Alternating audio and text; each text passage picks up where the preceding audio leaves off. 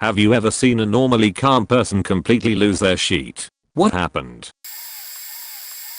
Boy, do I have a story. I've been in the USCG for a few years now, and along the way I met a really calm guy. We'll call him Joe.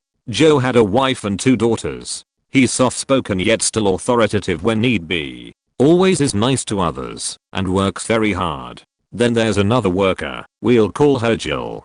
Jill is a power trip, annoying, loud, disrespectful to anyone lower ranking than her, always talking about her, definitely fake, see stories, and what we call a blue falcon. I could go on for days about her. Anyways, one day on duty, Joe and his crew were out on a rescue case for over 6 hours throughout the whole night. Him and the crew got back to the station at 2 or 3 am. They were so tired they collapsed on the couches in the lounge, which is connected to the conference training room, which is divided by a folding partition you can pull out of the wall. Well, morning came and there was a note on door to the big room crew is sleeping from late night case. Do not disturb. Of course, Jill completely ignored the note, busted into the room, turned on all the lights, talking and laughing way too damn loud at 7:30 in the morning. She started to tell a ridiculous sea story which always starts with "so, when I was stationed," and immediately Joe shoots up like a rocket from the couch and walks towards the partition in the wall mumbling "sheet" under his breath, like God am faking sheet faking note on the door. He was vigorously fighting the partition, yanking it from the wall, and pulling it across the 20-foot long rail. Jill is watching him, and as he's almost done she goes, "I can leave if you want." Completely unwarranted. Joe says that's what the faking door is for. He closes the partition and lays back down. No one said a word, but I think everyone gained a little more respect for Joe that day. My mom. We had what we now refer to as the Jerry Springer Christmas when I was 7 or so. One aunt hated her sister-in-law and started screaming at her, then shoving started. Husbands got involved, then it just continued to devolve from there. My mom went straight into mediator mode and tried to calm everyone down, but it wasn't working. She decided to come check on us kids and found my cousin and me holding each other and sobbing because we were scared.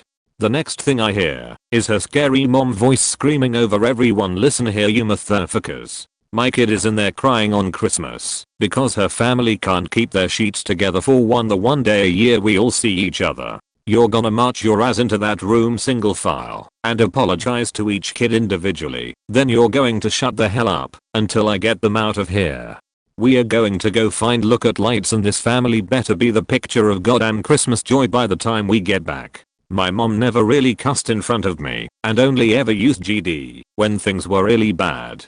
That side of the family didn't celebrate Christmas for a few years after that point. Edit. Thank you for the awards and kind words. Ma is tickled pink at all of the comments about how wonderful she is. I tell her every day how lucky I'm to have her. Oh, I have a good one for this. So during my previous pre-pandemic job, I worked with a really talented, super nice manager named James who was a total professional and very good with customers. He's one of those guys you look at and from sheer physical size you'd think he could easily be a bouncer, but he's just an absolute teddy bear of a human being. Didn't matter what changes came down from the top of the company or how business was going, dude just soldiered on as a beacon of positivity. Never got visibly mad or upset. He was pure Teflon to bad news. But one day I get a call from a janitorial service we contracted with to do a lot of the deeper cleaning at our facility. During this call they ask me to confirm that we have 2 day shifts and 1 overpass shift cleaning our building. I don't know why this came up exactly, but it was puzzling since we only ever had 1 day cleaning shift and 1 overpass cleaning shift, and this had been the case ever since I began working at that particular location, probably a year and a half, maybe 2 years by this point. They kept insisting that I must be mistaken and that surely there was a second shift during the day that I was just missing. However, I was the guy who had to regularly review their work and submit this feedback to the contracted company, so I was 100% certain that we only ever had the 1 day shift. Eventually, I put them on hold and informed James of this, and like a switch the dude completely changed his attitude. Gone was the James who always had a smile on his face and never let anything get to him. In his place, arrived a stone-faced mountain of a man who asked me to let him talk to these people. I give him the phone. He goes into his office, and I watch through the window as he becomes increasingly animated. Maybe even to the point of outright yelling, as the truth comes out, that we had been being charged for this second daytime janitorial shift that had never actually existed. Point was like watching a teddy bear turn into a grizzly in the span of 3 minutes. Dude was able to move past it and return to his normal self after the call, but while he was on it, I could tell he was just incensed by the fact we were being billed for services we weren't actually receiving. My dad is the most mild-mannered person I have ever met. He is the most composed, level-headed man I know. I once saw him trip in our garage and land in a bucket of nails and screws, to realize he had one lodged into his kneecap. He looked over at me and said, "Don't tell you mom, she'll overreact," while he grabbed a pair of pliers and yanked out the screw. But when something happened to my special needs brother, he would get this sparkle in his eye that could scare a Navy SEAL. When I was 8 years old, my parents took my brother and I to eat at a restaurant, which was kind of a big deal, because my brother was recently diagnosed with a degenerative physical health issue which was racking up huge medical debts, all while my dad lost his job. After getting the Benz on a work dive. We went to our favorite Mexican restaurant in town and parked in the handicapped spot nearest the front door. I still remember having an unusually light-hearted time in which I could see my parents' stress levels subside and listen to funny stories about the past. We simply enjoyed a memorable dinner with lots of laughter. Looking back, I realize this was a big expense that my parents probably couldn't afford and sacrificed so we could have a normal night as a family. When we left the restaurant, we found a car parked next to us, not in a parking spot, but in the yellow stripes immediately next to our van. Normally this might not be an issue, but my brother is in a wheelchair, and we had a folding ramp, not the hydraulic lifts that you see today, but a heavy metal powder coated ramp. This was a Friday night, so traffic was crazy busy and my parents didn't feel comfortable just backing up into the street to load my brother. So my dad went into the restaurant to see if the manager could find the owner of the car and ask him to move. When my dad emerged from the restaurant, I saw a look that I have never seen before. It was one of focus, determination, and rage. He looked at my mom and told her to get in the car. She just hopped in and said, "I'm okay," in a way that indicated she knew something might go down. He turned to me and said, "Watch this sheet." He unfolded the ramp and slammed it on the roof of the car next to us. Then turned to explain that the manager told him, "I'm not responsible for what happens in the parking lot. Why don't you just figure something out?" So he did. To be clear, there were maybe 4 to 5 group seating in the restaurant. He could have easily asked someone to move. We waited for a minute and the manager came out yelling, "What are you doing? You can't do that." This was when my dad lost it. At this point he picked up my brother's wheelchair with him in it, which weighed about 150 to 200 pounds, and sat him on the hood of the car while yelling at the manager. He then jumped on the hood of the car and then picked my brother up to put him on the roof of the car, still giving the manager the business. He jumped up to the roof and calmly rolled my brother across the ramp and into our van, told me to get in, and calmly told the manager I figured something out. Since that day I have never seen anything remotely close to the same level of anger from him. We laugh about the story from time to time, and my dad is always quick to say that he overreacted, but I think he reacted just fine. Update/edit. Wow, thanks for recognizing my dad for the bad as that he is. We do believe that the car in question was the manager's, because any customer could have seen what was happening from inside the restaurant, so we don't feel too bad. My dad never had to do this again because he had some incredibly bright orange stickers made that say "You park like an asshole" that he kept on him at all times, just in case someone needs to be reminded of what they are by placing it on their driver's side window. My aunt. For years she was always super calm, always joking and in a good mood. In my 15 years I had never seen her angry at anything, and I had definitely never heard her cuss. Until Christmas 1999. Some backstory. My mom had 2 younger brothers. One, asshole uncle, is a complete dick, and the younger one, good uncle, my aunt in the story's husband, is a pretty average guy and gets along with everyone. For years my grandma enabled my asshole uncle, and despite my grandpa's best efforts he just became more of a dick. Summer of 1999, asshole uncle and my now ex-aunt are separated with a divorce pending. Her still being nice to her nieces and nephews called my grandma and asked if she could drop off our Christmas gifts, and my grandma said that was fine. She shows up and my uncle is pissed. My grandma told all of us kids, including his whole uncle's daughter, to stay in the family room. My mom comes in and says that his whole uncle tried to punch his wife in the face and my good uncle pulled him back and they fell through the neighbor's split rail fence. My always super calm aunt stands up and says, "I faking had it with his wife beating bullshit. I'm calling the faking cops. I faking had it with this psycho as whole." I'm stunned. Can't believe it. My grandma is in a panic because again, she enabled it and him going to jail for DV would likely cost him his job. Fire chief, as whole uncle takes off, and shortly after we all leave. Christmas ended a bit early that year. To this day I've yet to hear my aunt cuss again and only ever seen her get upset about something, and it was again about my asshole uncle.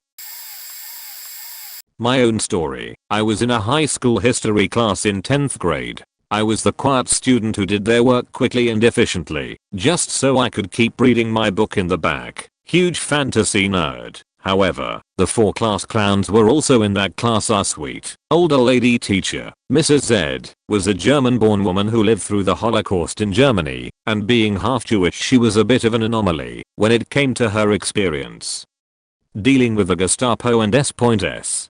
She was in the middle of talking about her life experience to help relate some of the horrors of the concentration camp. She was really, truly pouring her life history out for us, so we could understand the horrors of what she saw/heard about, and the ridicule/targeted harassment her family was victim to. Point: these class clowns kept making jokes, talking over her, and being complete assholes, even making an unfrank joke in very bad taste. Our teacher ran out of the room, crying. I stormed up to the front of the classroom and went on a goddamn, yelling, full pissed off tirade at these assholes for making a teacher cry, a woman that put her heart and soul into her work and tried to help us so much. 5 minutes later I noticed the principal was standing at the back. I don't remember how long he was there because I was too caught up in calling these assholes out. He took them and me to his office. I was told to just keep my cool next time and let the admin handle it, but those 4 boys were removed from her class and given a week of detention. Mrs. Z became one of my favorite teachers from that point onwards, and I made sure that, even if a lesson was a little boring to me, I didn't read my novels in her class. She inspired me to become a teacher myself.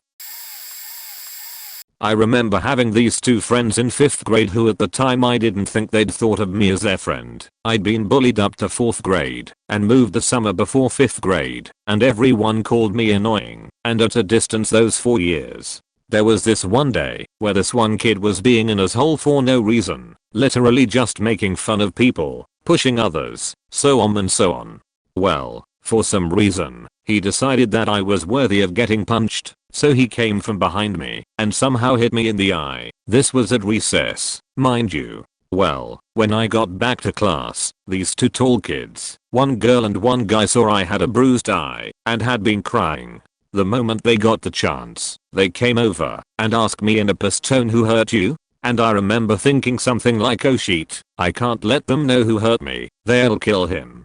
So they kept asking the entire rest of the week until I finally told them, and when I did, I felt extremely guilty. These 2 kids had asked me for help a few times in class. We talked from time to time, and I sometimes let them have part of my lunch that I didn't want but they liked. They were the kind of kids to never have been seen getting even slightly annoyed at anyone ever. So when they kept asking me who hurt me, I felt scared for the guy that hit me, and I was right to be afraid.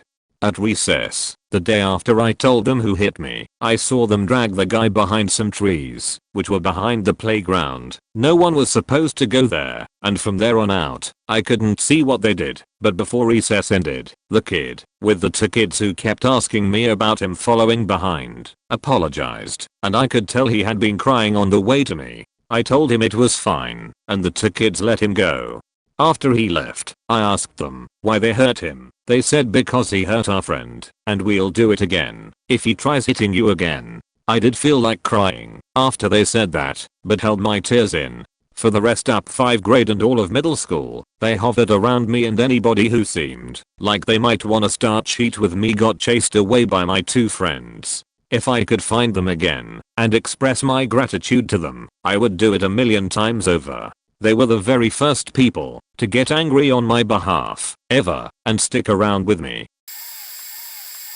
This is usually me. I hate yelling. It makes me a person I don't want to be. My stepfather has a huge respect complex due to him being raised essentially by himself in the military. For some reason he has hyper focused on dirty dishes getting done on time every single day for months. And if something doesn't get done he takes it as a sign of extreme disrespect and he blows up over it. He's done some insane shit similar to this in the past, including snapping my sister's phone in half, full of priceless unrecoverable photos, breaking doors, ripping cables out of vehicles, yelling, and being generally awful. Threatening to leave, etc. But something happened the last time he blew up. He had no faking reason to. We usually have a schedule to do dishes at 9 PM, but he was angry at us and made us do dishes at 4 to 5 PM, leaving some leftover dishes from regular life afterwards which did not get done at 9 because we had already done dishes and there was not really enough to warrant doing dishes again. Boy was I faking wrong. I get woken up by a violent wake the fuck up, followed by my mom running downstairs to see what was happening. Turns out he did want us to do the small amount of dishes, and he was livid, throwing things, yelling at the top of his lungs, telling my mom to go fuck herself and that we, the dish slaves aka the children, don't do shit and we are so lazy we can't even do dishes. He ran outside and took the power cable from my sister's car. She had a weekend of rugby tournaments she needed to be at a couple hours later, and proceeded to tell my mom to get the fuck out of his house, and he left for his job. Obviously I'm livid. I don't yell, but I was seriously contemplating either calling the police, which would cause him to lose his job, or just punching him. I don't think I've ever been more angry. Come to my surprise, he apparently had a change of heart on the way to the car, that he decided to come back into his crying daughters, his wife who is sobbing on the floor, and me who is so livid that I was shaking. The first words he said to my mom to apologize and to beg her to not actually leave were "fuck you." I absolutely lost it at him. I don't entirely remember what I said, but I meant every word. I've never screamed so loud. Just seeing him crouched over my mom trying to hug her after he emotionally abused her like that, while my sisters tried to stay away from him and console my mother, something just snapped. I faking hate yelling. A few days later, and we are all made up and hunky-dory, as if I'm just supposed to forget this happened. He replaced the cable, so that's apparently enough for him to be forgiven. I still haven't forgotten the multiple times he's lost his shit and hurt one of us emotionally. It's hard to respect a man like that. Had a friend I've known since we were kids. This event happened when him, myself, and 2 other friends were roommates and 21 to 22 years old. We will call him Kevin. He was always happy-go-lucky, always smiling. The guy you call at 3 AM with a flat tire and he just asks where you're at. Never one to start anything, always managing to defuse any situation with a smile, an offer of friendship, and a beer. While we on the other hand seemed to be in a bar fight every weekend. While Kevin would always be there to break it up. Regularly getting hit, but never swinging back. He isn't a big dude, 5 feet 9 inches ish, maybe a bit overweight, but worked in labor intensive jobs at his family business since he was young, so he was deceptively strong. Normally when breaking up fights he would just pick people up and set them down behind him. Something about being picked up by the biceps and just moved without violence or malice seemed to always take the fight out of people. It was like his superpower. Anyway, we had a party at our house. This was an every weekend thing at the time. We were all outside sitting around a bonfire. A friend of a friend we will call Steve was being a dick. Getting in people's face, saying he was gonna kick so and SOS ass, and we generally ignored him. He was drunk, and it was kinda his normal behavior. Nobody took him seriously. He got in Kevin's face screaming at him because he was sitting next to his ex-girlfriend. Kevin let it slide. Again, he never gets angry or confrontational. At this point Steve has his forehead against Kevin's, just screaming. I guess something just snapped in Kevin. Without any warning or words, Kevin picked Steve up by the throat and slammed him into the ground. At which point Kevin started to just beat the snot out of him, never letting go of his death grip on Steve's throat. All of us were frozen for a second. This was the first time we had ever seen Kevin be violent. We quickly snapped out of it and ran to get them apart, but we found out that wasn't going to be easy. It took 2 guys pulling Steve's legs, another 2 pulling Kevin's, and a final guy pulling Kevin's hand from Steve's throat. This entire event probably only lasted 20 seconds, but Kevin never stopped swinging. Once they were apart, Kevin snapped out of it and began apologizing to everyone including Steve.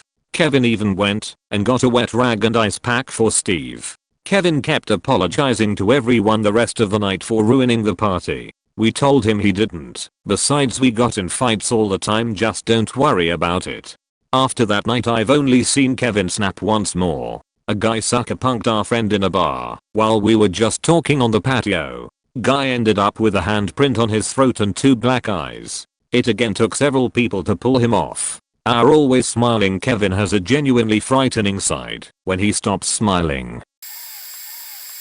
I had the privilege of watching my kid stand up to an older kid. It was Halloween. My son was 10 at the time. My husband and I were 2 of 4 adults in our particular group. We were walking with 5 children in our trick-or-treating group, going door to door. This 13-year-old boy was assigned to our group. His parents were in another group ahead of us. He knew a couple of the other kids in our group, but this was the first time we'd met this boy. Immediately, the 13-year-old boy starts making inappropriate comments about me. He told me how lucky he thought my husband was, how if he were older he'd steal me from him, etc. My husband and another adult male heard these comments and reprimanded the boy, but as soon as the men weren't looking, he'd throw another dirty comment in there. By hour 2, the 13-year-old had been reprimanded by every adult in our 2 groups, but he just wouldn't stop talking about what he would do to me if he were older. I was over it and just wanted to enjoy Halloween with my family. We decide to make a quick detour to drop this horny preteen off with whoever brought him. He's in the back seat with my son. As we pull out onto the street, the 13-year-old made one last sad attempt at flirting with me. Only this time, he said it in front of my child. My son is a loner. Only child. Prefers adults to his peers. Super shy. He had no interest in socializing with the kids in the groups, who he did not know, so he wasn't really paying the 13-year-old any attention while we were walking around. However, after the 13-year-old made his last sexual comment, my son threw his 2 cents in. In the most calm, cold voice I'd ever heard my kid use, he looked the older kid dead in the eye and said, "Say one more thing to my mom, or any of us, and I'll punch you in the throat and throw you out of this car." I was stunned. This was the only time I've ever legitimately seen my son upset by something said by another child. Just like that, the preteen shuts up. Not another word from him the entire 15-minute drive to drop him off. My husband and I chose not to reprimand our son for what he said. After all the adults attempted to stop the behavior, it was the threat from my son that put the kid in check. My son is very passive. He's 13 now, and he's never so much as had a verbal disagreement with anybody besides us. He's the kid who the teachers sit the new student with. He's the kid who hates meanness of any kind. I had actually worried about him being too passive and not standing up for himself if the time came. To say the least, I was stunned that he did something about the offending child. I guess he really can take care of business if he needs to. Not gonna lie, we were proud of him. Oh, it was me. I've got that thing going on where I have social anxiety, so I can't talk to people normally, but if I'm tired and angry enough I will kill you. Short backstory, Mom and I were part of a sort of craft fair. It's very tiring. You have to wake up at 5 AM to get in line, to get a good spot, and the thing goes until 4 PM, and then you have to pack up. Very tiring day and a lot of physical stuff, from moving bins and putting up a pop-up tent. The closest place that has an ATM for our bank is this weird area inside of a grocery store point. So it was either that evening or the next day, and I'm exhausted and waiting in line to deposit money into the ATM. This lady walks over and is standing basically in one of the checkout lines, and she's chatting with someone. I'm standing and waiting because it's weirdly busy today at the ATM in the store. Finally I'm next in line. Step forward to the machine point, so this lady huffs and puffs. Well, fine, just go ahead of me. Like, all but that. I can't remember exactly what she said, but she was passive aggressively accusing me of cutting her in line point. So like I said, social anxiety. Normally I'd just get all flustered and wouldn't know what to do. But I'm so tired that anxiety brain just shut itself off. And I was like, well, if you were in line for the ATM maybe you should been standing in the actual line and not standing in the checkout lane chatting for 10 minutes. I mean I didn't shout it, but I made sure she could hear me point. She huffed and puffed, but didn't say anything else point. But yeah, you gotta actually stand in line if you want to be considered in line. It's not like there was a number taking system. She was just straight up not in line, but gonna act like she was wronged. Posted this elsewhere recently but it also fits here. My husband is a Desert Storm vet, saw actual casualties there. Somewhat smaller guy that looks like the most mild-mannered goofball ever. Awesome dad. Terrific spouse. And fully capable of making my 350 pound 6 feet 7 inches ex-husband back away in terror with a look. I went through a high conflict divorce and my ex was bound and determined to be the world's biggest douche canoe. Once tried to come inside our formerly shared house forcibly when picking up our daughters. My now husband, boyfriend at the time, said mildly, "Hey, I would prefer that you please stay on the porch. The girls will be out in just a second." Well, my ex was not having any of it and said, "Fuck you, this is my faking house." It wasn't. The house was mine in the divorce, as he tried to push his way in. Imagine his surprise when this much shorter, slightly built man stepped up on him, prepared to basically take him to the ground. I don't know what look my ex saw on my husband's face, but he backed up so fast that he tripped down the 3 stairs of the front porch as he backed away. I know my husband's abilities, so I got between them ASAP. My ex has never tried to mess with me again. If my husband is anywhere in the vicinity, he's still wary of what might happen. Lol. I had this deputy principal who was the calmest and nicest teacher ever. One day we were having a fun day with 800 students. Attractions with free prizes, haunted house, obstacle course, basketball shooting ECT, and lolly guessing. Think a fair. Now every booth was run by year 6 students, and every booth had a glass jar of lollies and each student would guess how many. Anyway, at the end of the day each lolly jar was given away to the nearest guess. So we give out about 20 different jars. Well, my principal was organizing this, and as you can imagine, free lollies, lots of craziness, and keeping 800 students calm and seated was hard enough. One student winning a jar of lollies, and on their way down to their seat drops the glass jar. Chaos ensues.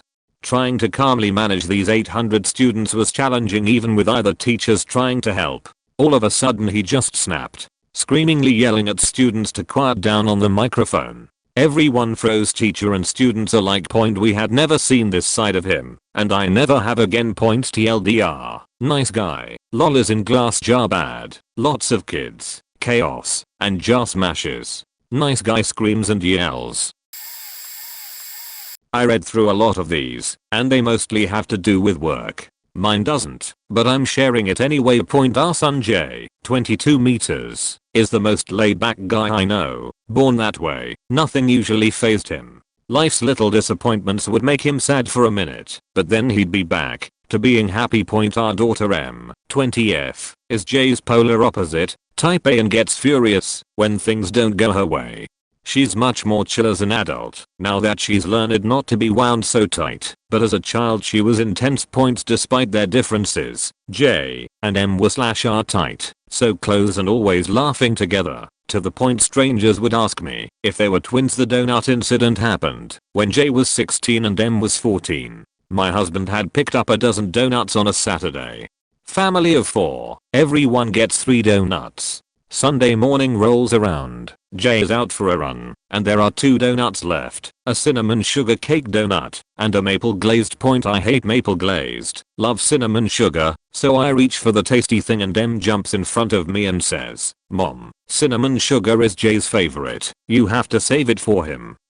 I was skeptical, because I had never seen Jay get overly thrilled about cinnamon sugar donuts, but Em assured me it was so, and she didn't want Jay to be sad after his run to find his favorite wasn't there. So, my husband walks in at this time, and I told him to eat the maple glazed, because I definitely didn't want it. Hubs happily obliged. Cut to a short time later. Jay has finished his run and showered and comes to the kitchen for his donut. The whole family is in the kitchen now, and Em proudly opened the box to reveal the cinnamon sugar cake donut, adding, "Mom was going to eat it, but I stopped her because it's your favorite."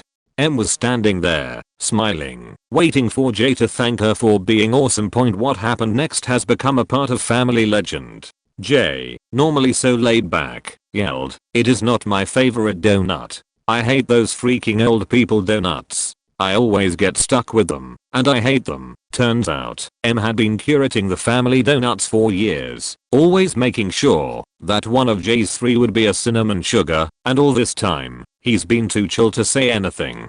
My husband and I looked at each other in shock at his outburst, and y'all, we couldn't help it, we laughed. It was a reaction to the shock, but Jay, sweetheart Jay, stormed out of the kitchen and slammed his door. Em was stunned and at first wanted to make it Jay's fault somehow, that he should have said something sooner, and we gently reminded her that Jay goes along with her because he likes to see her happy.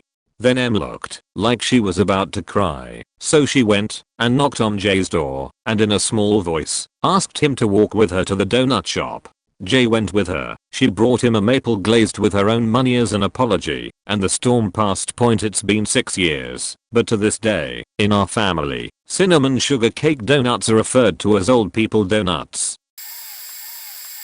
Haven't seen it, as I was the person. Back then I was the type of person to swallow down my anger and sadness instead of speaking up. I tried solving all my problems in my own head because I didn't want to bother anyone with my problems. Needless to say, my mental health wasn't good, but I always tried to be nice to people, also to get them to like me. A coworker, who was about 10 years older than me, worked shifts with me, and always took it personally when I was in a bad mood. When I was in a bad mood, I was quiet and kept to myself. I always did my work, but she didn't like it when I was so quiet, I guess. And she always started to help me do my work when she was finished with hers, without me asking. Sounds petty of me, but we got samples out of production every hour that we had to analyze. I tried to fill as much time as possible in the night shifts, because if you have nothing to do, time seems to move slower. One night shift she was so passive aggressive the whole shift, and I had a massive headache until she started yelling at me about how selfish I was and that I should speak up if I have a problem with her. That made me so incredibly angry because I was dealing with so much already that I lashed out at her. I yelled back that not everything in my life is about her and that she's not my top priority in life, that I have other problems, and I already told her so, but she also couldn't understand that I didn't want to talk to her about it. All I wanted was to be left alone.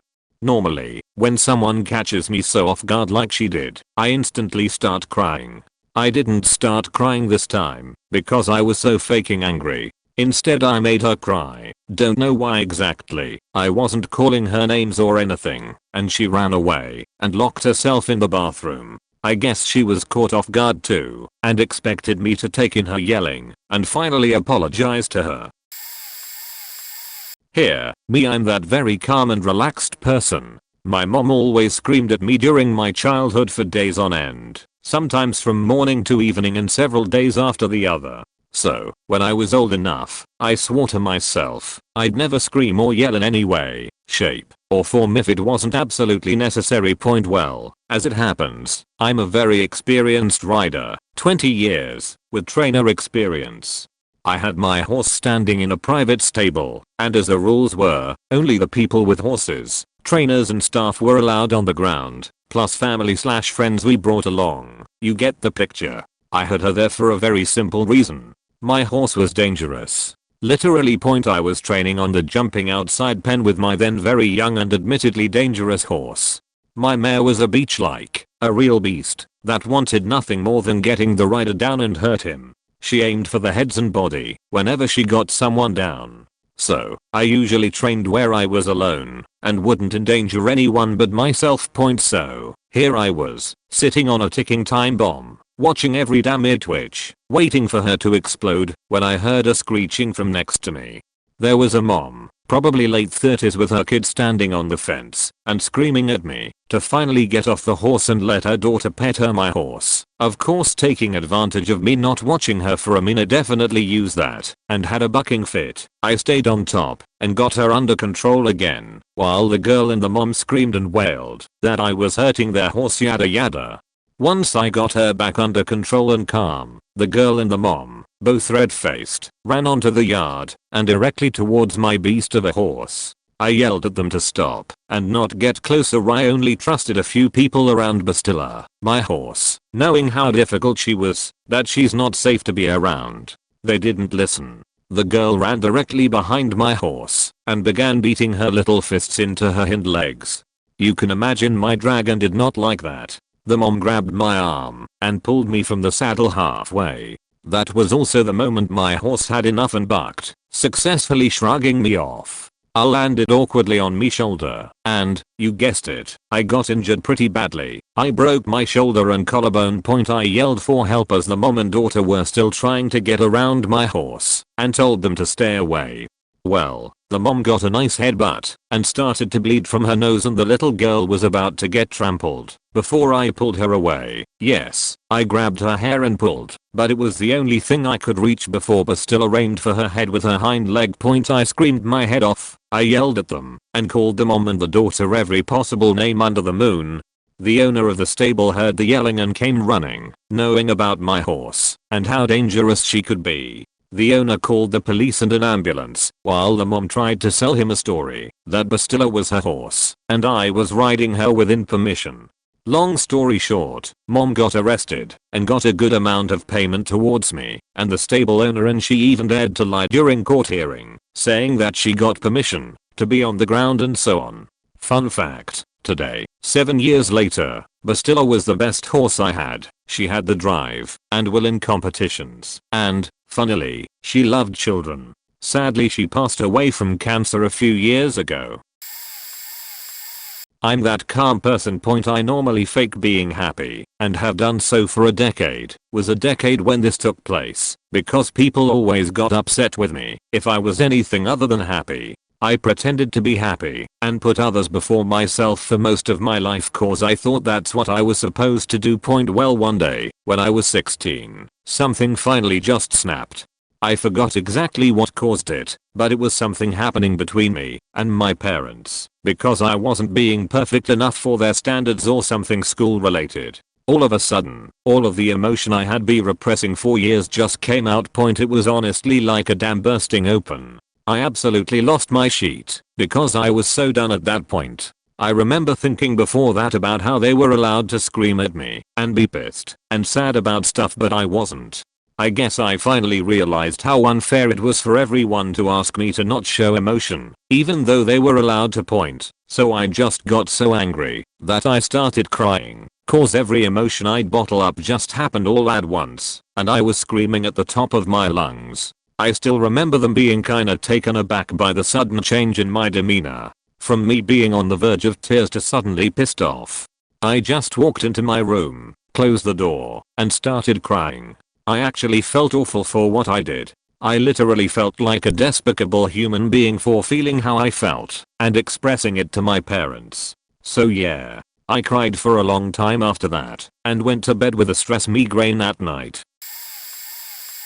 I'm normally a cool-headed guy. One day, as a senior in HS, a bunch of friends and I were playing a game of tackle football. There was this one kid who was known to start shit, but nobody would call him on it because his mom was the choir director in school and was one of those local elite types. I was on defense and broke up a pass that the receiver objected to. He got up and punched me in the stomach as hard as he could.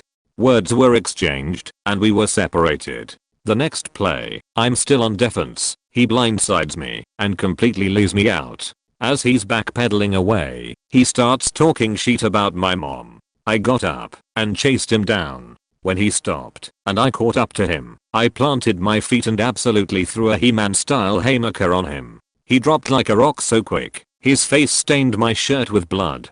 He ended up needing 15 stitches in his face and tried to press charges, but everyone at the game ended up corroborating that he instigated it, and the cops said, wait, you started a fight and lost, and you wanna blame that guy? Me. Everyone in school knew what happened because they all disliked the kid, and it was a huge distraction in choir the week after. I ended up dropping out of it and didn't have to sing any of those lame Christmas carols again. When I was in high school, I had a RLY intimidating looking, but very kind gym coach. Loved the guy. He didn't favorite anyone, didn't judge anyone. He was the perfect gym bro. Absolutely just swole. One day we were outside on the football field playing ultimate frisbee, and we saw this guy come up to our coach, who was standing in the middle of the field. I'd never seen him before, but he was dressed in a suit one of those ID cards on his chest, like he worked somewhere that scanned ID cards. All I remember about him. He and our coach started talking, but I couldn't hear very well. We just kept playing. All of a sudden my coach yelled, "Get the fuck off this field." I was literally scared shitless for the guy in the suit. I legitimately thought he was about to get suplexed into the second layer of the crust. My coach's veins were showing a lot more than usual, and I could feel his anger from 20 yards away. Mr. Suit left the field after a short while, and our coach never disclosed anything to us.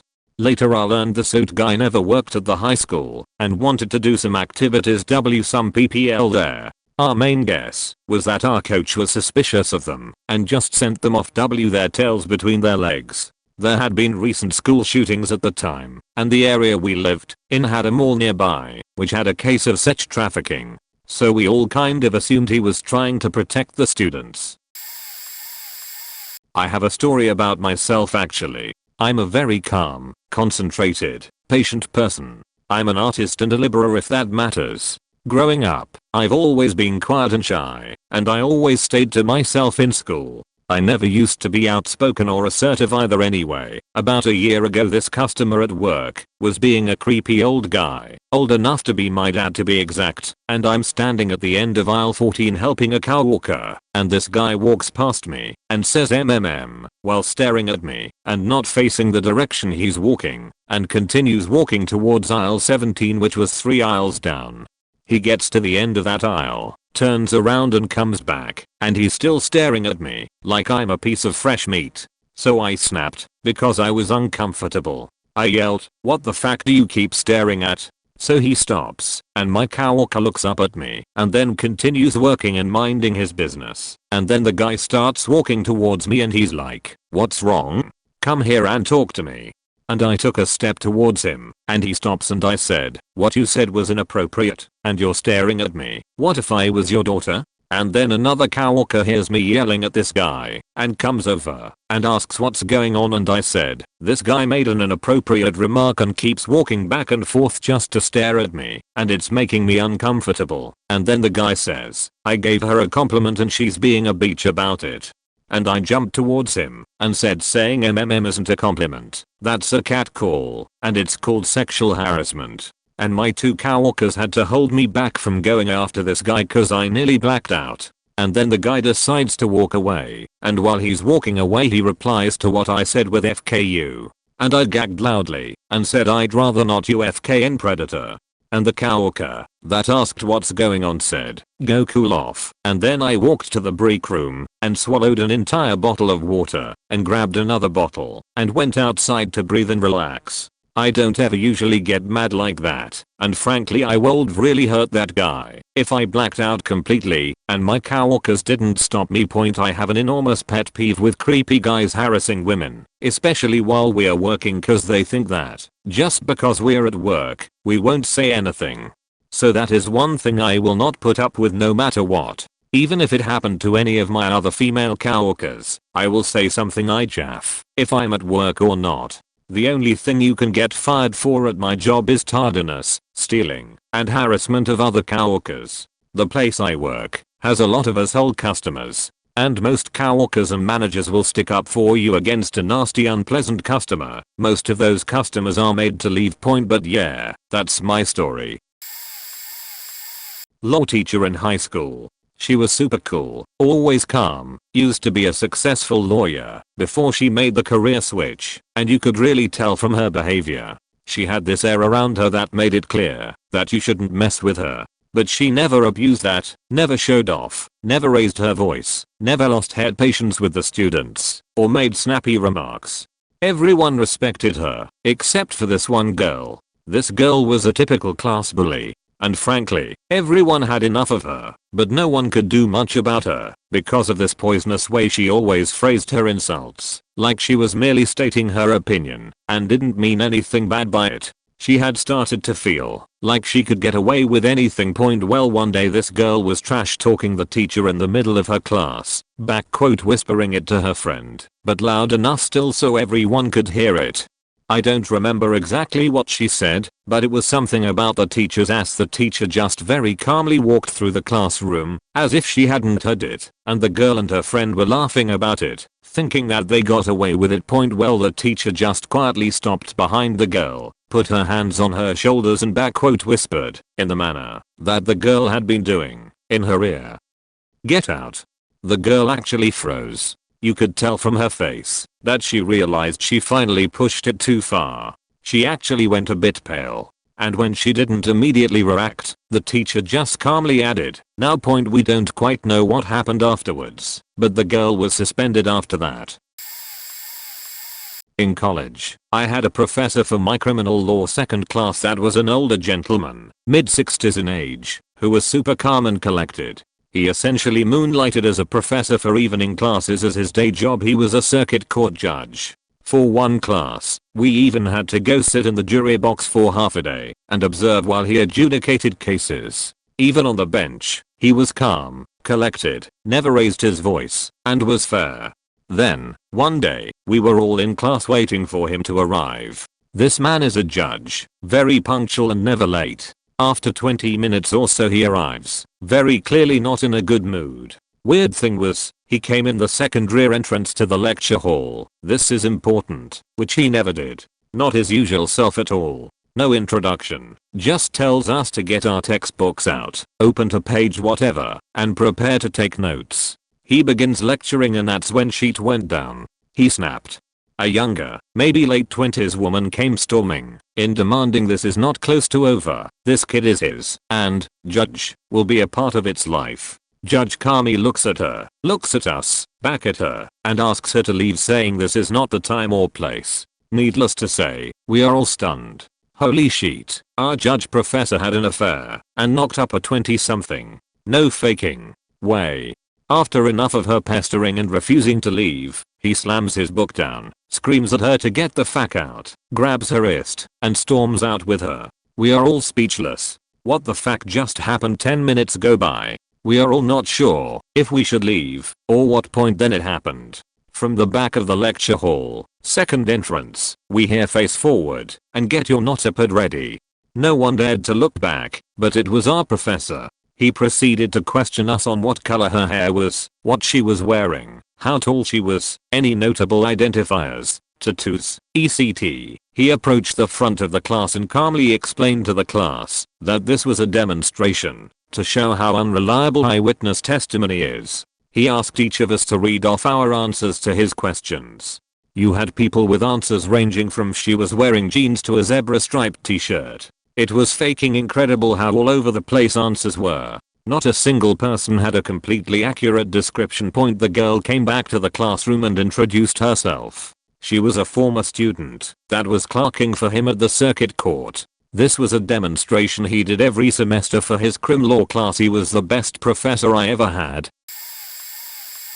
My mom is a disgustingly cheerful type. Literally always smiling or laughing, and any negativity that comes her way, she'll counter it with positivity. I'm a pretty positive person, but her level of positivity has always gotten on my nerves. Okay, so that's the type of person she is, and here's a story about her. My parents were always helpful to friends or family in need. My brother married a woman that had something like 9 kids, many of them adults or teenagers, so he didn't have to take care of a bunch of kids or anything. One of her kids gets out of jail and he's 17 to 18 I think, and needs a place to stay. My parents agree to let him live with us. He's a former gang member though, and his gang finds out he's been released and has been avoiding them. They took this avoidance to mean that he either ratted someone out or he's leaving the gang. They find out he's living in our house. They decide to show up and beat him up. Thing is, my dad was an old school thug. He had hundreds of scars on his arms from fist fighting in the 50s, 60s, 70s, even a few into the 80s and 90s. My mom is the always sunny type of lady, but she's been with my dad long enough to know what to do when shit goes down around Pops. Well, these guys knock on the door, and when my dad answers the door, they just bust right in and right past my dad. I'm in the back of the house, where my bedroom is, and Danny is in the middle of the house inside his bedroom. They bust into his room and two of them start clobbering him. One of them is stuck in the kitchen with my mom screaming her head off to get the fuck out of her house. I hear all the commotion, so I go see what's going on, and by the time I get there, this is what I see. My dad has gone to the middle bedroom, opened the door, and saw what was happening, and rather than going inside to help Danny, he yells, "Hey, call the cops.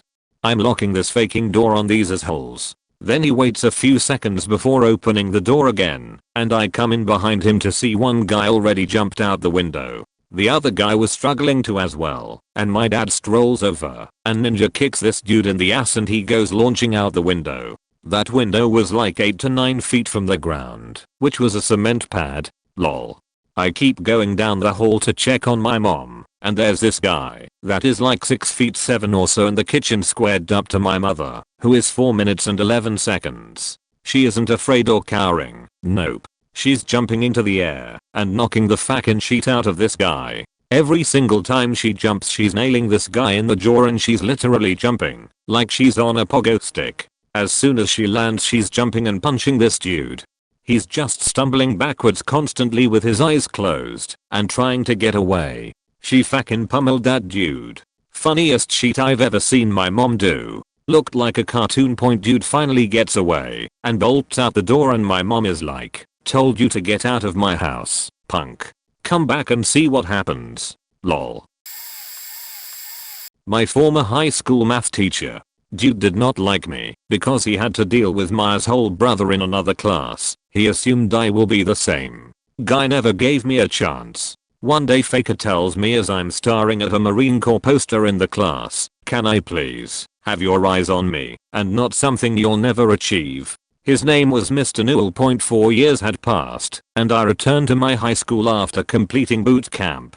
I had to do recruiting duty for 30 days. Long story short, I found out Mr. Newell was still teaching at the school, and in fact he was in the same class. The look on his face when I disrupted his class by casually walking in and right past his desk where he was sitting. He did not recognize me. Right over to that Marine poster, literally yanked it off the wall, pulled a black Sharpie out, autographed it for him, and walked it over to him and said, "Remember me, the one that wouldn't achieve this," slamming my autographed poster on his desk as he just looked at me with the reddest face I've ever seen. I began to walk away as he completely had a meltdown, followed by his lame yelling. Some students were in shock, and one yelled, "Fuck yeah." There was another Marine poster by the door. I yanked that one and told him he didn't deserve to have it. Before I made it to the quad, I was approached by 4 school security guards. I'm not a big guy at all. Yes, I acted petty, but no teacher should ever talk to a student the way he would to me. As a normally calm person, I can count on one hand the amount of times I've completely lost my shit. I'm also a short woman who has terrible coordination and has never been shown how to throw a punch correctly or defend herself. That said, 8th grade, science class, a boy who'd been bullying me since 3rd grade made a comment calling me Outbreak after the 1995 movie because acne scars on my face apparently looked like a contagious rash. Don't remember what I yelled, but next thing I knew he was on the ground with a bloody nose. Never bothered me again. In a bar in my early 20s. A dude I just met was making some very negative assumptions about me, my boyfriend at the time, and our life, and was getting more and more outrageous and offensive, and getting closer and more in my face. My friend grabbed my arm mid-swing with an empty bottle in hand and removed me from the situation. 3 and 4. Also my early 20s boyfriend listed in point 2. The first instance, we had just moved into a new apartment. I spent the whole long weekend cleaning, unpacking and making it nice. This motherfucker spit on my floor during a card game with a group of mutual friends. Refused to clean it up and got real nasty with me about it, insinuating that because I'm the woman, I'm the one responsible for cleaning his spit off of my floor. I disagreed with that sentiment. Long story short, I punched him in the face while he was sitting on a chair with wheels and sent him flying across the room. The second instance, he stole from one of our mutual friends, and I had to leave work in the middle of the day to go defuse that situation. Ended up with this 6'3" former military dude cowering in the corner while I'm screaming at him that we don't steal from friends. My volume/stands/whatever scared him enough to go to his mom's for a weekend. We broke up shortly after that. At the risk of tooting my own horn, I think I've been that guy. I'm not completely calm. I can get sharp with people, but I'm usually the mediator and organizer in my friend groups. If people fight, I'm usually the one to help them make up, that sort of thing. I threw a small party, 10-ish people, at my house years ago and invited some friends from different circles. Everyone knew me well, but some were meeting the others for the first time. The next day, one friend came to tell me that another had been sexually aggressive, let's say. He took no for an answer in the end, but even with alcohol as an excuse, he got too pushy and handsy and made her afraid. She actually gave him her phone number to get him to stop bothering her. I lost it. I didn't blow up. If anything, I remember feeling cold all over. I unfroze myself enough to talk her through it, apologize for not seeing what was happening and find out what she needed/wanted to do next. After getting her input, I called my other friend and told him I was coming over to talk. He was fumbling around getting ready for work, but his whole demeanor changed when he saw me. I don't know what I looked like. I still felt that same cold anger. I told him directly that he'd made a woman unhappy and afraid last night, that he was going to delete her phone number right this second in front of me, and that he needed to do some real soul searching about how he treats women. We had this short intense conversation for just a few minutes, and then I left. I'm happy to say the aftermath was about as positive as one could reasonably hope from this situation. My female friend never saw this guy again, and I never tried to bring them back into contact. My male friend, who is still a friend, took the experience to heart. We never talked about it in depth, but years afterward, also while drinking, he thanked me for helping him get his sheet together with women, and his expression told me clearly what he meant. I've never been angry that way since, and while it was a strangely powerful experience, I'd rather not have cause to feel that sort of anger again. The calm person who lost it is me. I was a waitressing through college and a male coworker constantly followed me around and sexually harassed me. I blew him off, ignored him, etc. for the longest time. I have a pretty long fuse, and it takes a long time to make me truly upset. Well, after a while the guy I was dating at the time broke up with me. I was in a horrible mood, but had to work. So I'm at work and clearly not in a super great mood, but I'm pretty chill, so it's whatever. Then my butthole coworker is once again following me around the restaurant and making sexual comments towards and about me. I tell him something to the effect of "Today's not a good day to do this, man," but he keeps it up. He follows me to the dish area, still running his mouth. I grab a stack of clean dishes from dish to put away, and he says something that breaks me. I can't remember what he said, but I swear I feel like I can literally hear something snap inside me. I just go into full-on blackout rage. I throw the dishes in my hand the ground. Most of them break, and I'm screaming now. I'm not even sure what I said to him, but I'm screaming curses at the top of my lungs at him, screaming loud enough that my head hurts after all of this. Everybody just stops and watches me melt down. Other coworkers, my boss, and butthole coworker. I'm not even forming a rational thought. Just losing my shit.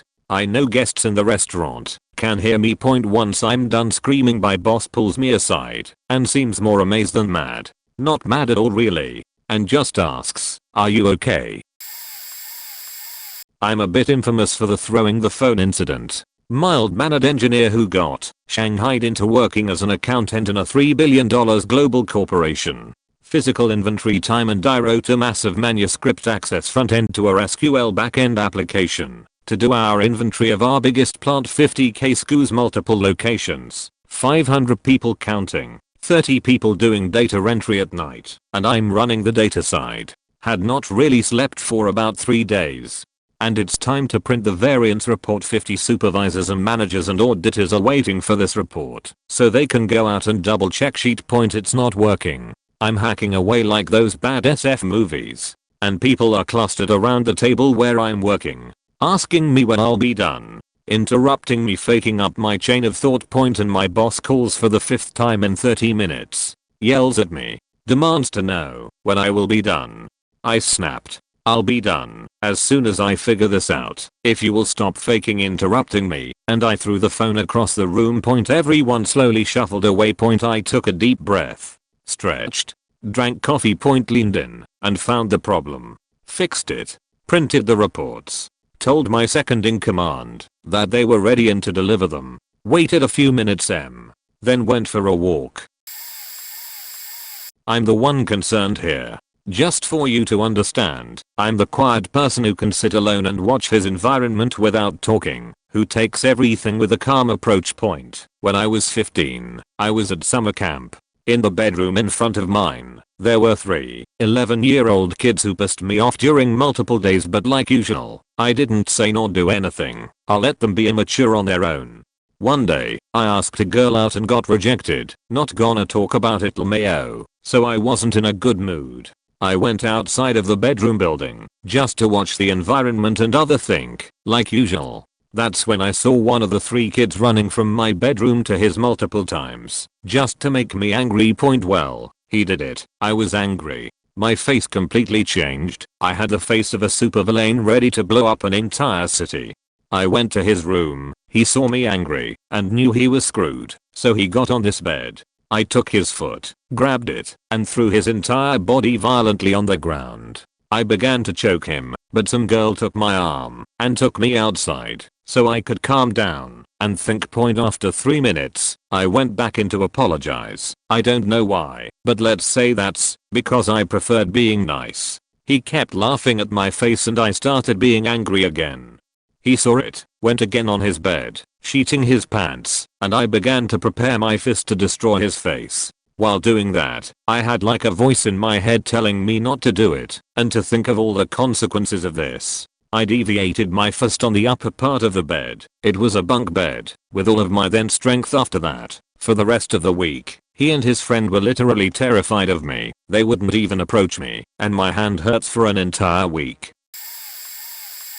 I run a lot of D&D games, and I used to run them with some friends and some not quite friends. One of the players was genuinely mentally challenged and fully convinced she was simply beyond people. I once watched her try to summon a fireball like a Dark Souls character because she was convinced you could if you tried hard enough, and a consistent problem over the course of my games for a year. But as she was the girlfriend of a player, I gave her an extra long leash on her bullshit. Well, halfway through a game where she had been obstructing and annoying everyone, we stopped for lunch, and one of my buddies offered to buy pizza, since we were mostly all poor and jobless. He asked the boyfriend to handle it, as it was their house, and we expected to get the usual pizza. But you see, she faking hated me, and I hated mushrooms. So she offered to handle it, and when the pizza showed up, it had liquid slurry kale thatched on top of mushrooms that were coating the piece from crust to crust. No cheese in sight. I asked what the fuck is this, and she responded food. Unsurprisingly, this infuriated my friend who was not supportive of this attack at me and this terrible pizza. So the moment we finished the game an hour later, me and the other 2 players who weren't part of that nightmare couple immediately left. As we walked down the street in silence, I turned to look at one of them and saw the deepest pit of rage in their eyes I've ever seen. It genuinely terrified me for a moment. They both agreed within 5 seconds that they'd never play with them again, and that was the last time I saw that miserable creature. I've got 100 more stories of her being faking psycho and trying to fuck everyone she meets, or screaming and flailing in public spaces, but I'll never forget seeing my buddy who was a big teddy bear, a guy I once watched, get bit by a cat and go, "Oh sweetheart, look like that." Yes, I was the person. In grade 9, there was this trend going around where guys were just finding other guys in the grade to fist fight after school, just for fun. I had no interest, but this kid named Johnny chose me and would not let go. So for multiple days, every time we crossed paths, he would bring up wanting to fight me, and as time went on he started to get more and more annoying / disruptive until French class one day. He sat at the desk in front of me with his back to me, and he would turn around occasionally to bug me. Eventually, about 4 days into him faking with me, he finally set me off. I had my backpack on top of my desk and was writing a quiz the teacher gave us for the last 20 minutes of class, and Johnny decided to turn around and gopes, "Hey PSSSSST," and I'm not sure if at first he was trying to make me nervous about the teacher thinking we were cheating. But that wasn't getting a reaction out of me, so he decided to take my backpack and shove it across my desk into my face. That in itself wasn't actually what set me off. It was the fact that as the backpack slid into me, it crumpled and ripped my quiz. Lol. I feel like the next actions weren't even voluntary, like my body just did it on its own. But I sprung up in the middle of this silent classroom, and I'm pretty sure my words were just "stand the fuck up." And he just kind of froze for a secretary and stared at me with his eyes wide, and then after a second he got a tough guy look on his face and his brow furrowed, and he sprung up too. I don't know why, but instead of throwing a punch, maybe because I had never thrown a punch, still haven't at 23 years old, my first inclination was to put my hands on his chest and shove him. And I shoved him a lot harder than I think I intended to. Because in my head, I pictured him stumbling into his desk behind him. This is not what happened. He launched through his desk and into the row behind that, which thankfully had nobody seated in it. So by the time his ass hit the floor, he had like 4 to 5 desks over top of him. Lol. Looking back, it was some Looney Tunes sheet. Him just sitting in a pile of disorganized desks. By the time he managed to get up and try to retaliate, the teacher was screaming at us to get out of her classroom. So I just sat in the hall. About 60 seconds later the teacher and Johnny came out too, and I was expecting to be reamed out for instigating it. But the best part of this story, I think the teacher had noticed Johnny faking with me the last few days, because she immediately went, "Johnny, what did you do?" And he was like, "What?" And she said that clearly he had faked with me to make me lose it like that. So she sent him to the office, and I got to go back into class. He still faked with me for a while after that, saying he wanted to fight still, but it definitely made him tone it back. My friend in his job. My friend is that type of person that you can mock, offend, or even make jokes that he doesn't simply care. He is one of the chillest person I've ever seen until you grab him. Once a guy that worked with him started picking him up because of a screw that is used in the factory they worked. He said he didn't see where the screw was. The guy didn't accept the answer and started to provoking him. He was chill, but the guy grabbed a hammer and went towards him. In the moment he grabbed my friend by his shirt, he simply switched from the most pacifist I've ever met to a bloody thirst monster. He punched the guy twice before he falls, and when he felt, he went to punch the guy more and more. The entire factory stopped working trying to stop him. The guy fainted. My friend tried to punch him more. There was blood in the floor. The guy fell and hurt his head. We saw everything on the camera. In the camera, you could see that it took 6 people to stop him, and they were struggling to hold my friend. Then he stopped, fit his clothes, and went away. Only in the next day he was fired, but his boss didn't argue, didn't say anything. The guy who grabbed my friend was the boss' son-in-law. They understood quite well what happened. They still talk to each other. What about my friend and that guy? After the incident, they never spoke again. I got the camera footage. I work to this factory in cameras and security systems. I'm not an employee, but I provide services. Yeah. Me. It was really late. Like 3 AM or something. I was house sitting for my mom and had fallen asleep on her couch. She lives in a rural suburb outside Houston, TX. My parents were teachers, so we grew up pretty broke. That taught me patience, empathy, and kindness. I'm calm, collected, and easygoing. When my dad died, she was able to use the life insurance money to get the house. Since she lives alone with my younger brother, she got motion sensor lights and a dog. Well, the dog starts going nuts in the way he only does when we have a visitor, and all the lights switch to on. And then I hear glass breaking. I hate violence, but I've been shot before, Story for another time. So I have an R15. I grab it, grab some shoes, and go out the back door to see what's going on as quietly as I can. I don't know what to think. This has never happened to me. From the last time I was shot, I made the decision that if I was ever in a situation like this, I would not hesitate to shoot someone if it even seemed like I was in danger. I walked around to the driveway with my rifle, trying to stay in the dark the whole way, and there it was. Two people going through my car. Pulling the trigger would have been legally justified, but I hate the idea of killing. So I shot at a ditch. Do not worry, I'm also a certified RSO, so I would not operate in a way that put anyone else at harm. The ditch is basically a berm to scare them. Well, it worked, and I started shouting at them to get the fuck out of property before I murder them and use their bodies as fuck pillows. Just insane shit. I really wanted to scare them. Well, they froze up. They were just two teens I recognized. I think I scared them so bad they didn't know how to run. I don't know why they didn't run. Was stupid of them not to point, but I guess when a naked man in Skechers with an R15 is shouting at you about murdering you and faking your corpse, the fight or flight thing gets weird. So I told them I knew them. I knew where they lived. I know their parents. And I have them on camera now, --cam FTW. And I told them to go back home, or I'd shoot them in the feet and wait for the cops. Bluffing. I'm not going to shoot a teen I know, so they leave. Next day the cops show up and arrest me for assault with a deadly weapon. Luckily, again, --cam had the whole thing, and those kids went to jail for lying to the cops and burglary. All I ever intended to do was hustle their folks to pay for my broken window and clean the shit out of my car anyway. That's my story. Get a camera for your car. Edit. Some grammar edit too. I left out a lot of details regarding the police interaction because it was boring and I don't like typing with my thumbs. I saw the quiet kid in my school, we'll call him Tim, go apeshit on a guy. It was poetry in motion.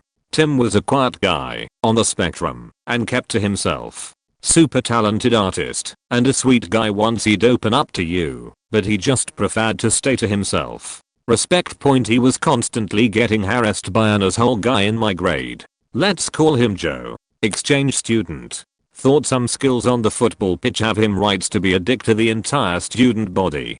He used to torment Tim endlessly. Made fun of his clothes, his glasses, his drawings. He'd call him XXX constantly and would throw shit at him in the cafeteria. I'm ashamed to say most of us wanted him to stop, but never actually got involved to stop it. One day, Joe goes to Tim at lunch and pours Gatorade on a drawing Tim was working on, all while chanting XXX over and over in a sing-song voice.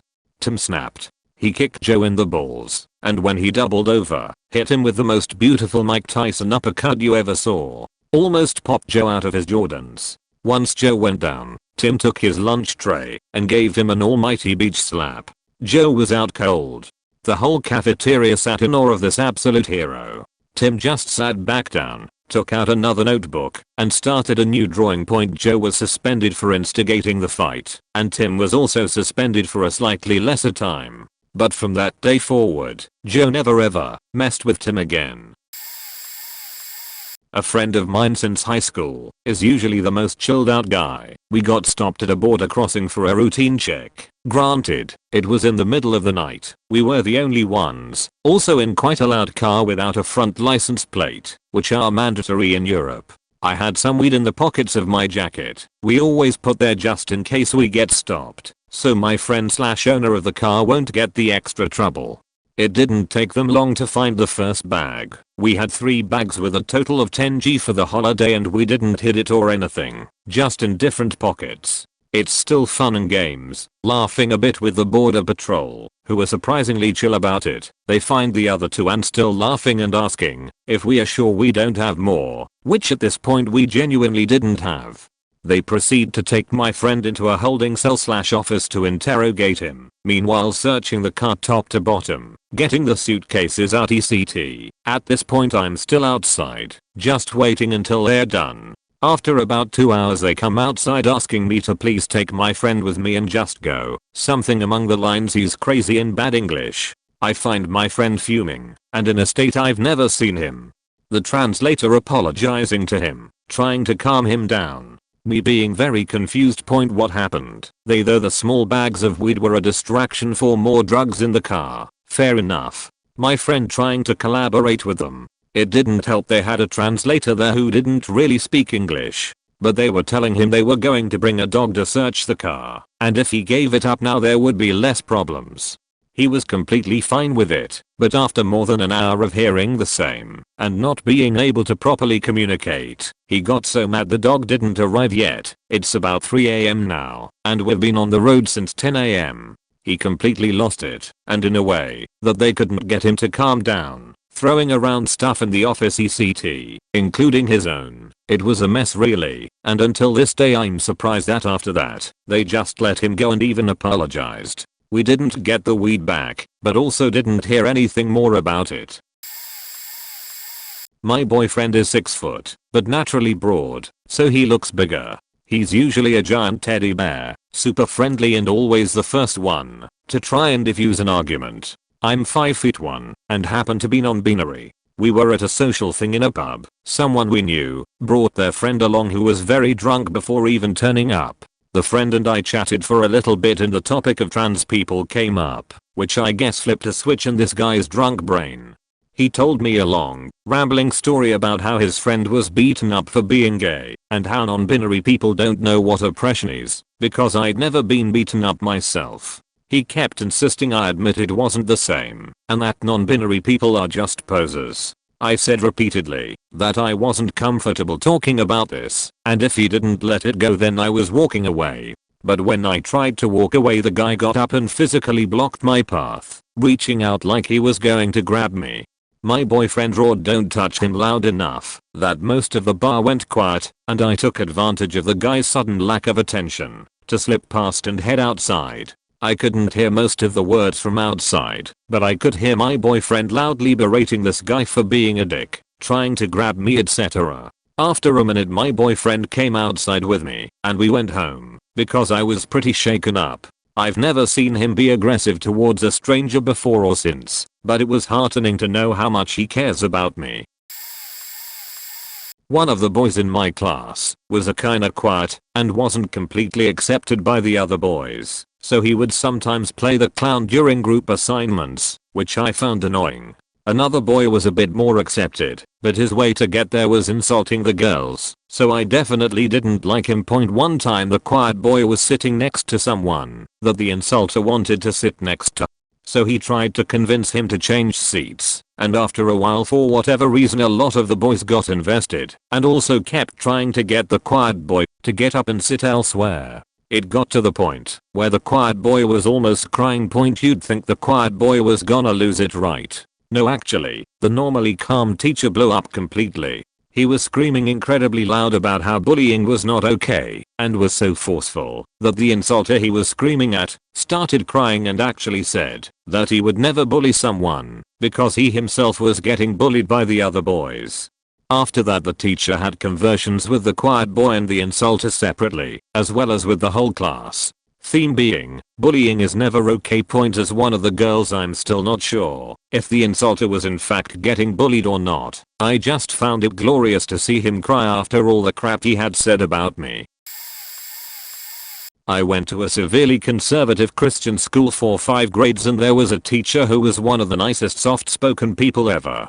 She was naive and steeped in the puritanical hyper-religious dogma, but she was never malicious. Now, this school used a quite controversial curriculum that took biblical literalism to extremes, so a lot of it was just straight up indoctrination and evangelical propaganda. It hit all the bingo squares: purity culture, racism, lack of comprehensive sex education, misogyny, homophobia, gender roles, etc. Needless to say, everyone was brainwashed to a certain extent. We had weekly Bible classes with this super nice teacher up in a stuffy classroom that always smelled of burnt lint. The one thing she got passionate about was teaching about scripture, which was actually just teaching the indoctrinated interpretations of scripture she learned from the pastor, including those good old tax-exempt political opinions. One of her berserk buttons was other religions. She saw any other religion than evangelical Christianity as evil. Even Jewish traditions were disparaged because they view Jesus as a prophet and not as the Messiah. Sorry if that's wrong, that's how she explained it. We were all kids that drew things on our notebooks like peace signs, that S thing, and the yin and yang symbol. She did not like that at all. This school was stupidly strict in its rules about things they perceived as evil. Think of the Satanic Panic, but an early 2000s adaptation of it. Everything from Harry Potter to rock music was evil to them. This teacher didn't like us doodling those symbols because they represented things that were counter to the fundy culture. Peace signs equals drugs, sexual liberation, feminism, anti-war protests, that rocking and rolling devil music. Weird S thing equals Satan. Everything that isn't Jesus in this culture is Satan. And the yin and yang equals Buddha. Point you might be like, no, that's Confucianism/Taoism. To this teacher, she thought it was a symbol of Buddhism. Fundy Christians see Buddhism as evil because it promotes a deity of acceptance and pacifism. And, if we're honest, who isn't depicted as being Caucasian? She got super angry about us questioning her dislike of the yin and yang and just screamed, "It means Buddha." I still have traumatic dreams about those days. I've been realizing that she was one of the most effective types of recruiters into such a fundamentalist culture.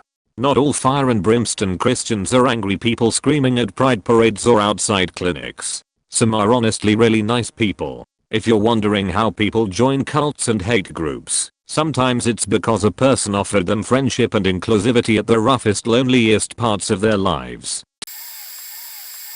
Me. My buddy and I were in the boss's office one day at work. He and I were the top guys on the shift. Not bragging, that's just the way it was. Most of the other guys were poor performing techs who had slowly ground my boss's patience down over the years, and he was just sick of dealing with their shit. They took days off all the time. They would be absent and would just make up excuses. The boss basically just gave up on disciplining them. They got away with everything. My buddy and I were annoyed about it, but we got our work done and tried to let it be. This went on for years. Unfortunately, this dynamic meant that the boss expected us to be around at all times. We couldn't take a day off because the other guys would take the vacation slots first. This was a weekly occurrence, by the way. My buddy and I would want to take a half day to head to a concert or something, but the boss would say no. It was very unfair, and as time went on, we began to become very resentful of the unfair treatment. One day, a former co-worker of ours called up and invited us to come see him at his new job and get a tour of the data center at a very well-known social media company. We were super excited and knew this would be so cool and fun.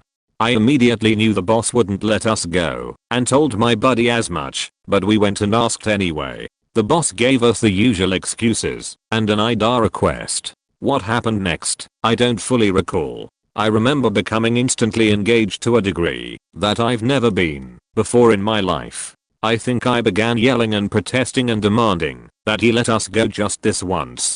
But he stood his ground and didn't listen to my protests about how those other guys do whatever they want and face no repercussions. I ended up storming out. When my buddy found me, he was really concerned, and that my face had literally gone red before my tirade. I was kind of freaked out because I didn't have full recall of exactly what I said or did. I know people who get blackout drunk do things they don't remember, but this was different. It had never happened before that or ever since. My neighbor a couple houses down, M50, is a pretty chill guy. He takes pristine care of his home and yard despite being a smaller place in a shady neighborhood. He also took care of his mother until she died last month. I didn't see him much after that until yesterday when I was heading out for a job at noon. He was pacing in his driveway talking about how a neighbor was trying to steal from him. He was super upset, so I gave him one of my security cams so he could keep an eye on things. When I came back from the job 4 hours later, he was still there pacing, but now he was holding a 2x2. I asked him what he was doing and he said there were people in and under the 2 Saturn Vus in his driveway, in his garbage cans, and in the truck next door watching him. So I brought him something to drink and called in a health and welfare visit from the non-emergency line. He was all there when I talked to him, but he was hallucinating. I left because there wasn't anything I could do for the guy. I heard something going down about 30 minutes later and went out to see him smashing apart his own cars with the 2x2. He broke all the tail lights, mirrors, a couple windows, and banged up the hoods. I recorded the aftermath and me talking to him about the dudes in his empty car. I bought it by to him the next day when he was sobered. Thankfully he had family there. When I went by, we'll probably have him over for dinner tonight too. My boyfriend of 4 years that I have a child with. I fell for him because of many things, but the fact that he is very calm and caring and didn't make a fuss about anything was some of them. In the beginning of our relationship we went to a party where I met some of his friends for the first time. I introduced myself and we talked a little, then one of my friends came up to me and pulled me away a bit, gave me a hug and asked how I was etc.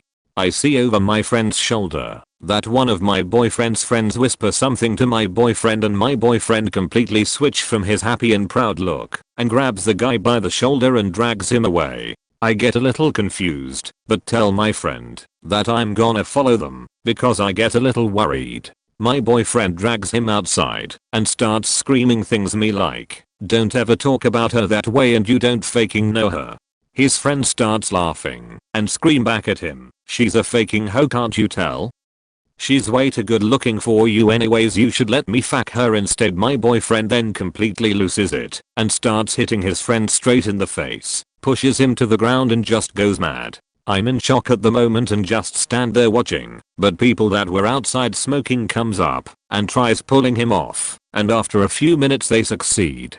At this point I'm like, let's leave, I'm not comfortable with this, but my boyfriend that's back to his normal calm self just tells his friend to please leave and he does, and we go back inside. I still don't know what his friend whispered to him because he refused to tell me to this day. We never met that friend of his again. I've seen him a couple of times, but he won't even look me in the eyes. He has never lost his temper after that, and when I told his other friend about it, that can't really believe it.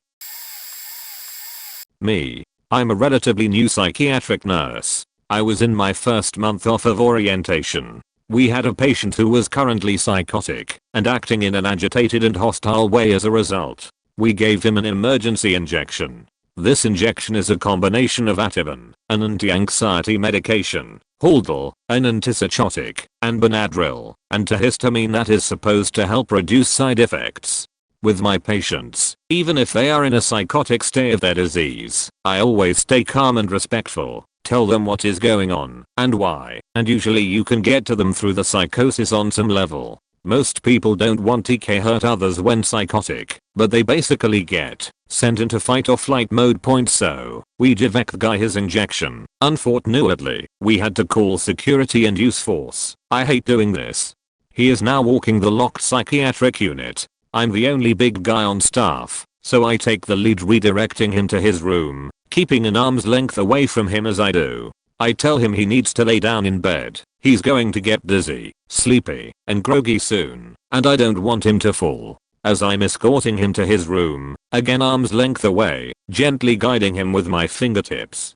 We get to his bed, and in a flash, he closes the distance and slaps me across the face. I was shocked that my head did not move at all. I'm in shock. I'm still calm. I tell him, hey, look, lay down. Take it easy, get some sleep, you're going through some shit right now, you'll feel better in the morning. He slapped me again. I unfortunately came unglued. I picked this guy up by his wrists and pinned him to his mattress and proceeded to yell at him with a death grip on his wrists.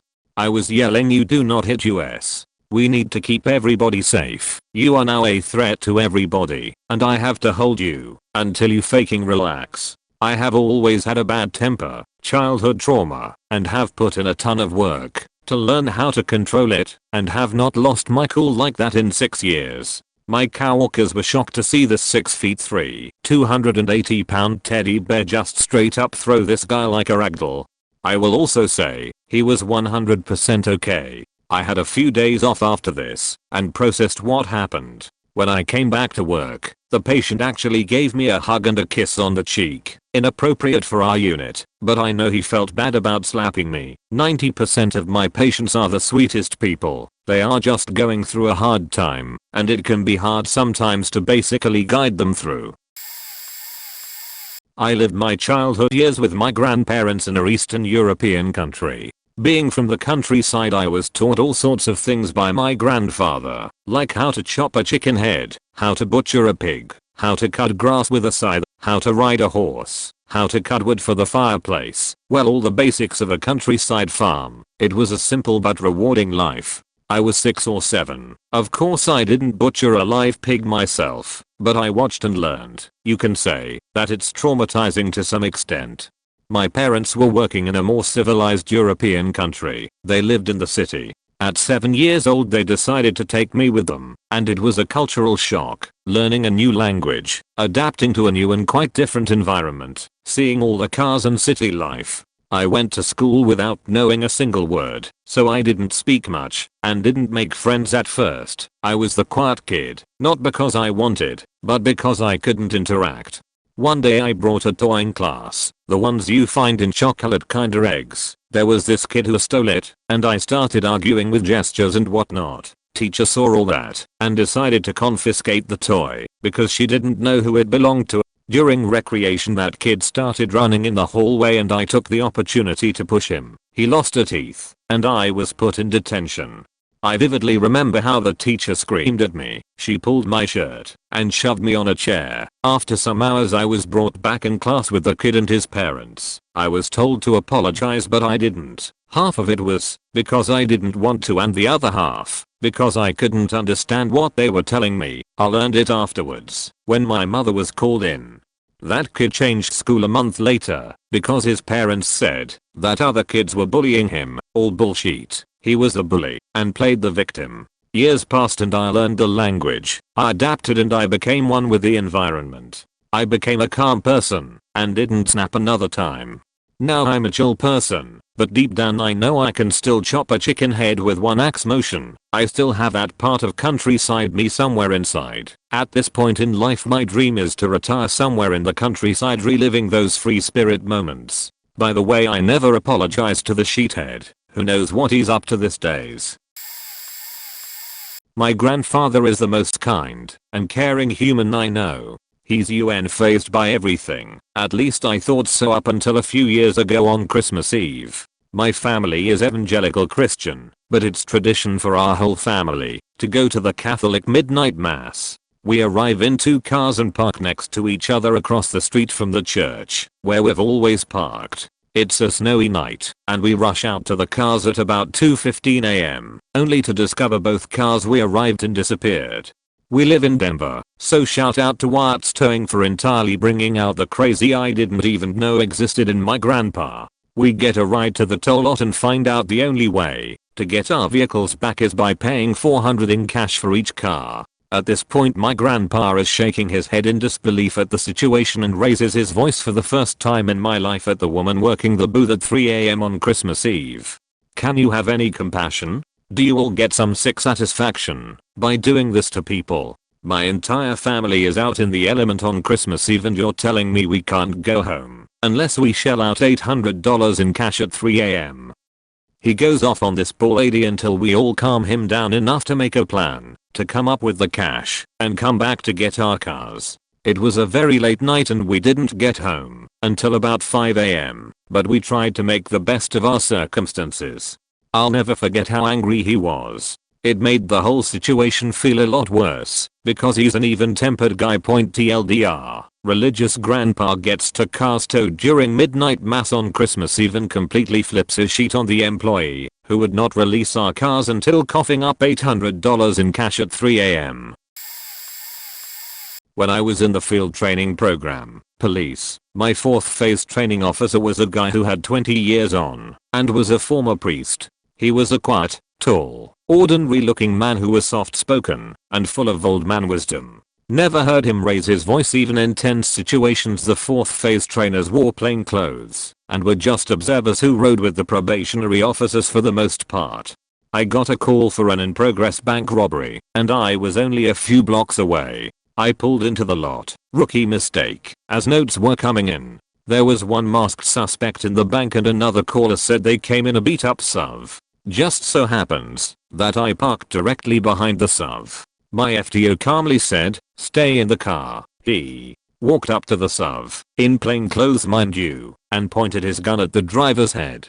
His level of confidence and stoicism displayed in his face and body language as he spoke this even made me paralyzed. He almost sounded bored when he said, "Make any sudden movements, and I'll put a bullet in your head." Dude had a gun in the door handle that he didn't even glance at. We got them both eventually arrested without any problems. My FTO got back in the car and said, "I'm hungry, let's eat." I know this wasn't a completely lose their shit situation, but you had to be there to feel the change. Still gives me chills 16 years later.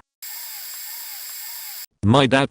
Dad is the typical goofy clown dad. Always smiling, funny, joking around. Can have very deep converse. Overall a really nice person. He isn't a big guy either, 175 cms, with a bare belly. When this happened he was around 57 to 58. Your typical goofy old man. We are Hungarian. It's relevant because we were working abroad with other Hungarians, but Hungarians who lived in Romania.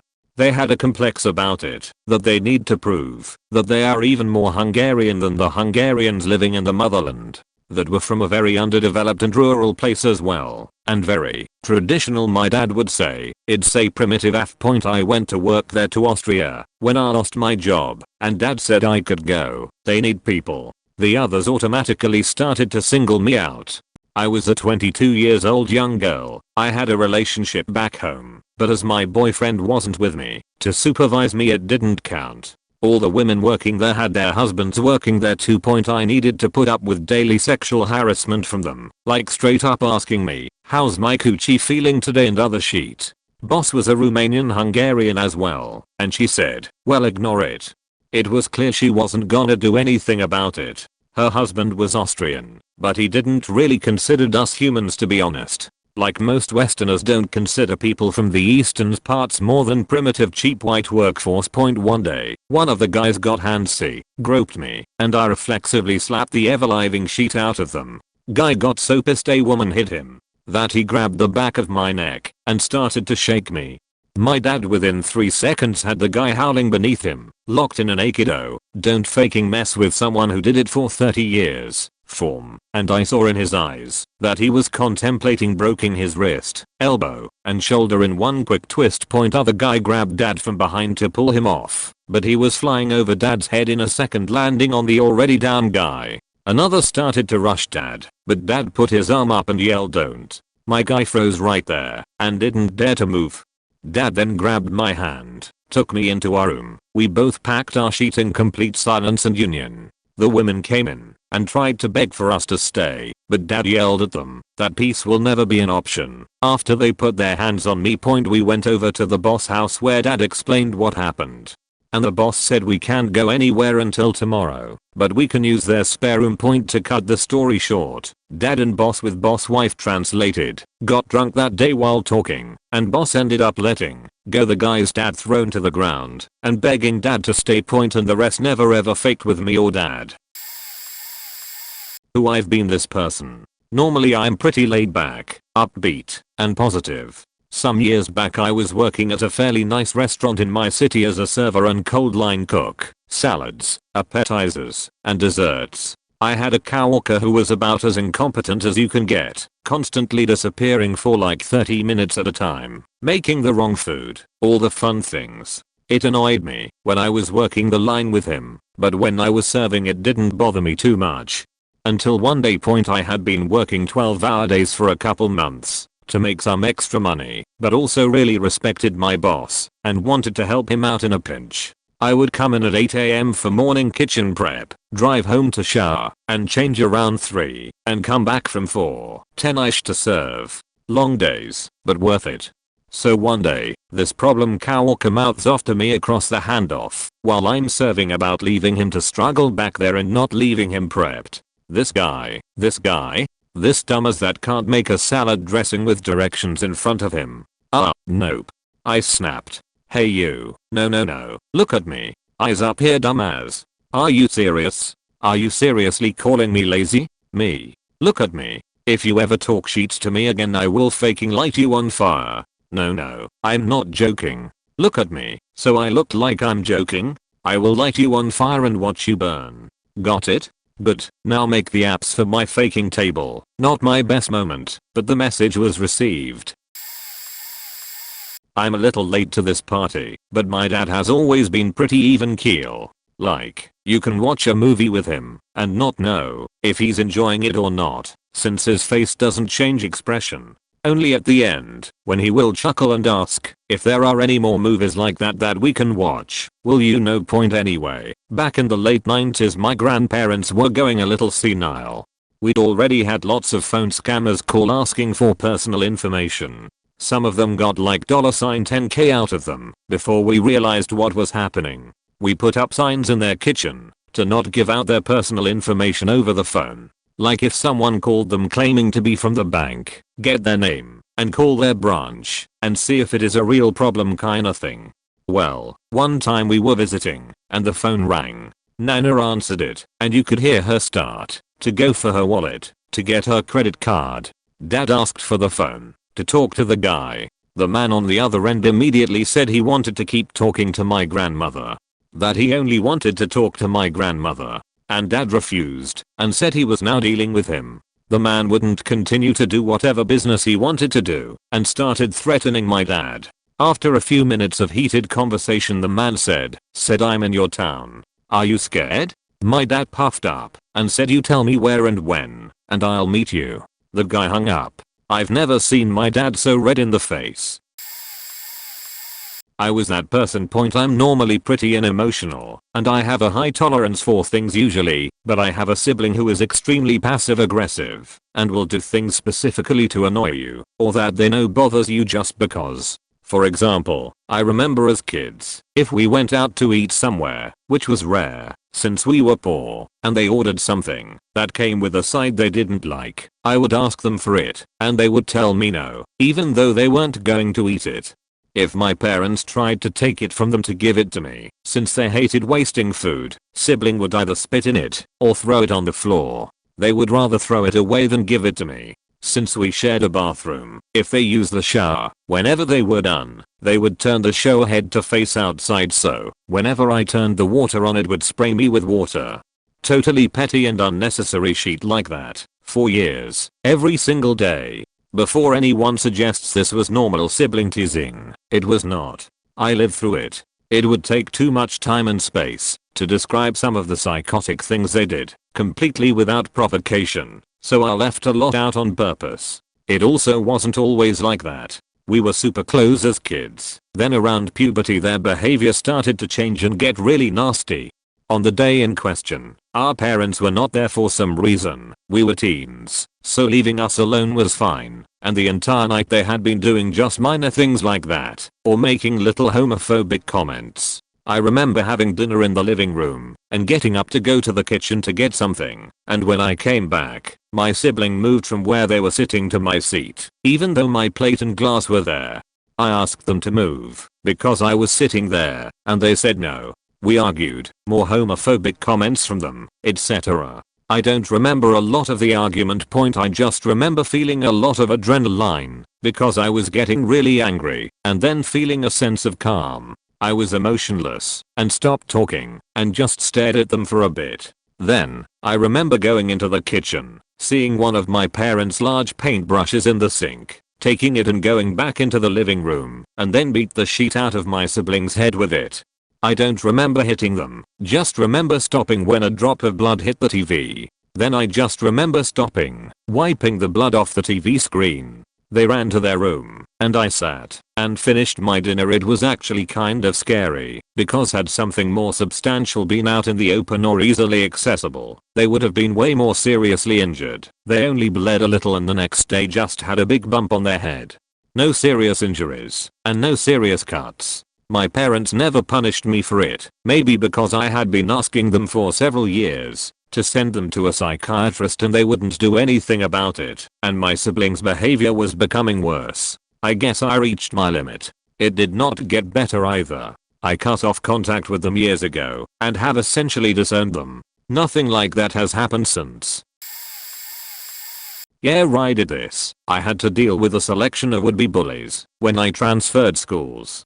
One guy was just the annoying kind who would spitball at me in class and that sort of thing. I noticed he was always the last to leave, so waited for him the next time, where he would be alone with no witnesses. I go up to him and tell him it needs to stop or I will fix it.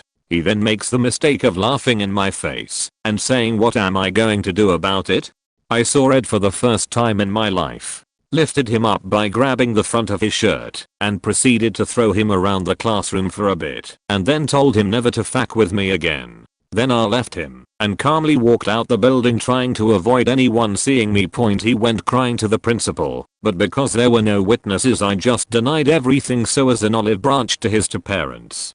And they likely knew I did it, but had no proof. They suspended me for a week. No more being messed with by him ever. In fact, he stopped messing with everyone, and I just never interacted with him again. At the same time, seeing red made me kind of afraid what I might do, so I chilled out a lot after that, and said I'd only get physical like that if I was attacked in future. My biology teacher in high school was probably my favorite teacher. She was very chill and made class enjoyable. She was also very lax about things. The worst I had seen at the time was her being very sarcastic, but she never got angry. Then one day she passed out permission slips for something. I think it was for dissecting a pig, and told us to have our parents sign it and bring it back. This one dude who must have been high AF or something signed the permission slip with a fake signature from his parent and brought it up to her in the middle of the same class not even 5 minutes later. She was literally in the middle of a lecture and he just walked right up and handed her the signed slip that she had just signed. Like, it was the dumbest case of faking a parent's signature I've ever seen. My teacher just started yelling at him and the rest of us were trying not to laugh. Dude even had the balls to say it was legit and he didn't fake the signature. My guess is that foggy state of mind he saw the permission slip and thought it was an old one he hadn't turned in because he was paying zero attention. The teacher basically called him a faking idiot in more family friendly but loud terms and told him this was the stupidest thing she had ever seen from a student. And to make it worse, that he had done it literally in front of everyone and interrupted class for this stupidity. She gave him a dressing down in front of everyone, and part of me feels that maybe I should felt bad for him, but he had it coming. She told him in no uncertain terms that he would not be able to participate in the unit and that they would be having a conversation with his parents and the principal. That was the only time I saw her angry, and as someone who has taught I totally understand. It's one thing for your students to cheat or fake something, but to do it in such an asinine way that literally everyone can tell you did it, then you dare to lie and say you didn't in front of everyone. I'd be extremely disappointed and mad too. I'm about to trauma dump like and sob here for a moment, but it fits. I promise. It was me. It was a month ago. I'm not sorry. Trigger and sheet. When my kids told me that their former stepfather molested them, I stayed calm. When we made all the appropriate CPS and police reports, I stayed calm. Advocacy interviews, I stayed calm. Being interviewed about my knowledge of his whereabouts, calm. His avoiding the police, like he was Al Capone month after month, calm. The news of his arrest, calm. Being told that he was admitting responsibility to the charges, calm. Arraignment, calm. Court walkthrough with my children, calm. 90-minute deposition about any other crimes I may have knowledge of his involvement in, calm. Probable cause conference, where we delayed for 2 weeks because no one had even viewed my children's interviews or filed the appropriate petitions. I lost it. Even though this is normal and was to be expected at some point. First, I called the prosecutor's office. I yelled, and I yelled a lot. The prosecutor was the first one to return my call. He apologized, but couldn't understand my anger. I informed him that my anger was not anger, but justified rage, because 5 years earlier, they had dropped the ball and not prosecuted my daughter's case against the same man for the same thing. That case was reopened that day. I demanded another court walkthrough with time for my kids to ask questions. I demanded the therapy dog. I demanded that petitions be readied for in chambers testimony in closed courtrooms. So far, all of these demands have been met. I called our detective and yelled at him too, as this was a chain of custody issue with the recordings from advocacy. He did not return my message. He did, however, call our CPS worker for the first time in weeks and formally request the needed documents from him. So, I'm calling it a win. I called our worker and yelled at him too. He apologized and let me yell, and then let me know that this was an issue with the detective, and that he couldn't release files without a request, which they hadn't sent, but did send by the end of that day. I called the sheriff and ripped into him via voicemail too. If Ghost is the best of the best, the most elite, then why the actual fuck can you not make a simple hand-to-hand transfer of a goddamn diskette from the prosecution to the defense and file 2 faking forms that I know were delivered to you personally 11 days ago? The best of the best can get shit done in 11 days. I now have a sergeant at my disposal, because they gave me one the next day, to contact with any issues at all, and he is handling the oversight of all 3 cases with all 3 of my kids. Since we are dealing with 3 different jurisdictions and a civil case rolled into the criminal plea deal, they are going to try offering him. I have never even raised my voice to law enforcement. Never. But I lost it, and shit got done. A few years ago I saw this guy and his girl getting harassed by this random dude at a bus station. He keeps coming up to them asking really personal questions. The girl was really uncomfortable. The dude who was with the girl tried to talk to him calmly and get him to go away, but after the 3 to 4 time he came back, I saw this dude let it all out. Dude stood up and was like a foot higher than the harassing dude. He went faking apeshit, started screaming in his face sounding like army drill instructor, yelling about how he was a waste of oxygen and space, how his mother should be ashamed of him. Other dude didn't take this kindly and also began yelling back. Eventually it turned into a fist fight. The harassing dude got knocked out and the other 2 left, called the cops. Nothing happened to the harassing guy other than maybe learning a lesson. The dude with the girl was me. She was my ex at that time. She had just got out of hospital from being assaulted by a stranger a few months before. Got hurt pretty bad. She's okay now. I don't know if I did the right thing, but I did the thing that seemed right at the moment. I've never been that mad before or since. Usually I'm really calm. No charges were pressed and I haven't seen him since. If you are out there reading this, I'm sorry about this whole ordeal. I didn't want it to happen that way. Yeah, that guy was me. Happened more than once, to tell the truth. This one wasn't the most explosive, but it was the most recent point. When I was in college, I had one class where I got along with everyone except these 2 class clown assholes who sat in the row behind me. They'd spend the lessons faking around, making stupid voices, and laughing at their own twattery like it was the funniest shit ever. It got old really fast. I hated them, and they hated me, and we'd had more than one verbal confrontation. One time I told them that people like them should never be allowed to breed, and another time I told one of them that the best part of them ended up as a stain on their mother's mattress. This was almost always where our little spats ended. What little patience I still had with them wore particularly thin after I was put with them in a group project, and I did 80% of the work, which I made obvious at every opportunity. I made sure to put my name first in bold lettering on the final assignment. The day I full on faking snapped came when I walked into class and they were screwing around with this buzzer that made a ringing bell sound whenever it was pressed, and one of them thought it would be simply hilarious to set it off right next to my ear. Now I don't know what it was about this particular incident, but my immediate reaction was to slap it out of his hand and yell at them in no uncertain terms to fuck off with that goddamn bell. I'm unsure what happened to the buzzer or the actual lesson, come to think of it, but I was too pissed off to care. The teacher made up some excuse for me to stay behind and ask me if I wanted to report it to the board of teachers, usually reserved for stuff like frequent bullying. I said yes. A few days later I had a meeting with my head of year where I told them everything with my best friend, who shared a class with one of them and could provide further evidence of their asshole to back me up. A day or 2 later they were taken out of class and came back about 20 minutes later. They were silent for the rest of the lesson. Unfortunately their tomfoolery continued, but they never came after me again. I don't know if they ever realized I reported them. The teachers kept it anonymous, though it wouldn't have been hard to work it out, and I don't really care. I haven't seen nor talked to either of them since I left college. I should also mention that they made fun of the incident in our class group chat, which killed both the group chat and any goodwill my classmates had for them. Well, this one is about myself and happened like a week ago.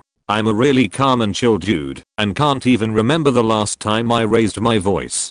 So this'll begin with my credit card expiring. In my country we have this bullshit scam company who for some reason had been allowed to get a monopoly on private parking. Where I live there's simply no public parking and the only option is to park in private parking houses and it costs like $150 a month. I also have to mention that I could probably write a whole book with stories about how this faking company has managed to find me both in the parking house and elsewhere in my city, and a fine is like $120. So, back to the story. My credit card expires and I receive an email that they couldn't charge my card and I should go update the payment method on their website. So I go do that and think nothing of it until I receive another email saying they still can't charge, which I found very weird. This time they also told me today if I didn't update my card before 6 next morning my subscription would be terminated. So I go back to the website and find out that it's not enough to change the card details under the menu called payment cards, but I also need to dig up my subscription specifically and change the card there. So I do. I wake up the next day at 10 to an email saying they still can't charge and that my subscription have been cancelled. I go check my card and lo and behind there's a faking yellow ticket on the window.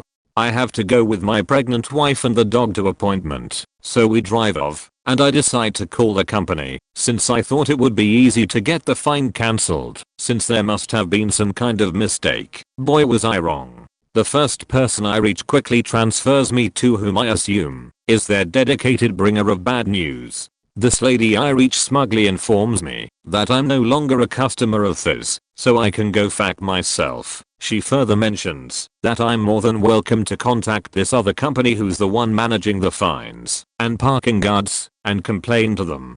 This is where I lose my shit because I'm well aware that this company is the exact same company but is just a subdivision. This is well known since they are constantly being reported in the media and there's wild Facebook groups of several 1,000 people created to fight them. I start screaming curse words and stuff at the top of my lungs at this smug beach. The dog starts barking and my girlfriend looks horrified at me since she's never ever in 4 years seen me like this. Luckily she heard the convo on the speakers.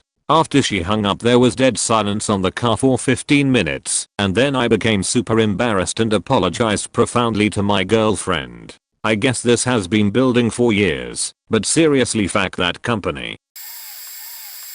My husband happened to be with me one day as I was driving around, running errands. We lived in one of the top 10 worst cities for driving in the country and ours happened to be in the top 5 of that list. Anyway, some guy's driving like an idiot, cutting people off, and when he nearly causes me to have an accident, I honked at him. He slowed down next to me. I knew he was going to talk shit, for which I was ready for as these people are all bark, no bite.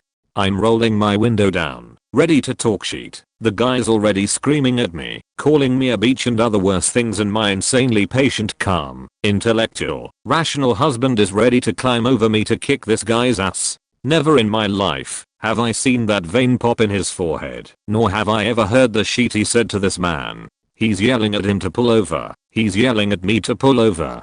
The other guy was big, but my husband is very tall and looks deceptively tough, and with the anger, he looked scary. The other guy hesitated and peeled away. I did have rope pull over in order to help my husband calm down. It took him a minute, and he was as surprised by his own reaction as I was. He'd known I'd been in that situation before, but he'd never been witness, and it was too much for him to hear someone insult me. It was nuts, and I saw an entirely new side to this man I'd been with for more than 15 years at that point.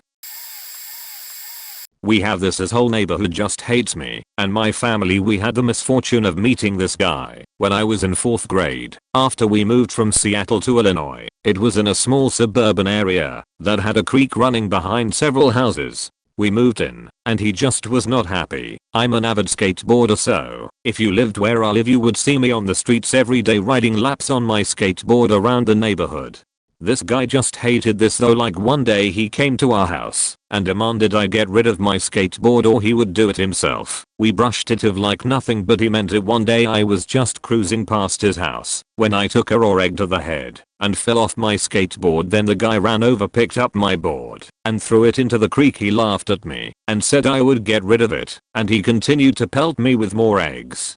I picked myself up and ran home. Once I got inside and told Mom, she went insane. My mom is normally pretty calm, but she drove to his house with 4 dozen eggs and knocked. The guy came out and he took 13 eggs to the head. And let me tell you, my mom's aim is spot on, and if she was pelting you with eggs you would meet your egg's demise. The guy attempted to sue mom, but forgot to delete the footage of him attacking me, so he got a restraining order on us, and we got one on him. Moral of the story: don't pelt me with eggs or you might meet an eggy demise. By the way, I got a new skateboard.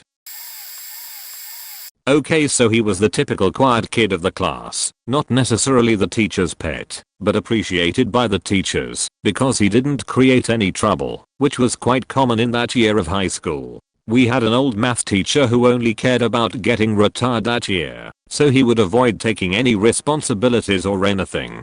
Homework was optional, listening to the lesson was optional, everything was optional. Hell, we even corrected our own tests and trusted that he would correct them afterwards.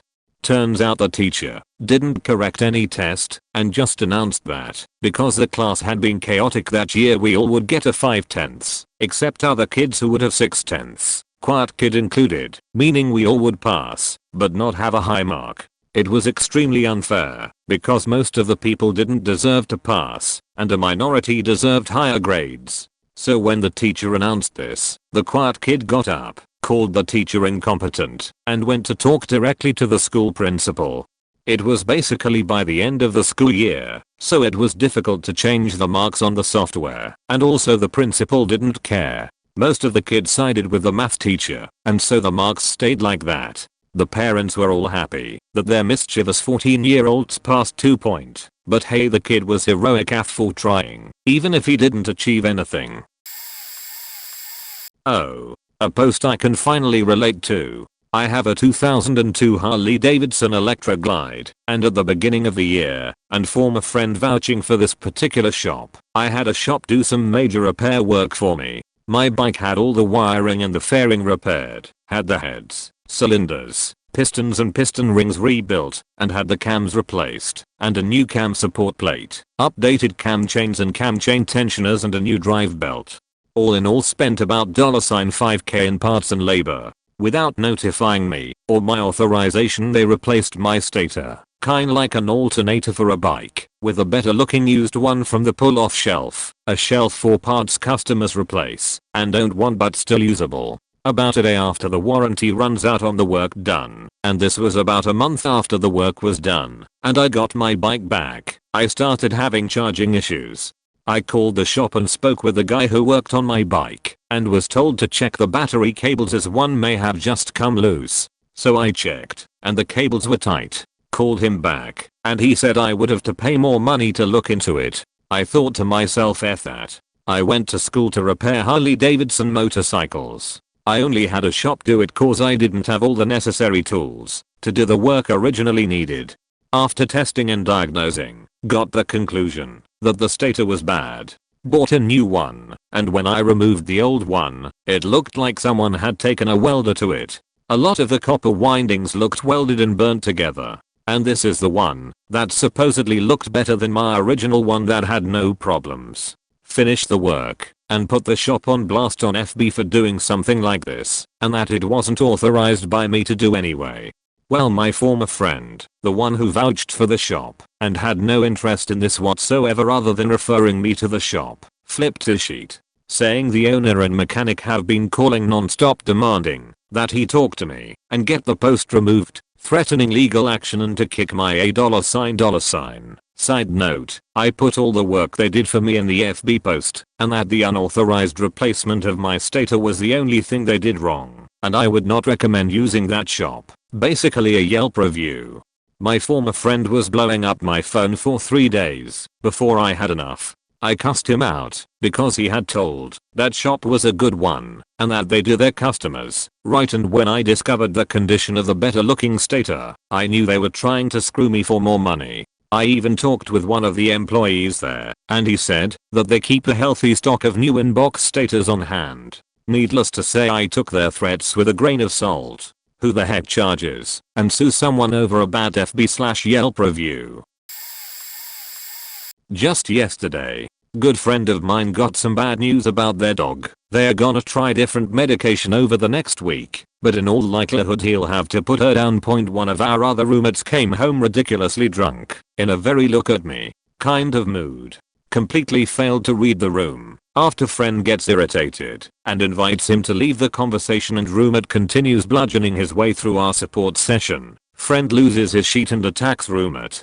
Friend is a fairly large guy, roughly 6'1" and 220 pounds, and wasn't exactly sober himself. Usually a very mellow dude, wears a wig and loves K-pop, super sweet guy. Roommate is maybe 5'7", 170 pounds, ex-army, but you couldn't tell once the fight started. I'm right in between, 5'9" and 190 lbs. It was ugly. As the landlord, I make it a point to let other people work their own shit out, but I had to pull him off.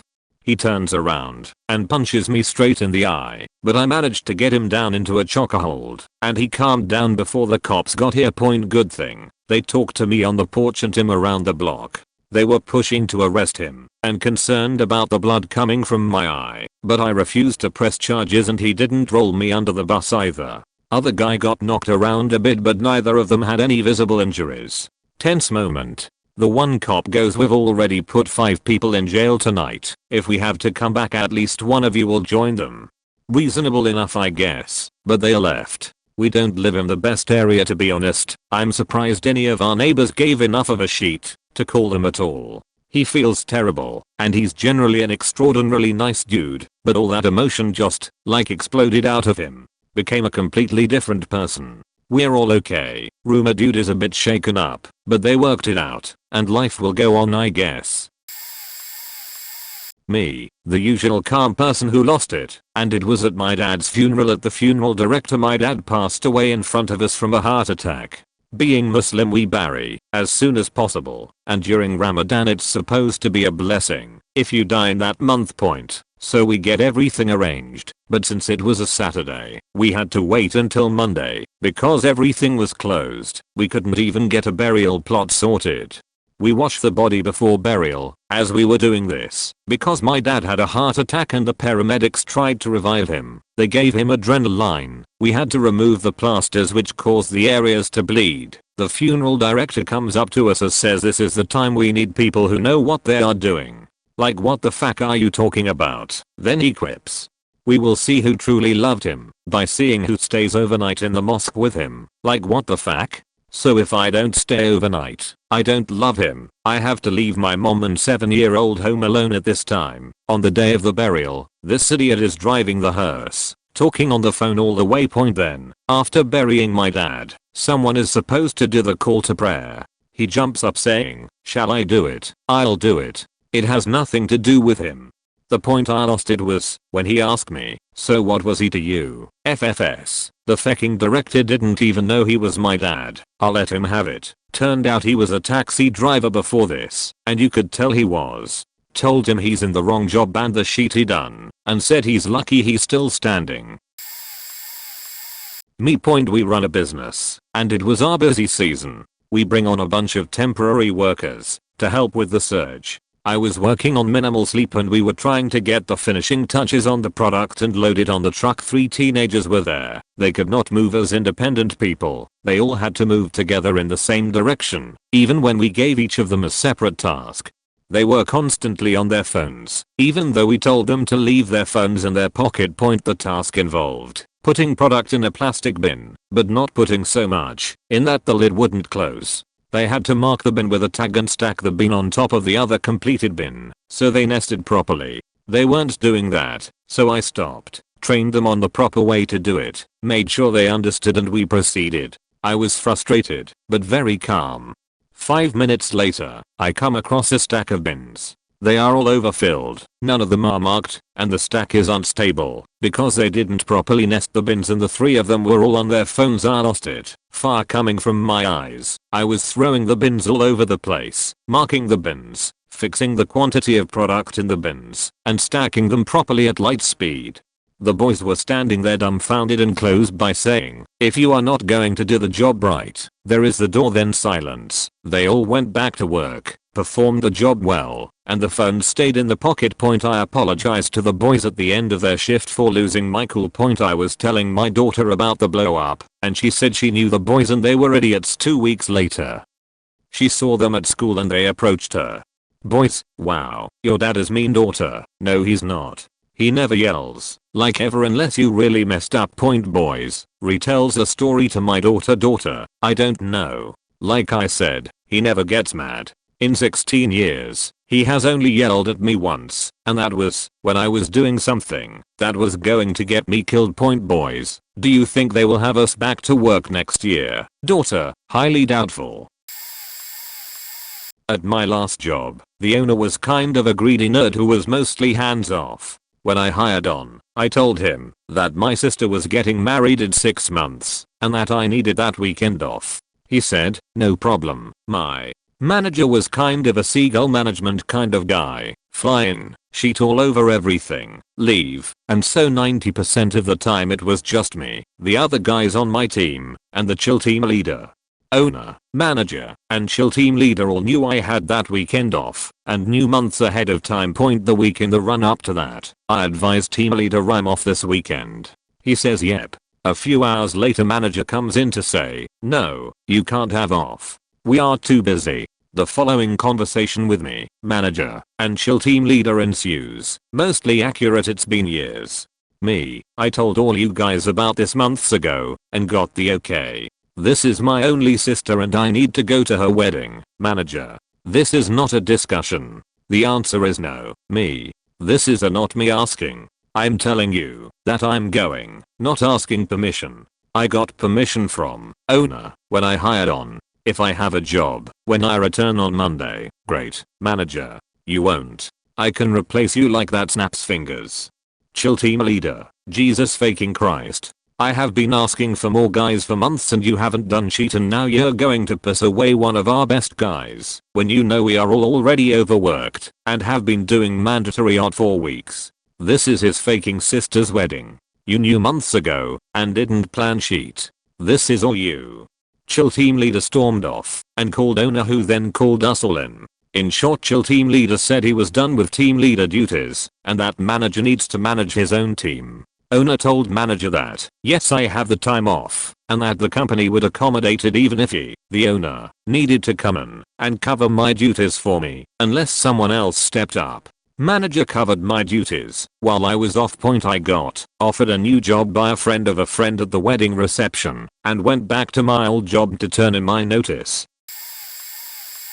Qualified range safety officer here. I'm quite young at 24 in a center where most of the instructors are 40 plus. I'm typically given the younger groups as they tend to pay more attention to a younger person talking to them than one of our older instructors, who are more than happy to just teach adult groups and assist me with kids. I've worked out quite a fun, engaging routine with kids, and I'm not at all known as someone that raises my voice. I was running an introduction to firearm safety for a youth group of 12 to 14-year-olds. Never have I encountered a group of such little sheets as this one, constantly tussling, shouting across the group, being rowdy and playing music from their phones got them to stfu through the safety briefing, and brought the first 4 forward to the firing line. Had them sat down with our .22 rimfire rifles, wasn't going to be trying full bore until a couple weeks into my planned course.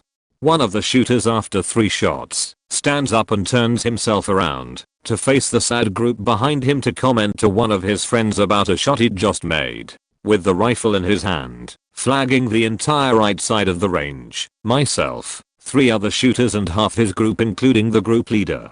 I'm told I was heard from outside the building by one of our senior instructors who later pulled me aside and told me I did good.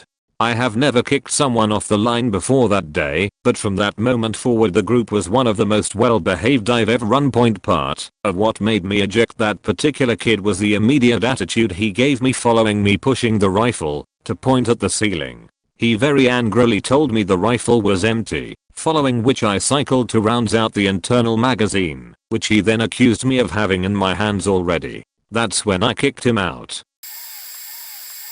So this one is about me, but I think it fits pretty well. When I was in 5th grade, I had a frenemies type relationship with a girl, we'll call her Susie, who lived in the neighborhood and went to my school. Susie was a brat. We would have yelling matches sometimes, especially towards the end, and generally didn't like each other at this point.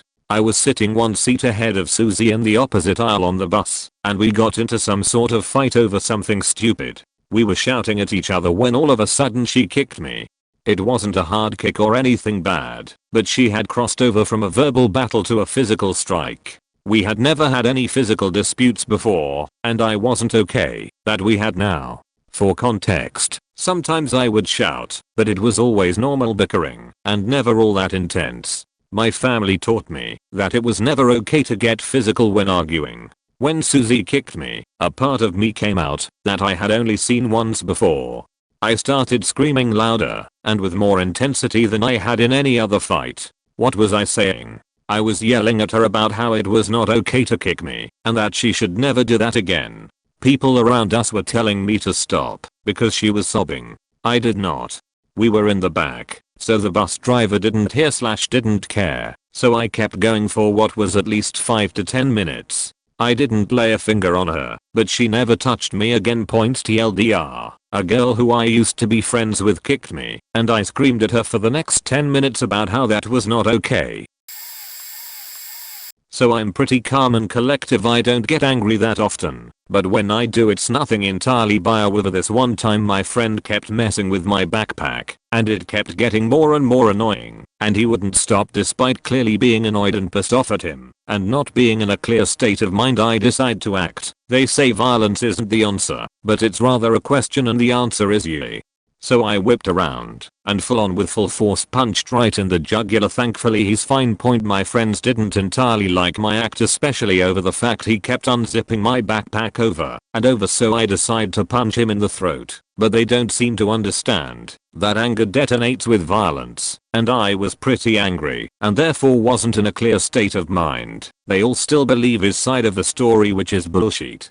His side of the story was he was unzipping my backpack to get me angry, then he stopped one of my other friends, somehow unzipped my entire backpack without anything falling out, and then he was fixing it to be nice after annoying me, and then I decided to punch him in the throat. Yeah, well, that friend who somehow opened my backpack without anything falling out was leaving, and he passed in front of me. As for the backpack, I only heard one zip, and it wasn't loud enough around me to cover the sounds up of a zipper, and I took off my backpack after punching him, and half of the backpack was unzipped. But hey, without those details that seem small, but are huge for detail, it's a believable story, and they decide to take those details out. In my defense during this, and for a few months previous to this, he was being quite the sheethead, and had it coming. We still hang out, and we are still good friends. We've since patched things up, and even make jokes about it here and there. Got a story from my manager. He's the calmest dude I've ever worked with. He's pretty much the whole team's cool dad. To put some context, I was an independent contractor for the company at the time, and ours insisted on treating me differently by not including me in the company's social events. He's the one who stood up for me and made me feel at home. We have a weekly team meeting to discuss how our work is progressing, shoot the sheet, and whatnot. This one time, everyone turns up late for some reason. I can't remember why, but I was the only one who got there on time. He asks me, in a serious tone, to get the rest of the team as to the meeting room right now, and I do so, knowing the team done faked up. Everyone arrives. He closes the door and proceeds to chew everyone out for their delay, in a way I've never seen him do. I can't stress this enough. He was pissed off. Even I got some shit from him, which he later apologized to me for it. I've never seen him so angry, and by God, I do not want to see it again. He ordered everyone to go back to work and adjourned the meeting. We never talked about it again. I left a year later to work somewhere else, a move I would later regret, but they liked me enough to bring me back as a proper employee this year. My manager is still there, although he's retiring the next year. I'm gonna miss him. That person was me. I was raised to be quiet and to basically just suffer things when things were bad. No one did anything when wrong things were done to me, and when I reacted to bad things done to me, it just made them worse. So I just learned to suffer through it too until I can get to a spot to vent or calm down. Due to this, many people thought I was the quiet and calm person of every group. Things started to get better friend-wise when I was in the 9th grade, but it had not been long enough for me to feel like I could depend on others yet for help. At the beginning of that school year, I was sexually assaulted by my biological brother. It faked me up to say the least. I was constantly worried that someone else would see me in that way, so I would wear baggy clothes and only pants. This is all background information to understand why I blew up so badly. I was at my best friend's house. This was around 6 months after I was assaulted. It was either the weekend or a holiday vacation. I can't remember which, just that I would be there for a bit, since I didn't have to worry about school. Her stepbrother and his friends were supposed to come back in the evening, around 6 or 7 p.m, so we had the house to ourselves until then, at least we thought that. My sweet friend said this was the perfect time to work on my nerves of wearing a skirt, since I had been talking for a while about wanting to, but needing a safe space to try it in case I freak out. So she brought out a knee-length skirt she had, and I wore it. I was very anxious at first but calming down when the stepbrother and his friends came home early. They of course made comments about me finally looking like a girl. One went farther though. He flipped my skirt. I told him to knock it off and so did my friend. They thought it was funny. My friend told me to not let them get to me. After my friend threatened to knock him into next week the second time he flipped my skirt, he stopped until she went outside to grab her dog. I heard someone coming up behind me fast, which scared the shit out of me since I was already on edge. As I was turning around, he got to me and flipped my skirt for the third time. I remember feeling horribly angry instead of scared that time, and then I came back to me holding to the wall by his throat and my friend trying to get me to let him go. Apparently, she had just came back into the back door in time to see him flip my skirt and me slam him into the wall by his throat, just to stare at him. He yelled at me and then yelled at her to get me off of him. I felt a tiny bit bad, since it was a huge reaction, but at the same time he had been warned off twice before and was harassing me. The thing that bothered me the most was the fact I lost control of myself. But yeah, I was the calm and quiet person that lost shit. My husband used to take a lot to anger. The story is long and complicated, but the gist of it is our first pregnancy ended in a miscarriage at 11 weeks and my husband largely blames the 2 months we spent living in constant fear of the neighbor who lived in the flat behind us. The official story is that he had a mental breakdown. And he possibly did, but it coincided with him getting a new girlfriend who was a no-nice dealer.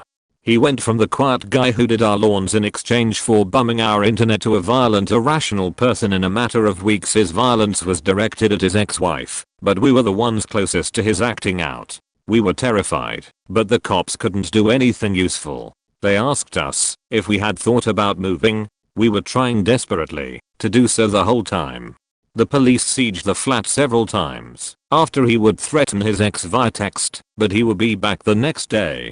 He was only removed for longer because he assaulted an officer. The last siege point, who knows, we might have miscarried regardless. But the amount of stress we felt with knives left on our lawn, having our mailbox torn off and thrown at the window of a local business, having brutalized human effigies duct taped to lawn chairs and left in our driveway. Yeah. It happened the day we found out we'd finally been accepted for a place. We were so happy and relieved, and then the bleeding started. We got home from the hospital after, called our friends over for support, and once they got there my husband began to drink. He cried and drank, and smoked till he threw up on the front steps, then passed out sitting in the shower. I got him into bed with some help, then went and hosed the steps down. I refused to let our friends help with that. He had never done anything like that before or since, and apologized constantly for weeks because he felt so selfish after. I told him it was fine, he needed to get it out. Besides, I was a nutter wreck for weeks after, so one night was nothing. The long-term fallout though was that his temper has significantly shortened. He doesn't explode, but he does get agitated so much quicker than he did. It bothers him that part of him has changed so much. TLDR, husband lost his sheet with grief when we miscarried. He blames the stress from the crackhead in the backyard for killing the fetus. Now is far less even-tempered than he was. About 20 years ago, I remember being bullied a lot in primary school. I was in 6th class, Ireland, so I suppose the equivalent would be 8th grade for USA, and the whole class were practicing choir singing. I can't recall what for normally. All the students had to sit two to a desk. I had been assigned to sit next to a boy who bullied me mercilessly and called me horrible names. He used to leave his stuff and books taking up 75% of the desk, which obviously drove me cuckoo bananas. We were standing at the back of the classroom because the desks were in the way, facing the teacher, so she could conduct the singing with her hands.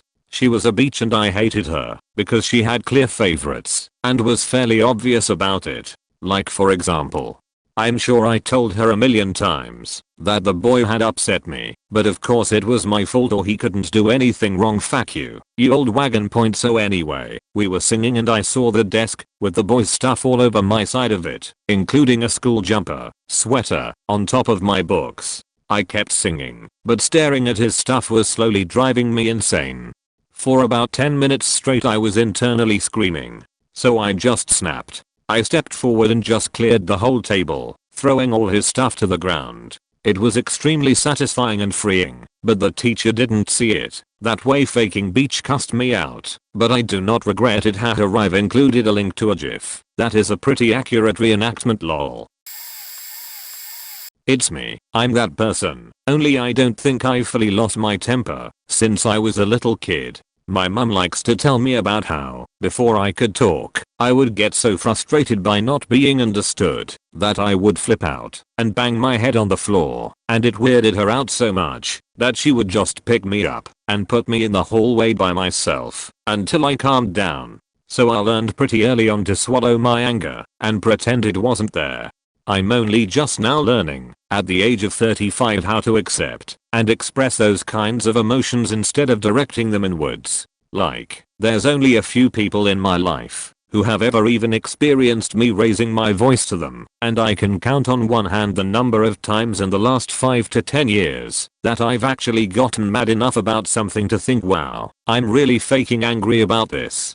Being able to say it out loud to the person I'm angry with is a real work in progress, and in the meantime, I've gotten really physically strong and have 11 years of martial arts training, so when the day comes where I do lose my sheet, I'm sure it's going to be an event. I'll try to remember to come back and update the thread if/when it happens. TLDR, don't teach your kids that expressing anger/negative emotions is inappropriate, because it'll take them their whole lives to undo that sheet.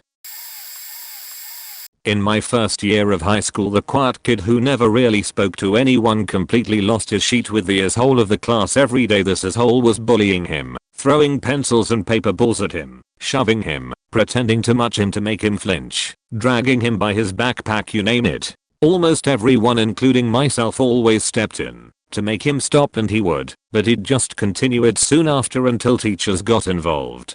One day we were in geography class. Asshole starts throwing things as he normally would. Quiet kid stands up, turns around, walks over to the asshole's desk, grips the asshole's hair and just repeatedly starts smacking the asshole's head into the desk. Like over and over. You'd think he was trying to kill him. Teacher rushed over, obviously, pulled him off, and the quiet kid ran out of class. Asshole was crying, bleeding from the nose, snotting up. We never saw the quiet kid again. I didn't want to use their real names here. I messaged him on Facebook, this was over 10 years ago, Mayo, and asked why he wasn't at school and if he was alright, since the teachers wouldn't tell us after a week or so of asking. He told me he got kicked out for violent behavior or some shit. Honestly, I think the bully should've been kicked out as soon as he started being an asshole. Then the kid wouldn't have lost his temper after almost a year of being tormented every day. Yeah, but I was that person. Trigger warning for suicide ideation, abuse mention, depressive episodes, and just general negative themes. I used to be an angry mad kid. I lashed out a lot, hit things and people. It's what my parents taught me. When you're mad, just start throwing shit and hurting people. But one day, a switch kinda flipped in my head. I realized my little sibling was scared of me, especially when I was mad. I didn't want them to be scared of me. I didn't want them to look at me how I look at our parents. So I stopped. Slowly. I didn't break things. I didn't hit people. I didn't even yell, and it became rare for me to raise my voice. I became quiet, resilient, whatever you want to call it. I was made of stone. I don't think most people lose their shit for no reason, or suddenly. At least, that's not how it happened to me. I had a job I hated. I was saving up money so I could leave from under my stepfather and one day bring my siblings and ma too. That job killed me every day. I was overworked, overscheduled, with too many responsibilities and too little pay. I quit. I had had enough. The money slipped away slowly. I had almost 2k, but we kept having emergencies, or not enough food, or whatever. I became trapped. I couldn't leave. I began to spiral, worse than I had ever done before. My stepdad got worse and worse. He drank more, blew up more. I remember a lot of those nights in flashes. My brain has long since locked away most of my memories, unable to even reflect into itself what I witnessed. I only remember ghosts of fear, anger, humiliation. One night, he was especially drunk, and especially nasty. I had no way to leave. I felt heavy and tired all the time, disconnected from reality, and like nothing could ever get better. I thought a lot about killing my stepdad. I didn't care what would happen to me. I just knew all my siblings would be free. I just wanted him gone. So, I went to the kitchen to grab one of the knives, but my siblings stood in the way. I cold bowled past them. I'm stronger than them. I was bigger at the time too. But I couldn't move. I told them to move, or I'd make them. They were crying. I couldn't make them move.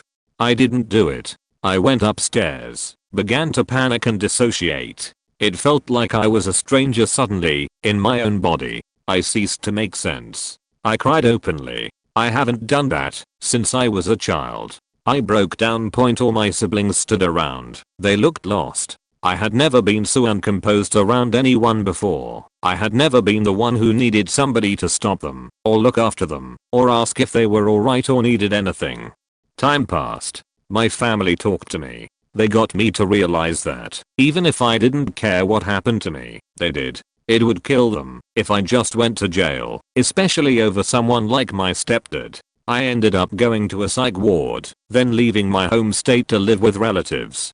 It was some of the hardest stuff I'd ever done. It has since led to some of the best stuff in my life, but I think back on how it felt to want to kill someone. I think life is special. I detest hurting people in any capacity. I think everyone deserves second chances, third chances, and even more. How did I get to a point that I was willing to throw my life away to kill somebody? I'm usually chillest dude ever. Extremely patient, jolly and easygoing, but this one time in 6th grade, a bunch of us were hanging out at the park, and I was sitting on a bench talking to this girl I had a huge crush on. Some little piece of sheet snuck up behind me and thought it would be funny if he sprayed that Listerine pocket mist mouth spray stuff into my goddamn open eye while I was trying to flirt with her. Keyword trying. I was 12 LMAO. I just remember looking at her and seeing a hand slowly creep into my field of vision from behind me and then feeling intense pain. I immediately hopped over the back of the bench, chased him down, grabbed him by the shoulders from behind, threw him onto the ground, stood over him, and kicked him in the ribs a bunch of times, and then I mounted him and started swinging. Next thing I know, there was a crowd of people standing around us watching me beat the fuck out of him. After seeing everyone, I realized, oh fuck, this is what it feels like to lose control, and I got off him. It was kinda scary, to be honest. We actually became pretty good friends a few months later. Lol. Yes, there's a bit of context to this, so bear with me. TW, abuse, suicide attempt. My mom and I have had a very dysfunctional relationship for most of my life. I have ADHD, but was not diagnosed as a child. My mom's way of managing the symptoms was to assert total control over my life, and while it helped with my school performance, it deeply affected our relationship, and I experienced constant emotional abandonment as a kid as it was just the two of us. She dated a man for a few years who quickly became my person, as he was able to provide me emotional support and reasoning, and acted as an advocate and a middleman when my arguments with my mom would turn ugly. When they broke up, it was on bad terms, and I was no longer allowed to talk to or about him, so I lost the huge support system he offered me. Luckily we reconnected several years later, and he is still the person I can talk to about anything, and he has saved my life twice. Shortly after starting college, I started dating a very toxic and abusive guy. The power dynamic was similar to what I had with my mom, him needing to be in control of everything at all times, and I knew nothing, except it had the added ingredients of abuse. Physical, mental, emotional, financial, sexual, all of it. Unfortunately, I ended up moving 2 states away to be with him after he relocated for work, and I stayed with him for over 5 years. That relationship ended with me attempting suicide, then going to jail as he pinned DV charges on me. He went to the police with the scratch marks on his arms that I had made to get him to stop strangling me. He did this while I was in the hospital, so I wouldn't have the chance to do the same before they took me to jail. While in the hospital, I called my person and he immediately started making arrangements to be able to come and help me. My ex's parents paid my bail, took me in, and started helping me get back on my feet. My person stayed in our city for a few days to spend time with me, counsel me, help me get a public defender, etc. My ex's mom talked me into reaching out to my mom because, if you were my kid I would want to know. She's your mother, she loves you, etc. So I did, and that went okay. My mom insisted that I needed a lawyer, and I told her about my PD, and that I couldn't afford a paid lawyer. She begged me to let her help, so I agreed. She found a lawyer and negotiated his price down. Then she told me that I needed to make my ex's parents pay for half of the attorney's fees, since she was paying my half. Now, I was really lost at the time. I was unsure about what to trust or think. My mom and I had already had a very rocky relationship before this, and so I was struggling with trusting her as it was. She was also telling me that I couldn't trust my ex's parents and needed to get out of their house ASAP. Regardless, this request really didn't sit right with me, and so I called my person to help process things and make a decision about what was the right thing for me to do, because asking people who bailed me out of jail and took me in to pay for half my lawyer's fees just didn't seem right. So when I explained the situation to my person, this deeply, devoutly religious man who I've heard use maybe 5 curse words ever, including ass and damn, he audibly recoiled and said, "No, APS in 2011, that is faking bullshit. Your mother is trying to push off responsibility onto people who are already doing everything they can to support you. That is not their responsibility. Tell your mom you're grateful for her help so far, but that you're not comfortable with that, and will be handling things from here on." His reaction floored me. I said to my mom exactly what he advised, and kept it calm. Didn't show how upset I was, didn't throw around any accusations, just told her that while I appreciated her help I wasn't comfortable with what she asked me to do and would instead use the public defender I had already arranged for. Her response was to tell me, "I wish you weren't such a hateful and ungrateful child. If you had only done it this way, my boyfriend was going to pay for everything anyway. Good luck." Everything worked out in the end. I got the charges dropped, record sealed, and moved to live in the same city as my person.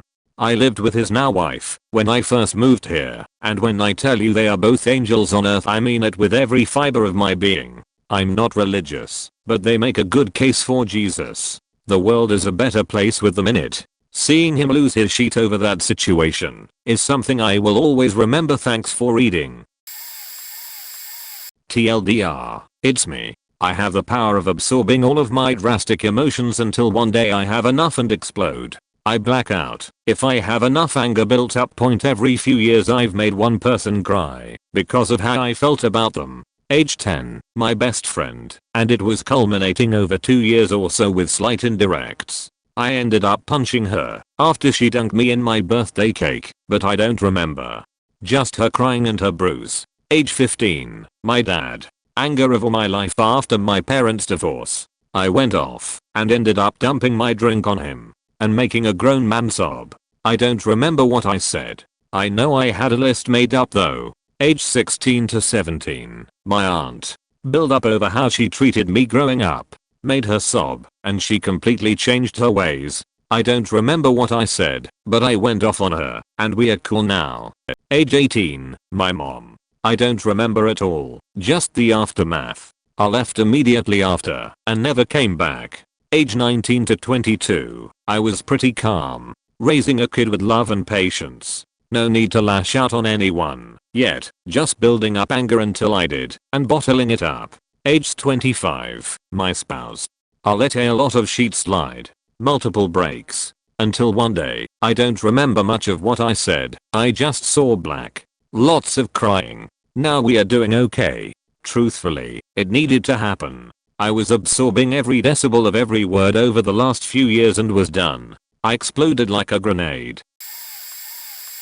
Around 4th grade I had this group of friends. I went to this English private school and it had a lot of spoiled rich kids. One of my friends, let's call her S, was very calm and patient. Always nice, always spoke quietly, has never said a curse word kind of kid. She was a bit weird too. One day, our teacher told us that we had to bring our favorite toy to school for a project. S brought a really pretty tea set her grandmother had given her for her dolls. Now let's introduce another kid. KK was a brat. She was mean, always yelling, spoiled rotten, tantrums all day every day, a brat in general. K also being a tea set. It was completely different from the one S brought. S was one of the first kids to go up to the front of the class and present. She began talking and then took the tea set out of its box and K went mental. She ran up to S and took the box, then poured its contents all over the floor and began crying and yelling whilst she stomped on them. S was livid. The quiet kid went to the brat, began pulling her hair and screaming at her.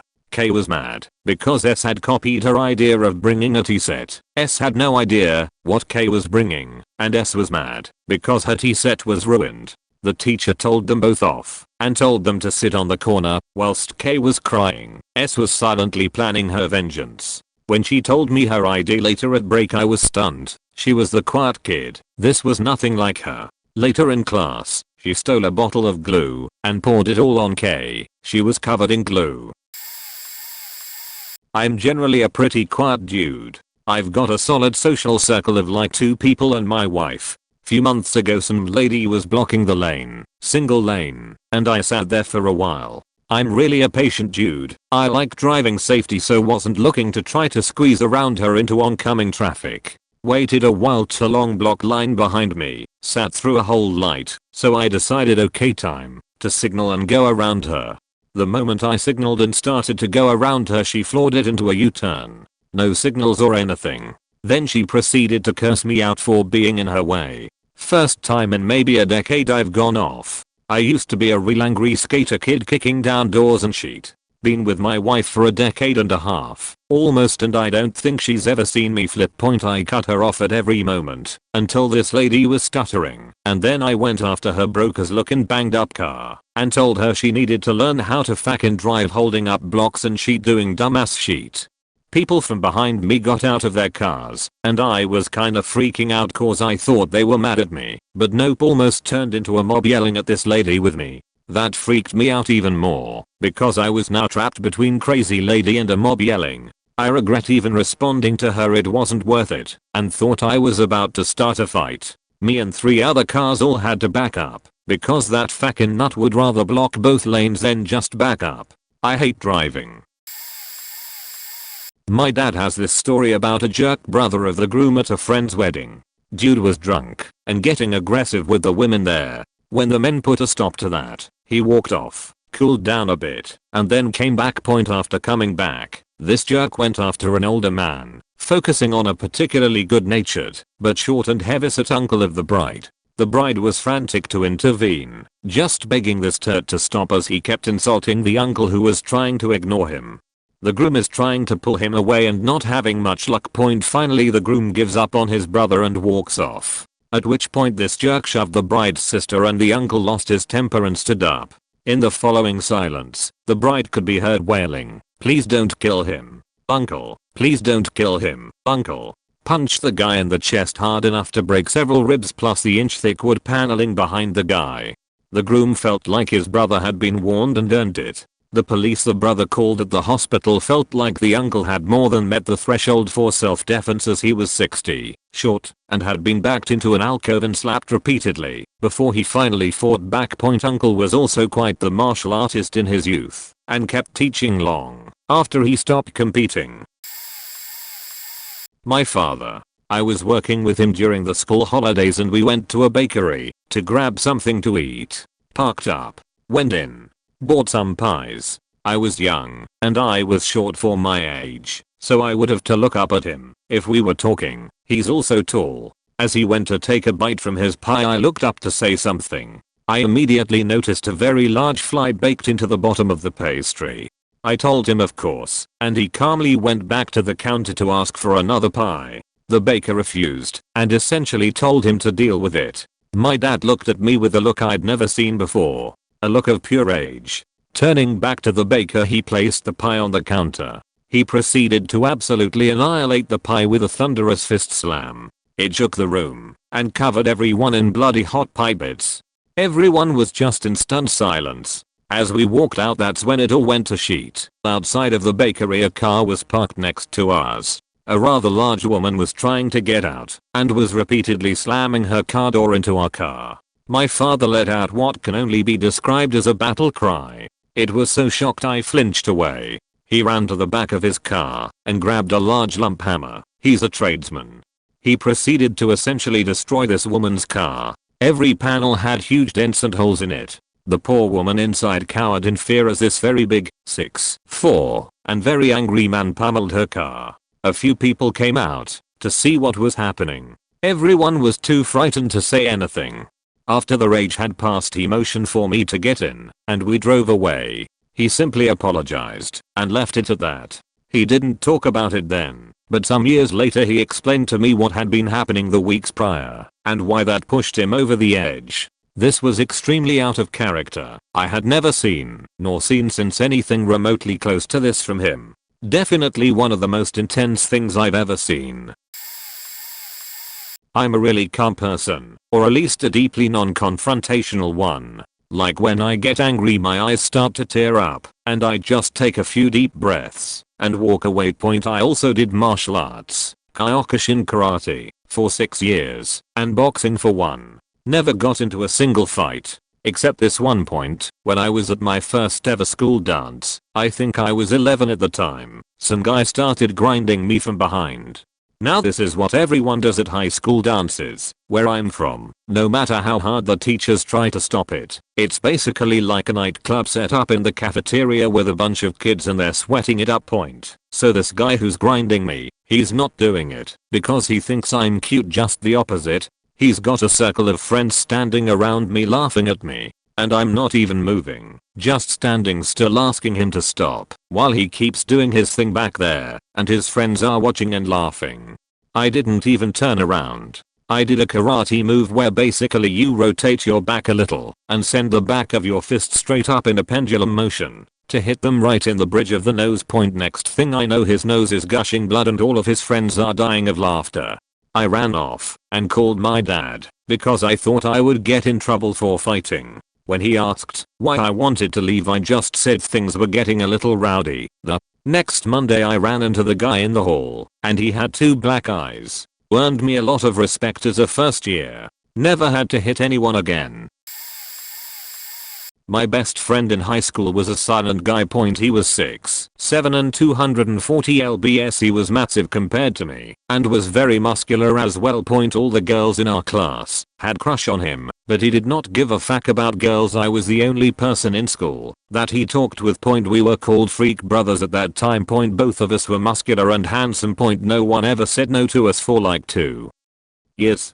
But at some point me and my friend were separated by our school system. In his class he was with his sister and a bully from my class was harassing her in break times. I threatened the bully twice, but he kept doing it. My friend usually doesn't help to his sister with anything. He thinks everyone should be able to stand for themselves. But that day, when he saw that the bully made his sister cry, he literally snapped to dark side.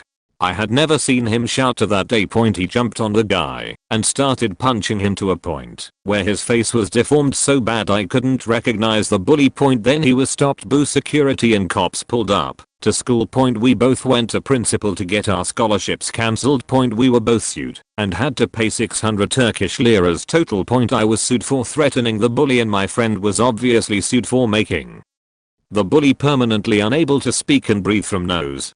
Our parents were not furious to us. Me and my friend was kinda rich at that point, so our parents sent us abroad to study and live it there. Some years later, 2 years ago, I heard the bully from high school took his own life out of depression and anxiety. So my best friend actually took a life just because someone made her sister cry. I sometimes get scared of him. And I did not speak with him since I heard the news. I was the calm one who lost it. I've always been a very quiet, calm dude. It takes a lot to make me go off. I was a senior in high school, and it was SAT week. Everyone was wrapped pretty tight that week. Anyhow, that Thursday I was at maximum saturation with stress over the test and school in general. I was sitting in this particularly obnoxious teacher's class. She was just a vile, hateful woman that would answer questions with a snide sort of sarcasm if she thought the question was beneath her. She had been being particularly beachy that period and I asked a question. She answered it, but followed the answer with duh. That was the last straw. I stood up, starting throwing shit into my bag, muttering to myself, and she goes, "And where do you think you're going?" And that's when I yelled, loud, "I'm leaving. You're a hateful, vile, pathetic, sad little woman that no one likes or even loves. Hell, you couldn't even keep your husband, and he is supposed to tolerate you. Well, I'm sick of tolerating you and your bullshit. My parents paid too much for me to have to put up with you and your crap." I left the room, slamming the door behind me, went out front, and smoked a cig, then went to the office and told the VP what happened. He was understanding and I didn't get in trouble. I stayed home on Friday to decompress. Found out years later that it was an unwritten rule during senior SAT week that students got a free pass if they lost their sheet at school.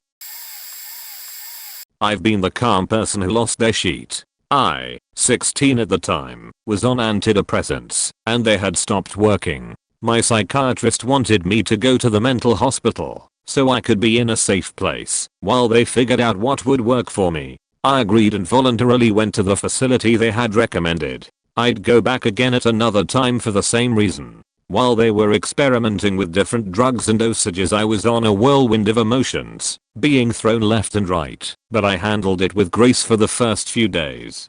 Then, the day I lost my sheet, they took me off meds completely to give me a break and to see what would happen. Bad idea. The first day was fine, nothing really happened. The second day, I felt like I had a bomb in my head that would go off at any moment. I tried my best to stay away from everyone until snack time, where I was looking forward to my pudding cup I usually enjoy.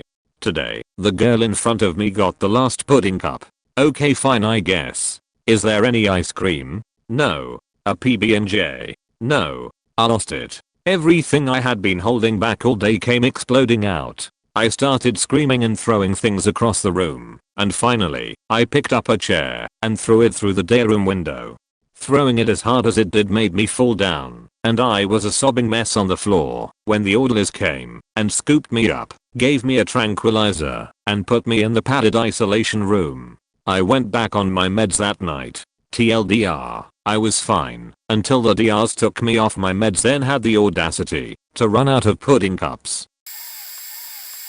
Late to the party, but my uncle occasionally tells this story about his dad, my grandfather. My grandfather was a very reserved man who was always ready to help his neighbors at a moment's notice. But, he was in the Dutch army during WW2, and was captured by the Japanese in early 1942, and survived the Thai-Burma Railway as a POW. He was a fitness fanatic and a farmer. One of those rail thin men who looks like a strong wind would knock him over, but underneath is all muscle, whipcord and resolve. They came to Australia after the war and settled in country Victoria. One day my mother, maybe 10 at the time, came home from school in tears. Apparently the nun and priest who ran the local Catholic school had taken her aside and berated her over her accent and not being able to understand some of the English lessons. When my granddad heard this, he dropped his tools and took off like an Olympic sprinter, cleared 2 fences like a hurdler, jumped in the truck, drove into town. When he got back he was calm and told my mother it would never happen again. Word later got around from a few people who saw the confrontation that my grandfather told the priest that if he ever upset his daughter again he'd tear his throat out with his teeth. My third son is super chill kid, kind, helpful and respectful. He was 16, a junior in HS, and at a sporting event that I was running, he was participating on the team and he was trying to help set up with the other members of the team, including his younger brother. One of the more rambunctious kids on the team wasn't doing as he was told, and so I pulled him aside and warned him that if he couldn't behave I would have him removed as he was out due to head injury, and if an official saw him trying to do anything a whole season could be voided. My second son was on the team as a senior as well, and I wasn't putting his season at risk because this kid couldn't follow directions, so I was rather firm with them. As a team parent and the wife of one of the coaches, I knew the team, I knew this kid, I traveled with the team and I rarely had to use my mom voice. The whole sports staff knew me well, they knew my kids and they knew the kid causing issues. The sports trainer even thanked me for correcting this kid as they are limited as to what they can say. Anyway, admittedly to this kid I was being a beach, but with good reason. Now all the members of this team see how my kids treat me, how my husband treats me, and they know they are protective, and that I do a lot for this program for free. I don't get paid, I do it to help. This child I just yelled at to sit down and behave goes over to the rest of the team grumbling. My third son, always kind and wanting to help his teammate feel better, asks him what's wrong. This kid, who isn't the sharpest, says your mom is a beach. My kid lost it. Had the kid against the wall punching him. The trainer yelled my son's name. I turned and saw what was going on. Couldn't hear the exchange prior, and I yelled his name as well. My child, sweet and gentle, turned around and burst into tears. He felt so bad. The kid was fine, just a few punches in, and the trainer checked on my son first. He was fine, just upset that he snapped. Then he told us what happened. All the responsible adults there actually took my son's side when they heard what was said. I was like, but hitting isn't okay. The kid went back and forth about wanting my kid to be in trouble, which he would have deserved a mo. But then the director of athletics came out and explained that if they wrote this all up, since the kid was fine, it would have to include what started the fight and his mom would be notified, and he would be punished for saying what he did about me. I kinda felt bad for the kid, but I had 2 very large children on that team and no one calls their mama a beach, even if she is sometimes lol. Only time I've ever seen him lose his sheet.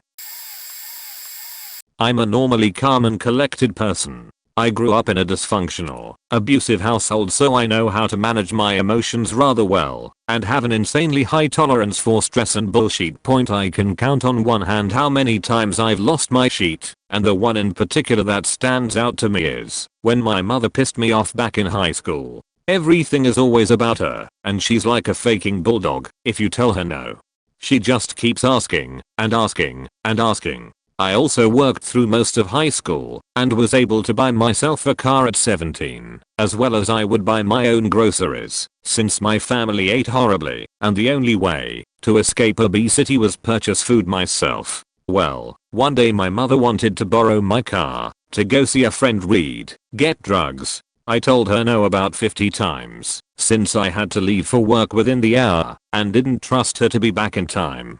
Finally, my grandfather caves and says he can use his car, which is fine. If she totals it then it is his problem, but tells me to give her $50 and he'll repay me when he gets paid. I say no, and after much deliberation he threatens to kick me out for being a little shit, so I oblige.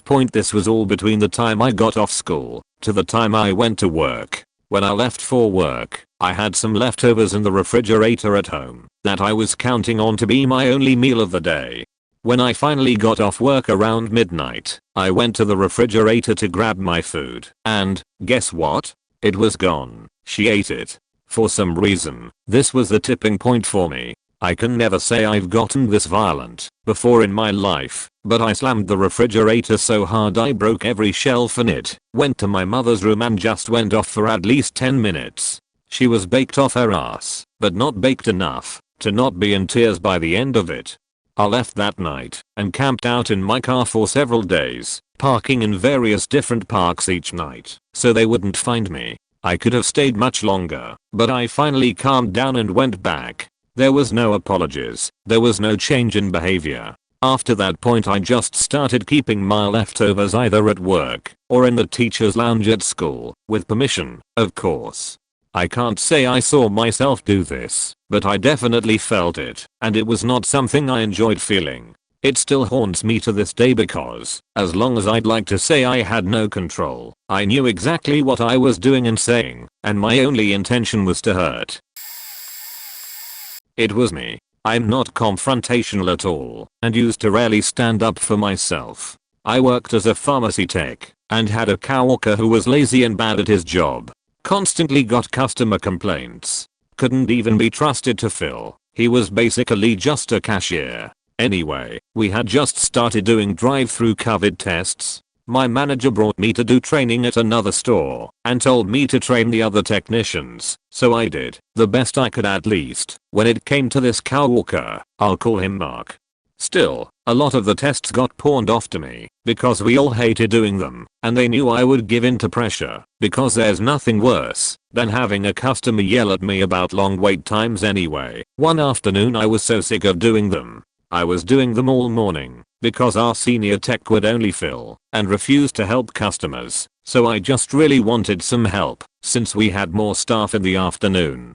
So I asked Mark if he could do it since he was running drive-through anyway. He said he didn't know how, so I offered to stay there and guide him if he could actually be the one talking to the patient. I said I would help him every step of the way. Here's how the conversation went. Mark: well, actually I do know how. I just don't want to point me. None of us want to do it. It's our job and we all have to help. Mark: well, I don't want to. My feet hurt from standing. I think I'm just going to go to break me. Full on exploding for the first time in my life. None of us want to. All of our feet hurt. You need to stop complaining. And your job, we can't like every minute of it. I walked away to cool off. I could hear other patients in line laughing. Like I said, he got a lot of complaints, so the regulars didn't like him. Another tech ended up doing the test. I never got in trouble because everyone was sick of Mark and ultimately the customer was helped and only waited like a minute during the whole exchange. Definitely embarrassing for me knowing how unprofessional that was, but oh well. My story is about me. I'm a maintenance tech, and I'm usually extremely calm and never so much as raise my voice at production. Might occasionally cuss out a machine after I bust my knuckle on it, but I'm always calm when dealing with people. There was one day we had one line breaking the same part of the Weber auto feeding screw guns. I fixed a couple, but we were getting low on the parts for them. When they called about it happening again, and I saw what had happened, I calmly grabbed the assembly and started walking toward the shop to rebuild it. The coordinator, who at that time ran a different line and was filling, since the usual coordinator was gone, asked me how bad it was. I went off about how they keep breaking the Webers, and if they keep it up I'm taking every last one off the line so they can put in screws by hand. Reminded her that the part that was breaking was not cheap and that it was back ordered and we were low.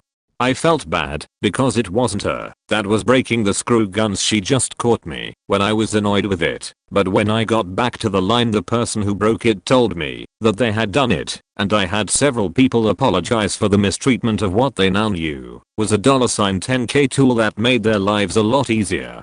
After I got everything put back together, I went to the coordinator and apologized for losing it on her.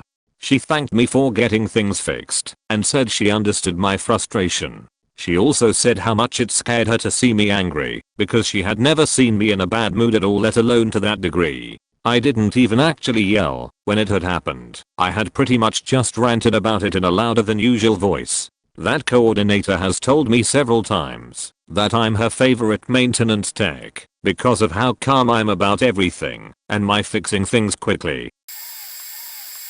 I was that person once. I took my 12-year-old girls to their first concert, flogging Molly and Goggle Bordello. Figured I'd enjoy it, and it would be pretty mild, which it was. After they got over the shock of pot being smoked around them, LMAO, this was the Midwest, we just enjoyed. This was an outdoors venue, Soul Lawn, and we were right up against the barrier to the stage. I stood back a bit letting them enjoy, and watching when this drunk lady starts trying to start a mosh pit. She's bouncing off people, and I position myself between her and my girls while shooting dirty looks and beaching with the guy next to me whom she's bounced off of a couple times. He and I got increasingly irritated and something snapped. Next time she bounced off him, he shoved her and she launched a good 10 feet. I was watching intently at this point from behind him to the side as she stood up, bent over and proceeded to bull rush him. Of course, not being drunk, he sidesteps her easily, and my girls are directly behind him, staring eyes wide. To this day I have no idea how I moved this fast. I reached out and grabbed her hair, flipped her backwards onto the grass, and began screaming in her face something like, "What the fuck is wrong with you? There are kids here and this isn't the effing place," etc. All the while security was swarming me, blissfully unaware as I'm holding a woman by the hair, screaming in her face, hand pointing at kids, then back at her face. I was gently removed and thanked by security. They had been watching her apparently. I looked up to see the horror slash shock slash awe in my kids' face. I have only once since then blown up on someone. They are both adults now, and to this day they still talk about the day mom went psycho on a drunk lady at their first ever concert. So one day in school, in 9th grade, there was a really obnoxious girl in first period art class. Normally the art class was pretty silent, and not much happened. Occasional drama but nothing major, since it was 8:30 in the morning. There was a friend group, 4 girls and 2 boys. One of those girls was known for being extra and being annoying to others, not in a bullying way, but trying too hard to be funny or annoy people way. My friend was on a call with her the night before, and his brother had popped in on the call and just chatted for about 2 minutes and then left the call. She kept telling me and others how much she hated his brother after those 2 minutes because he gave her the vibe of stuck up and arrogant. Which is fine, but no need to tell everyone you know 827,382 times. Then she yelled across the room as a joke how she hates his brother to his face, while he just came into school about 5 minutes ago. He lost his shit and yelled at her to shut up. Then his friend, the other boy in the friend group, told her that she needs to learn boundaries and she can't keep acting like how she was, because it was disrespectful and annoying. They kept arguing back and forth. She's the type of person who wants people to tell her how they feel about her even when it's negative, like begs people to tell her how they feel.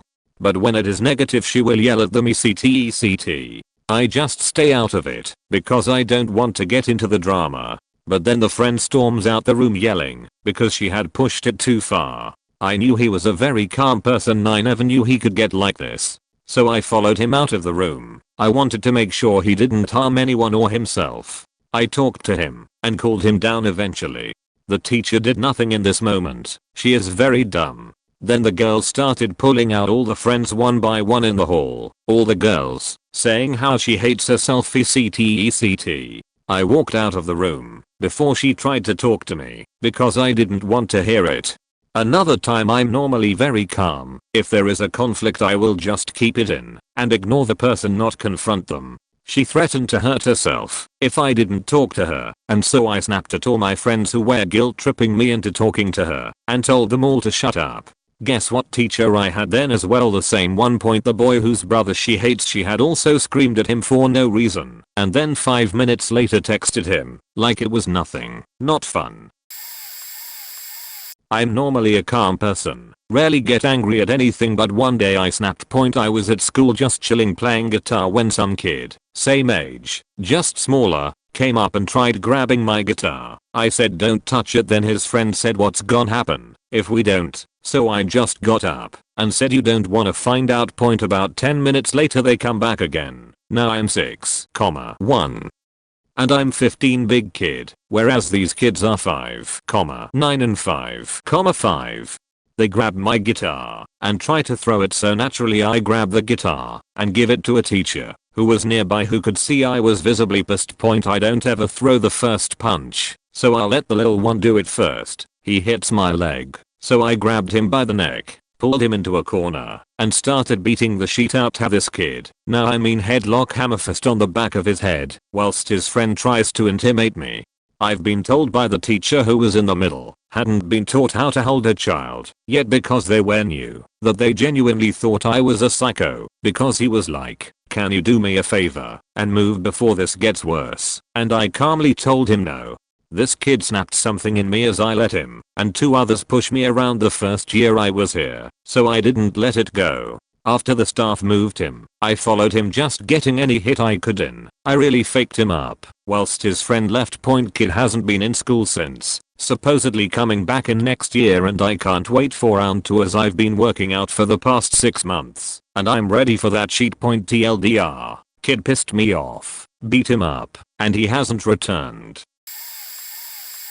So weird that this is a question, because I was just talking with a friend about 2 experiences I had like this. My daughter had just been born, wife still at the hospital. I was able to be there for the delivery, but had to go back to work the next day. Well, the next day we learned that my daughter had RSV, and naturally I was extremely concerned. This was my firstborn and the first I'd ever heard of the virus. So I let them know the situation and came in the next day instead. Next day comes, and the boss approaches me in the hallway and very rudely tells me I need to sign a write-up which would possibly lead to termination. I refused. She called me up to her office at the end of the day so she could raise her voice at me some more, and I lost my sheet. I was typically a very quiet and nice person, always respectful, but this was concerning the health of my daughter. She humiliated me and now was chastising me for being there for my baby. I raised my voice louder than hers and countered every single argument she had until she got to a point where she looked at another manager in the room and said, "RSV, what is that anyway?" To which the manager said it's kind of a big deal. By then it was too late. I made my case, but I had already shown how angry I was, so another guy simply told me, "Even if I did agree with you, I can't keep you here. You can't talk to your boss that way and continue working here." So I was fired. Had to get a job where I worked outside in the Texas heat and cold winter every day, where I lasted about 2 years. And as if that wasn't bad enough, the other men that worked there were very much assholes, save for a few of them. One day we got a new temp, and he started stuff with me over nothing. We argued and he said he wanted to fight. I agreed to, but after work and off premises, because I didn't want to get fired or go to jail. Before the workday ended, the guy took off, and we never saw him again. I'm a very quiet person and I might seem timid and super nice, but I'm a firm believer in speaking up for yourself, and when I get mad it really does show. Wish things wouldn't have gotten so ugly with my old boss, but I don't regret having that reaction still. If I didn't, I could possibly still be stuck there right now working with her. By the way, my daughter is alive and well. She's now, as she always puts it, almost 12 years old.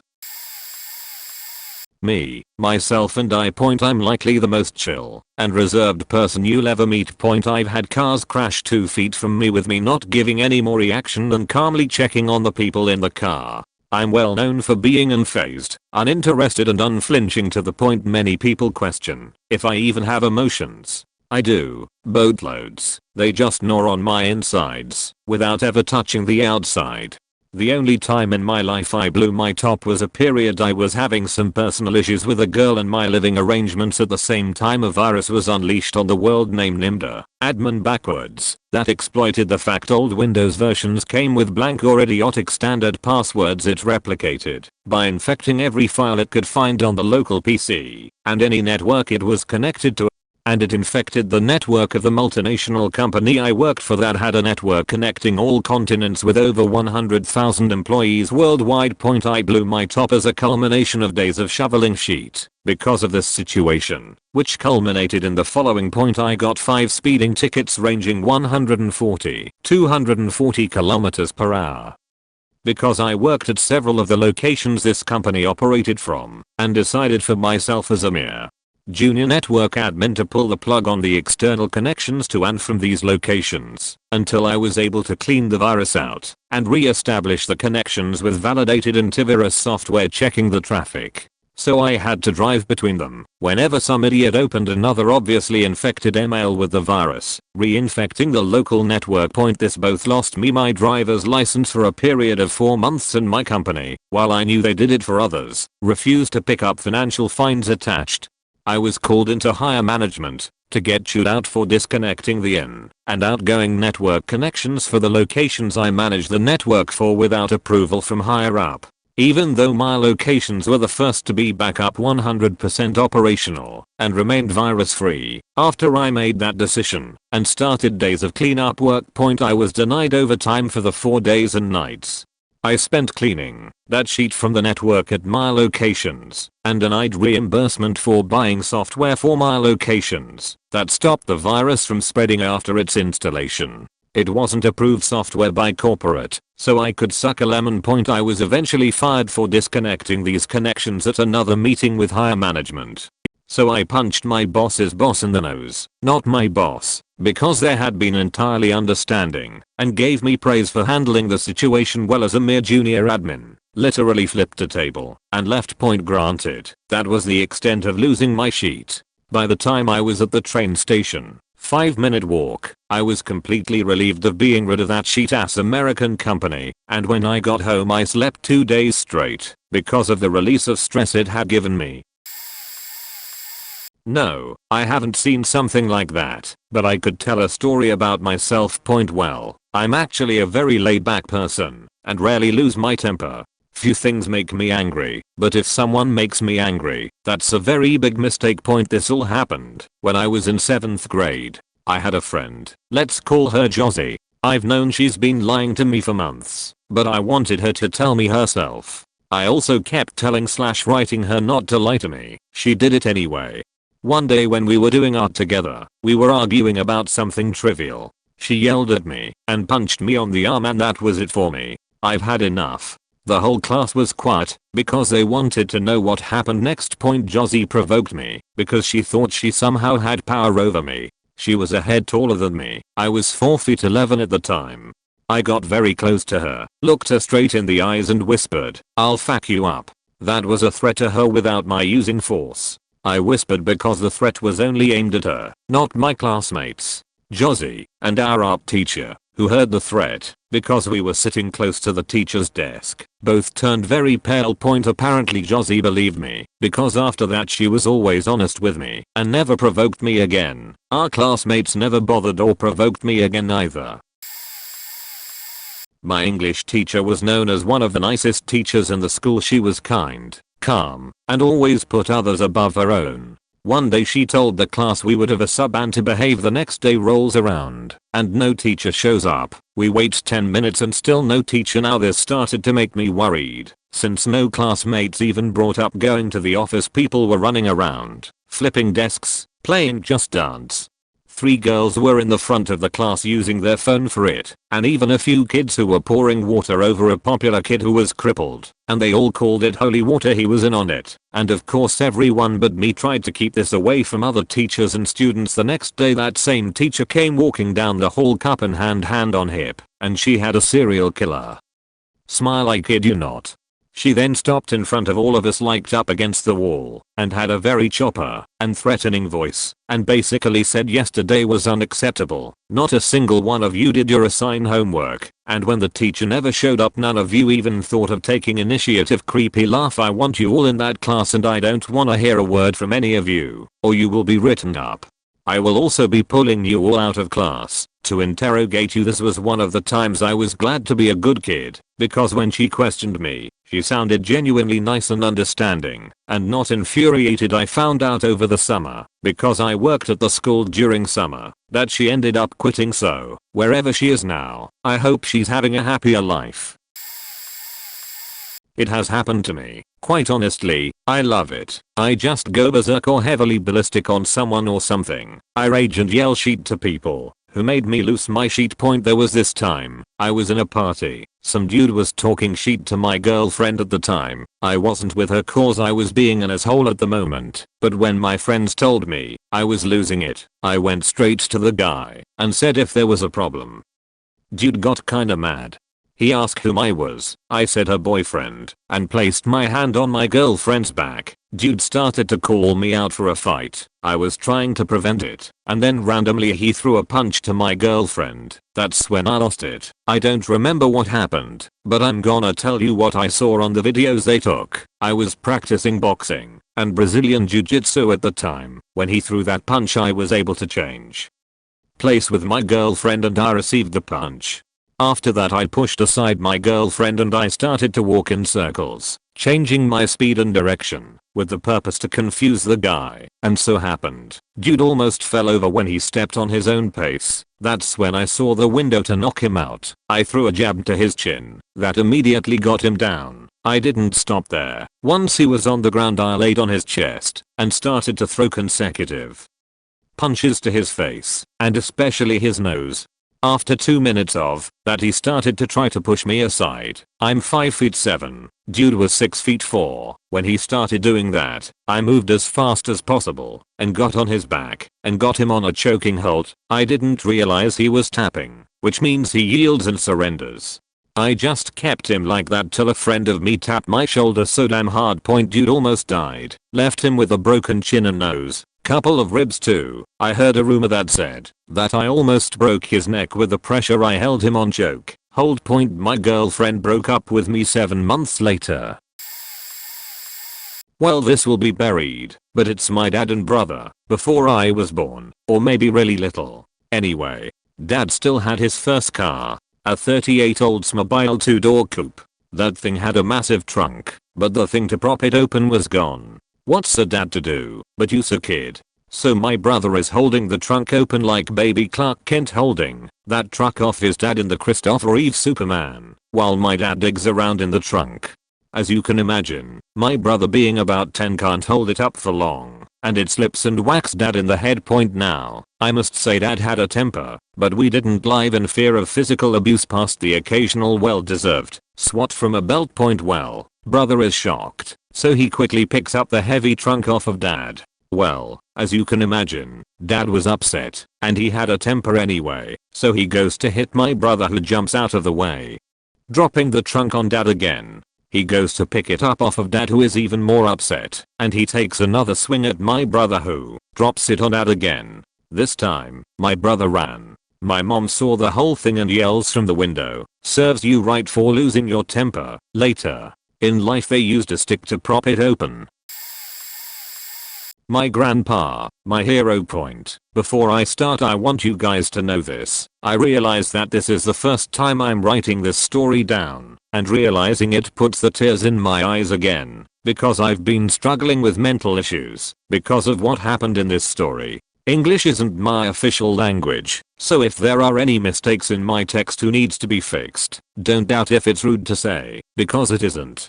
I grew up in a family with my mom, who had me at 27, and my father who was 21 when I was born. The day my mother told him she was pregnant, he put a gun on her head and told her that he was going to the pharmacy for a pregnancy test. If the test would turn out negative, he again would put the gun to her head with one bullet in it. Test turned out positive, and I was born. I remember the domestic violence since I was around 2 years old. When my mother got beat up, I would involve myself in their fighting. I couldn't let this happen, and my mom stood up for me, and vice versa. Dad is a MMA/K1/Thai box trained muscled guy 2 meters tall and 150 kilograms heavy, dealing with unsolved child traumas, and only knows the fighting way to solve a fight. He learned me that way too. When I was 11 I once fight him, and he was on the floor, unconscious. That moment I realized that I, a tall but skinny 11-year-old girl, had the fighting skills of my father, and that I need to be aware of that. A part of these skills were developed because of my karate lessons. I was bullied at my junior high, I told my parents, but it wasn't bullying. I've been sexual abused for 2 years by 5 boys out of my class.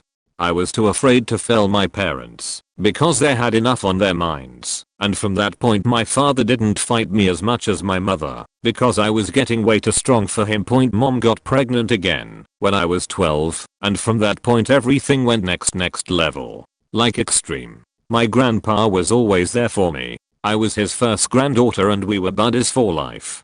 So when my dad locked my mom at our company to work the whole day without food or water, I needed to take care of my baby sister. Mind you, I was 12 and going to school for 36 hours a week. Summer recess 2006. Dad was high on amphetamine for 6 weeks in a row and got a psychosis. One morning he woke me up at 6 AM and he told me to grab his phone from the kitchen in 30 seconds. If I ran out of time, something scary would happen. So I jumped out of bed, jumped from the stairs, grabbed his phone, and gave it to him with 14 seconds left on the timer. Thank God. He forced me to sit down under the attic stairs and look up.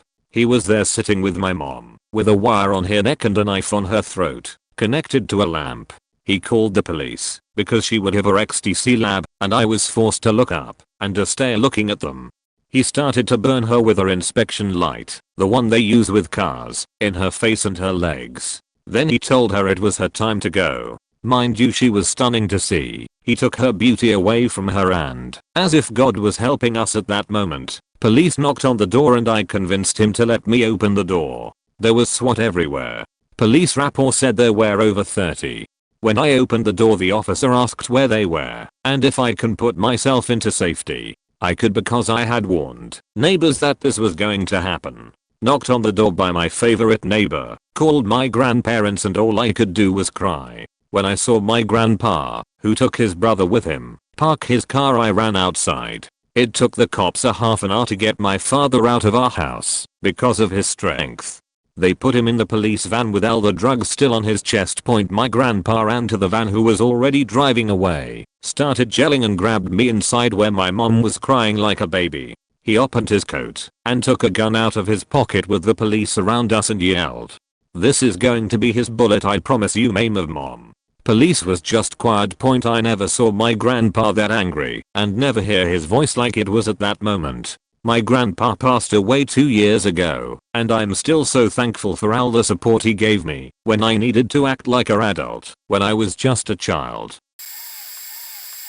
Oh, another one by me. Yeah, I know. Anyway, growing up, my 2 youngest siblings, who were 2 years apart and shared a room, used to fight all the time, and I really mean all the time, from dusk till dawn, yelling at each other, yelling at our parents that the other did the thing or won't do the thing, just loud all the time. Mind you, we lived in a not so big apartment. What was even more obnoxious was that my parents did jack shit about it, and if my sister and I, the other 2 kids of the 4, would complain about being woken up in the morning, we would just be told by parents, "Well, it's 6/7/7.30 over 8 am. You should be waking up anyway," even if it was the weekend. Infuriating to 2 teenagers who would stay up late and hang out with friends at Kanawaj.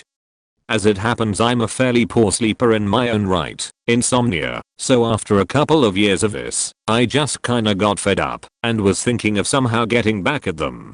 One weekend I wake up around 5 AM or so for no reason, and instead of going back to sleep, after mulling it over a bit, I went into the kitchen, grabbed a metal pot and a spoon, walked into their room, and started banging. Woke up the whole house, got yelled at a bunch by basically everyone, but it was worth it.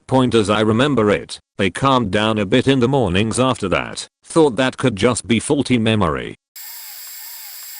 Yup, cause it was me. Only twice it has happened, but when I'm angry, it is full on. Seeing red, do everything in your power to hurt them rage. First time, middle school, bullying sheet, had to be restrained by my friends when they realized I wanted to kill someone, based on the look in my eyes. Girl I was crushing on was there and never got near me after she saw the switch get flipped. She didn't hate me or anything, but straight up told me that was the scariest face and most terrifying eye she had ever seen. After talking to my friends and the way they described what they thought after looking at me, I do not blame her one bit, and that day was the last I really spoke with her. Second time, senior year of high school, different details but same basic bullying sheet. Luckily the switch got flipped when they were barking over the phone on speaker in front of the whole team, and I just lost it. Friend hung up the call before I could lay into her verbally, but from the 5 to 10 minutes of me losing my mind as I vividly described all the ways I would beat her to death if this kept up, the whole team realized the gentle, easygoing, soft-spoken me had a very ugly side when truly angered. Luckily someone informed her of what I said, and she didn't say shit to me for the rest of the year. I know in other responses people are saying it is either stone cold anger or do my god I made real, and well, I'm in the do my god I made real category. Only upside is, since learning that about myself I never place myself in situations that could go that way. Always walk away from a fight/provocation. Never drink. Never start something. Haven't been angry for over a decade now. Plenty of other negative emotions, but never angry. Ex-boss. I worked part-time as a pot washer when I was 16 in a busy kitchen filled with characters. The pub was run by a guy called John and his 2 sons Stuart and David, who were both in their 40s. They were all good guys, but mainly it was Stuart running things on the floor each night. He was well mannered and spoke in a really polite tone, but would occasionally come out of nowhere to dip into the kitchen staff's utterly brutal banter with a comment that made everybody else's comments pale considering how politely he spoke. When he did it, it only made things even funnier. He never had a dig at me and was always super nice, probably because I was on minimum wage, only 16 and generally kept myself to myself. One night after shift there was some discussion going on between the dessert sous chefs about shifts. I didn't really catch on to the details, but things had suddenly become tense out of nowhere. I'm doing my thing and Stuart suddenly comes into the kitchen and goes berserk, yelling at them from across the room about talking about him behind his back, which he never did to anybody. Finishes off with pointing at them across the room and shouting back quote, "If you've got something to say it to my faking face and not my back." He then walks across the kitchen to the restaurant floor as the kitchen is in total silence, pats me on the shoulder without looking at me as he passes by, and says really politely back quote, "Alright STEM 18. Even though I had nothing to do with any of it, then headed to the restaurant floor. I had known nothing but calm from the guy for 12 months, so when he went berserk it was terrifying.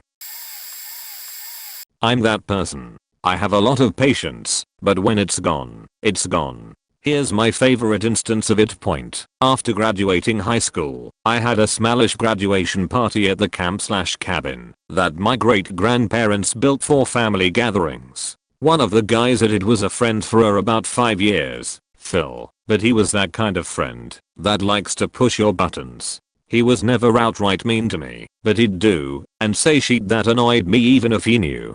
For example, he was a big Tom Green fan and used to call me Glenn Humplick all the time and try acting the way Tom did with Glenn. It annoyed the hell out of me, and he knew it. Point. For some reason, a bunch of us started tossing around this foam and latex rat Halloween decoration at the party. That led to throwing it at each other. Someone threw it at Phil, missed, and it landed near me. Phil darted over, picked it up, and slapped me right across the face with it. The room went silent. The look on his face completely told me what the look on mine was. He dove over the section couch that had just enough space between it and the wall to walk. I went right over it after him. Now is a good time to point out that I was probably approaching a weight of 300 pounds at that age.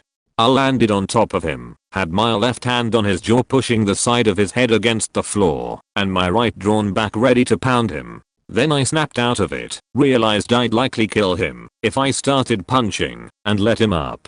He never did that shit again though. Point edit. Typos and clarification. This one is about me actually. I worked in a job growing weed and the owners were completely taking advantage of us. We worked 14 to 16-hour days with no overtime pay and got constantly demeaned. I tried calling the BBB and they informed me that agriculture jobs don't have to follow regular labor laws. One day during harvest I looked over and one of my friends was crying. He had a wife and a newborn and all the work was really getting to him, but if he said anything he would be fired. I realized how crazy it was and just left. I don't like to make a fuss because I'm really introverted and scared of confrontation. Then a few hours later I get a text from another friend apologizing to me for the rides home I gave him. After texting back and forth a bit, he explained that our manager had told everyone that I quit because he was asking me for rides home and that I was getting sick of everyone. I fucking lost it. I drove right back to work and confronted him on the spot about everything in front of everyone. I blew up and was yelling at him, and I noticed that everyone was on my side and people started to chime in because it was all very built up. We ended up demanding better working conditions, and I got my job back, and we got what we asked for. I quit about a month later because I just didn't want to be there anymore. The conditions remain better to this day though. I'm the normally calm person, and I have 2 examples of what happens when we lose our shit and why. Haha. First time was when I was very ill. I knew I'd be hospitalized soon and didn't know how long I'd be in there, and there was a chance I could die, but I was doing my GCSEs at the time, so I was still going year old school. One boy in my class, who we'll call C, was being a dick as usual in the back of the class, interrupting, mucking about, and just generally being disruptive. All I wanted was to be well enough to stay in school, and here was this guy who was, and he was throwing it all away. I turned around and screamed an entire speech at him about how he was wasting an opportunity not everyone gets, and if he wants to do that then that's up to him, but he needs to stop taking this opportunity away from the rest of us by being so disruptive. The whole class fell silent and stared at me. C then started awkwardly laughing before the teacher cut him off and told him I was right, and then after the teacher set us some work to do, she came and checked I was okay. Hahaha.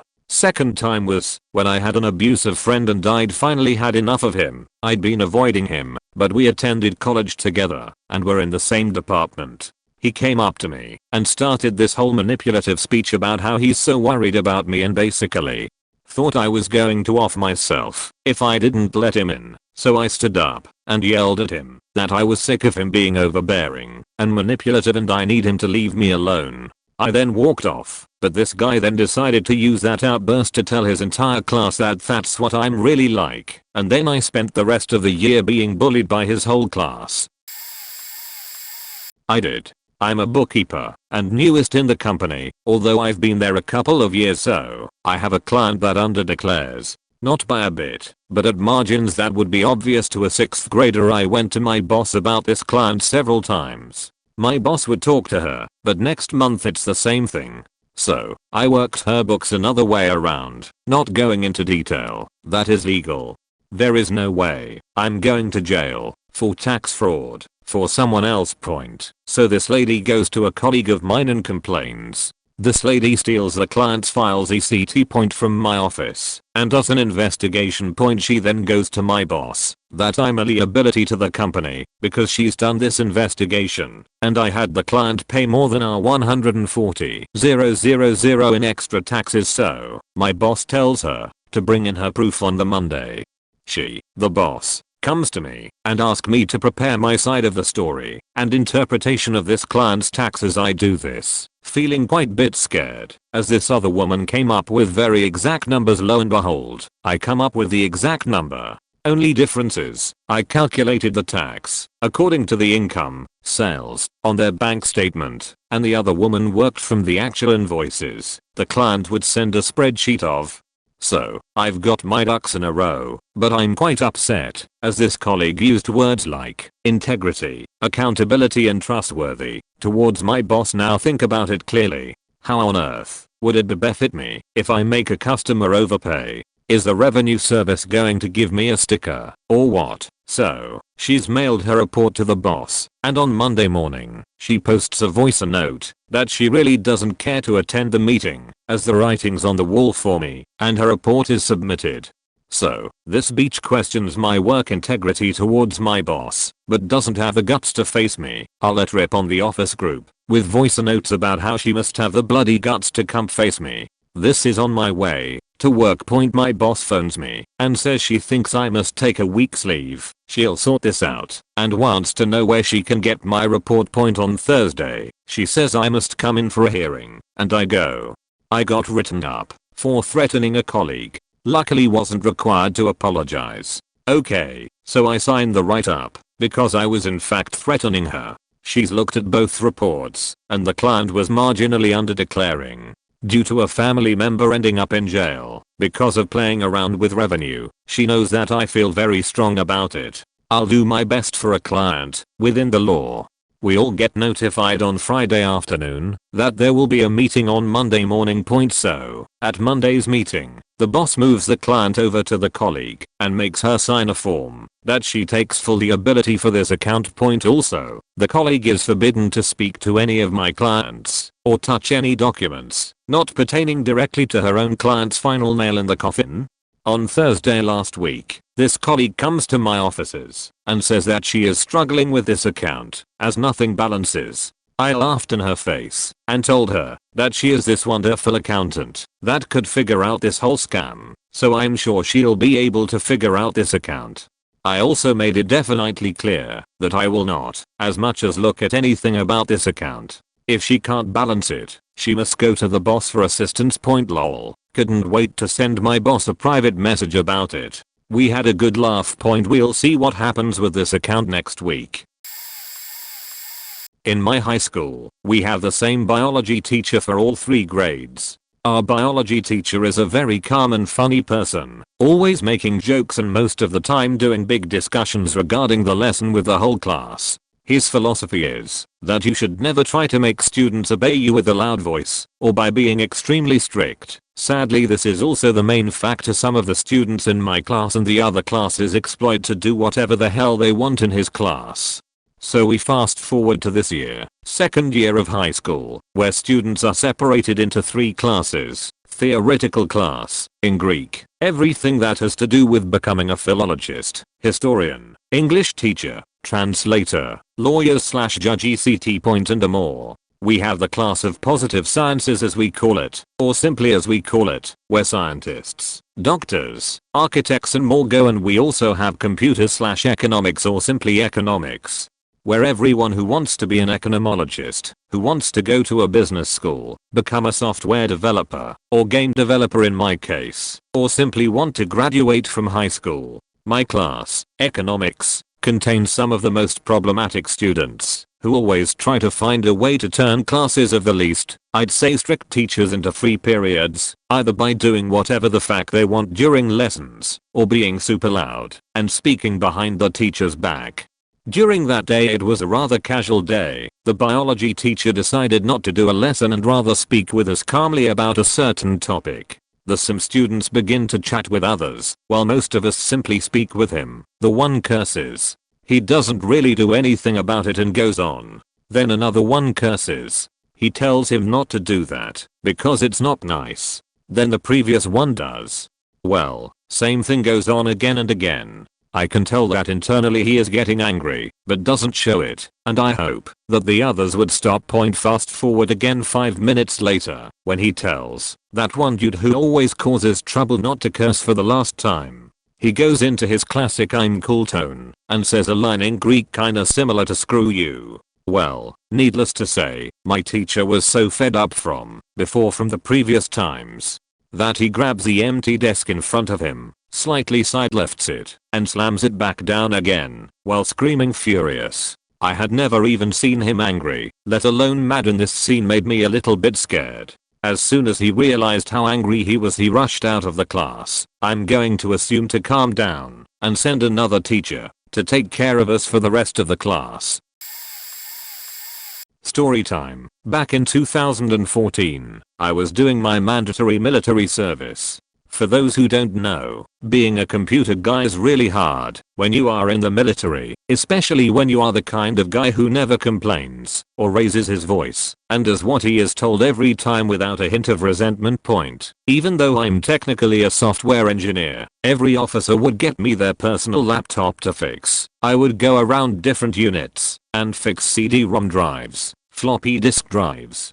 Yes, floppy disks were still a thing in 2014. Replace hard disks, and in general, tend to any device that operates with electricity, including being a freaking photographer for the unit's events. I would do everything that was asked of me with the most professional military attitude. Yes, sir. Of course, sir. I was also permanently assigned to the first office, which is the military equivalent of the hour plus supplies department.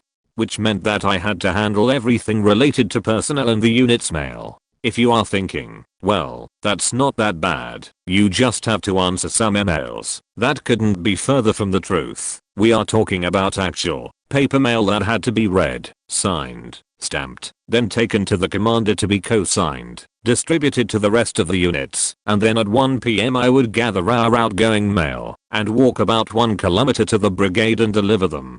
Since I was in charge of all the slips for the soldiers to take a day/night off in their schedules, I did my best to secure some extra days out for anyone who privately requested them.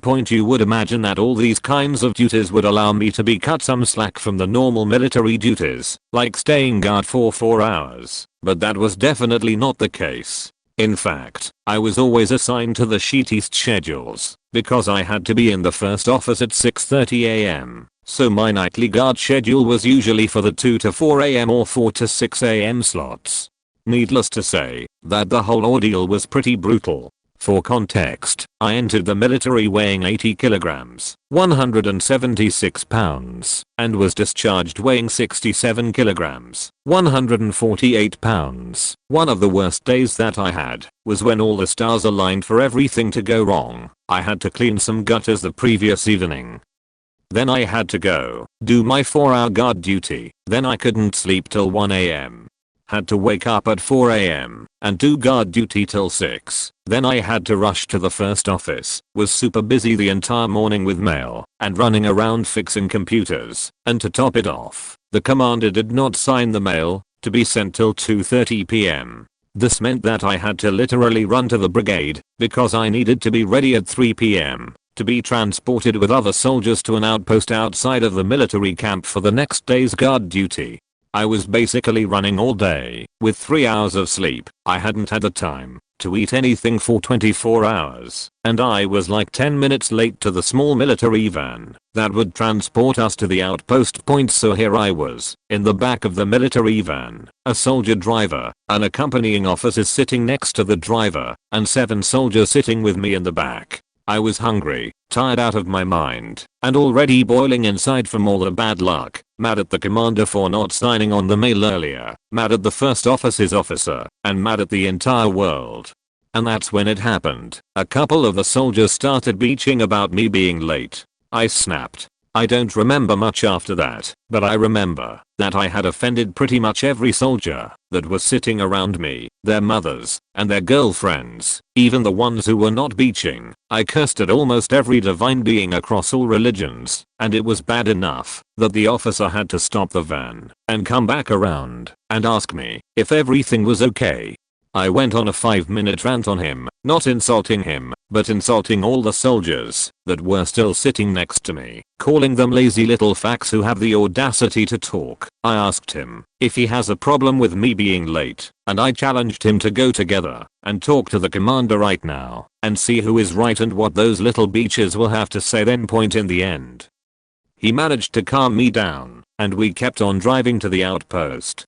As you can imagine, the rest of the ride and the entire guard duty, especially with my guard partner, was really awkward as there were 7 guys with fully loaded guns and knives, fearful that a crazy dude might snap again and kill them. Aftermath. When we reached the outpost, the officer asked me if I had eaten, which I hadn't. He actually called the restaurant in the camp to open up again specifically for me, and he had me transported there in the military van to eat.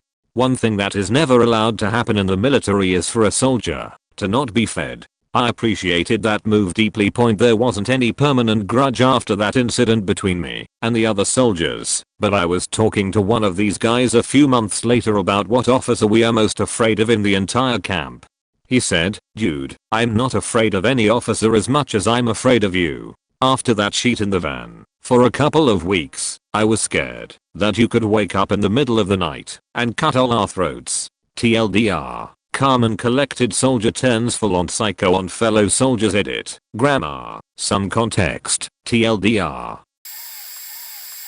I was at my friend's wedding, which was at his house. One of the bride's cousins was causing minor issues with several different people throughout the night. Then a yelling match with the groom ensued. I stepped in and started handling the situation, and everyone was saying good. Ledrens_Malinix handle it mostly, because I'm known to be calm and rational, while other guests are quite well known to be hotheads. I thought that I was able to talk some sense into this punk, but an hour later the bride chased him out of the house screaming at him. Apparently he had snuck in and was snooping around. I decided that's it, he has to leave. He ended up at the end of the driveway and I simply stood there and told him that he wasn't coming back and explained that he needed to find a way home. Eventually he tried to make a move past me and I instinctively chokeslammed him on the gravel driveway. I only know that it was a chokeslam because I was suddenly on top of him and holding him down by his throat and ready to thump the shit out of him for trying to ruin my friend's wedding. Fortunately I realized what I was doing was unnecessary and slid my hand down to his chest to hold him and yelled at him with an anger that I have never heard come out of me before, that he was a piece of shit, as the groom pulled me off of him after my wife failed to. While everyone assured me that I did nothing wrong, I was embarrassed and disappointed in myself. No one has ever pushed me to that breaking point in over 40 years of my life. We didn't see the douche for the rest of the night, but apparently he stole his father's truck overnight and got into an accident on the highway and broke his leg. I was a little worried for a while that there might be some legal consequences blowing back on the groom and myself, since the douche got drunk at the wedding and I forced him to leave, but it has been a year and we haven't heard anything. I used to work with a Canadian gentleman who was a picture of calmness and civility. I'd worked with him through several significant catastrophes and high-pressure business situations, and he was unflappable. A different colleague and I had traveled to the Canada office for some run-of-the-mill project work and were sitting in a conference room early in the morning with several Canadians. During a lull in the conversation, my American colleague confessed that his knowledge of Canadian geography was practically non-existent. This prompted our calm friend to put a map of Canada up in the projector, and he gave us a brief summary of each of Canada's provinces, including points of interest and a little history. It was like watching Mr. Rogers when he'd finished. My American colleague pointed out Quebec and said, "Aren't they the ones that want to leave Canada to start their own country?" The calm Canadian hand waved that suggestion away as just the loud ravings of extremists. The American persisted, "But how would that work if they voted to leave Canada?" This prompted a 10-minute long tirade from the previously placid Canadian, featuring statements like, "I hope they plan to take their goddamn debt with them. A lot of shitty politicians will have to decide which country they want to screw, and my wife studied French in Paris for 4 years, and she can't even understand them. I don't know what that garbage talk is, but it isn't French." After his lengthy loud tirade completed, we all sat in stunned silence for a moment until he noticed that my mug was empty and promptly made me a cup of tea. Lol. Math teacher, normally a quiet and reserved teacher, she didn't raise her voice when teaching. We were the morning class, and it was end of term, when we had to apply for university, back in the day, when it was just a pile of paperwork. Naturally we were talking about university/college/post-secondary choices. We didn't shut up, and she was ready to start classes. I was sitting in the front. I saw her expression cloud over, and she picked up a wooden meter stick and contemplated it for 2 seconds. She smashed the meter stick so hard into the desk that the first stroke splintered the thing into pieces. I still remember the sheer noise of the wooden meter stick hitting the wooden desk and just exploding into pieces. She continued to do so while ugly sobbing. Everyone didn't know how to act, but she got it out of her system and left a note on the chalkboard to do certain pages and she waked out. We found out later that the poor soul had a cancer DX, mid-90s, so the tech wasn't as good, and the stress broke her. Teacher salary versus medical sheet. Even with Canadian healthcare? Yeah, I would be stressed too. I wish I gave her a hug or a calming word, because poor lady lost it. Same high school, different class. My friend witnessed our outgoing biology teacher throw a full-sized grade 13 hardcore textbook at a student. Funny thing was the teacher in question was a petite lady with like zero muscle tone, so that was another meltdown from hell. Here's a story from high school. I was sitting in the computer lab next to my friend during a lesson. I picked up a stapler and, succumbing to the call of the void, pressed it into his arm, ejecting a stapler into his skin. You'd be mad, right? He wasn't. He was totally calm, utterly bewildered, laughing, and said, "What the hell? Why did you do that? Ow." To which I replied, "Honestly, I don't know. I'm so sorry. I have no idea why I did that." I watched, feeling surreal, as my friend removed the staple from his arm and looked at the 2 tiny holes it had left, still laughing. Now, this conversation drew the attention of our teacher. When my friend explained why we were talking during his lesson, the teacher, who had never so much as raised his voice, slammed his fist into the whiteboard, knocking it off the wall. We were all terrified. He immediately seemed to feel bad. Ultimately, I was not punished because my friend was not even mad, just very confused. We still play online games together almost 20 years later and occasionally tell that story to people. Love you, Ian. I leave you with a quote. There are 3 things all wise men fear: the sea in a storm, a night with no moon, and the anger of a gentleman. My dad and I are both accomplished skiers, and we used to go on big trips where we'd have to camp out, etc. He's in his 70s now and still fighting fit, but this would have been 20 or so years ago when we were both in our prime or close to it. We knew the potential risks and were prepared for them, but the mountain does what the mountain does, and on that day it decided that what it was going to do was fuck us up. My dad never loses his temper, but that was the day where I discovered that I don't take after him as much as I'd like to. I lost my own sheet, hard, and badly. Proper tantrum level stuff. To be honest, I expected to die in the blizzard and the avalanche risk. After a while the old man came over from digging a snow shelter, grabbed me by the shoulders, and went off like a claymore mine. He called me weak, and I was, in fact, weak. I dragged myself together, and we made the shelter, and then made it back to base the next day. I learned a lot from that experience. One lesson was definitely to fear everything when a calm person becomes scared. He literally needed me, and all I was doing was sheeting myself like a fool. My dad is already my hero, but his cold rage in that moment just solidified it for me. I'm generally calm, but aside from losing my sheet often with my parents or a few times with my sociopath coworker, I can think of one other time when I went to get my car inspected at a Pep Boys. I used to go to this Pep Boys regularly just for tires, oil changes and inspections, no serious work. I had a Mini at the time. I was very happy with what they did and their turnaround time. I hung around the shopping center this time while I waited for inspection. But also it was summer. I had grown a lot of vegetables in my garden, including fennel, if you've ever seen that. It's tall and has very fine frilly leaves at the top. I was carrying them around in bags because I did not want to leave them in the hot car. When they call me for my car, I go to pick it up. Everything is fine. Get to my car, settle in, and my hood release latch is sticking straight out. So I go to push it in, and it's just totally loose, like it's broken. So I'm like, this was definitely not like that when I left it here. So I go back in, but I take my bags of produce because I don't want them to wilt in the car. So I ask about the hood latch. First they deny they know anything. Then they said, yeah, it was hard to open the hood and the way it is now is your problem. Basically, I was talking to the manager and he was so smug. I just flipped out, and I'm going on about how they were so rough with car and how come they don't even know how to fix that, and he is just looking at me stone-faced. Meanwhile, as I'm flipping out, I'm wildly gesticulating with these 2 bags of produce in my hands, leaves flying everywhere, and the guy's eyes keep going to the bags, and I know he sees the bags, and that's annoying me too. Anyway, they didn't do anything for me. I blasted them on Twitter. I made a Twitter account specifically for this. This was 10 years ago. Corporate called me and had me go back there. They reimbursed me for the hood latch repair, which I had done at the dealer already, and the manager came out and apologized to me, and I never went to a Pep Boys again.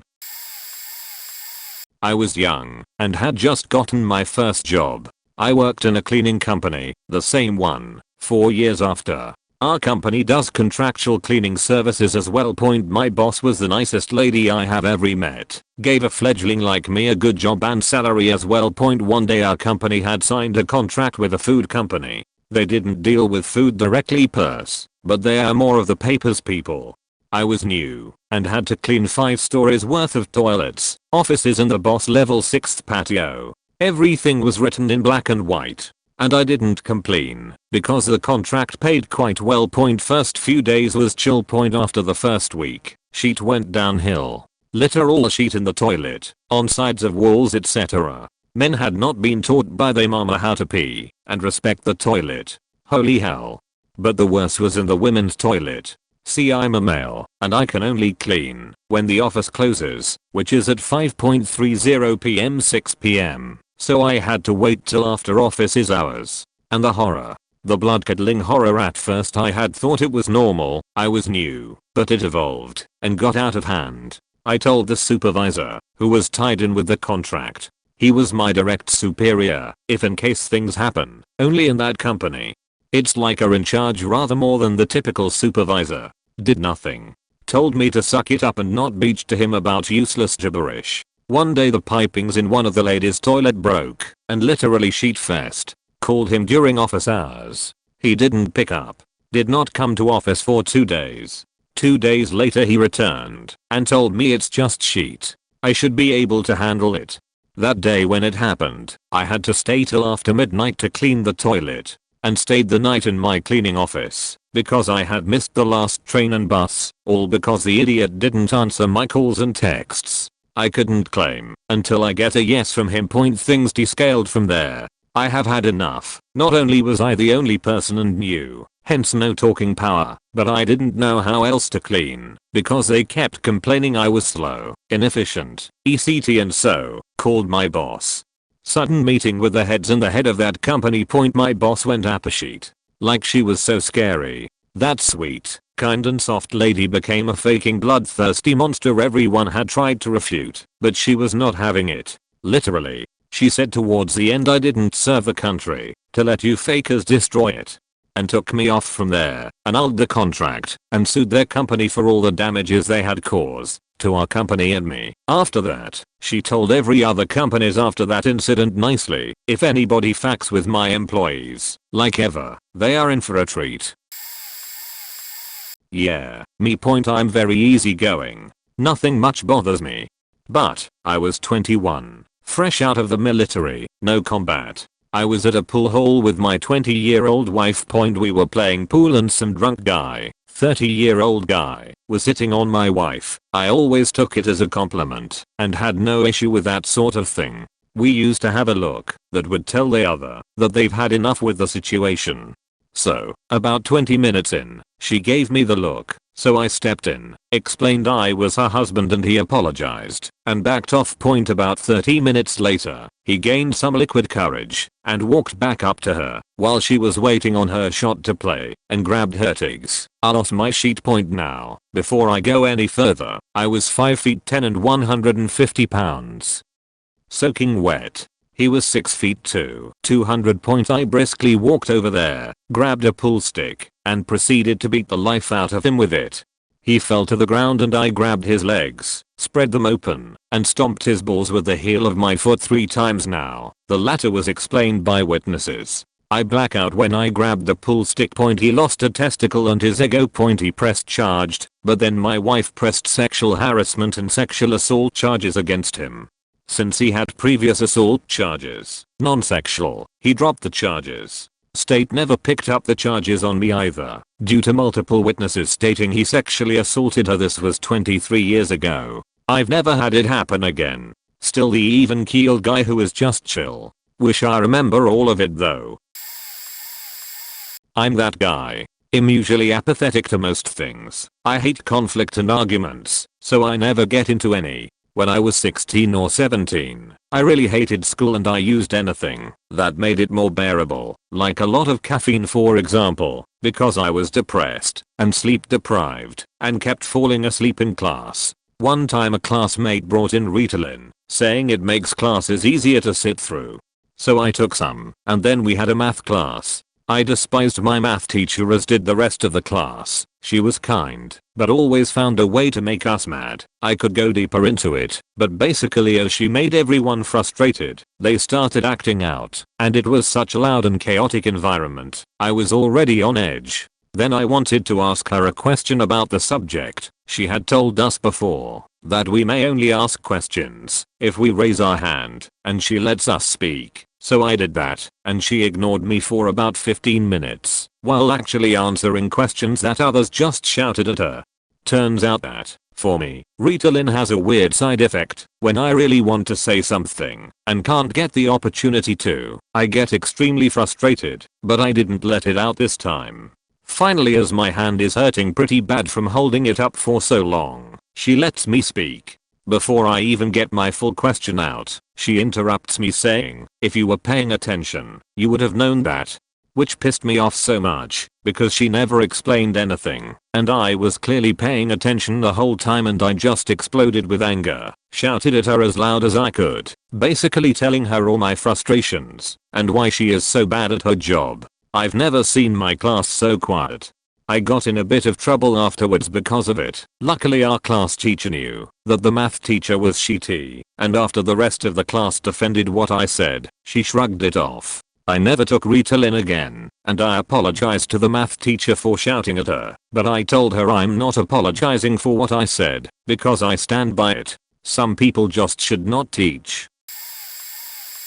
Me, myself and I. I'm a totally chill person who in most instances ends up laying on my back for others' wants and needs over my own point. Earlier this month I experienced the most agonizing loss of my lifetime. My baby that I had tried to conceive with my fiancé for over 4 years. I've never been in more mental pain before in my life. My closest friends. Yeah, I know, the ones you drop everything to help them move. You share your darkest secrets with them. etc. All couldn't care less about my loss. I was not once messaged how ya doing, are you okay, do you wanna talk, etc. by any of them. I suffered through the biggest loss all by myself. When I never left my friends to go through loss by themselves. I lost my shit on them after I realized that they didn't give a shit about my sorrows. I told them they were worthless. I told them I hope they're happy staying with men they bitch about every single day online. I told them to go fuck themselves, and I may have gone a bit far. I told them to lines themselves. I was, and still am, full of anger and rage towards them with the scenario. I was there for them when their snake and frog died, but they couldn't even message me when my baby died. After over 4 years was put in the making of that baby. Now wholeheartedly, that beach got added to my on-site list. To top that off, my childhood best friend, 14 years, that I cut off last summer, started talking shit about me on TikTok after she learned of my baby dying. She had her other friend's husband stalking my social media. He told her my baby died and I was suffering. They probably laughed about that alone. Then she decided it was prime time to start talking shit about me for views and clout. I wouldn't care if she was talking on it months ago, but you're gonna hold your breath from last summer to now after my baby died? I messaged her calling her out for waiting to talk shit until my baby died, then blocked her on all social media.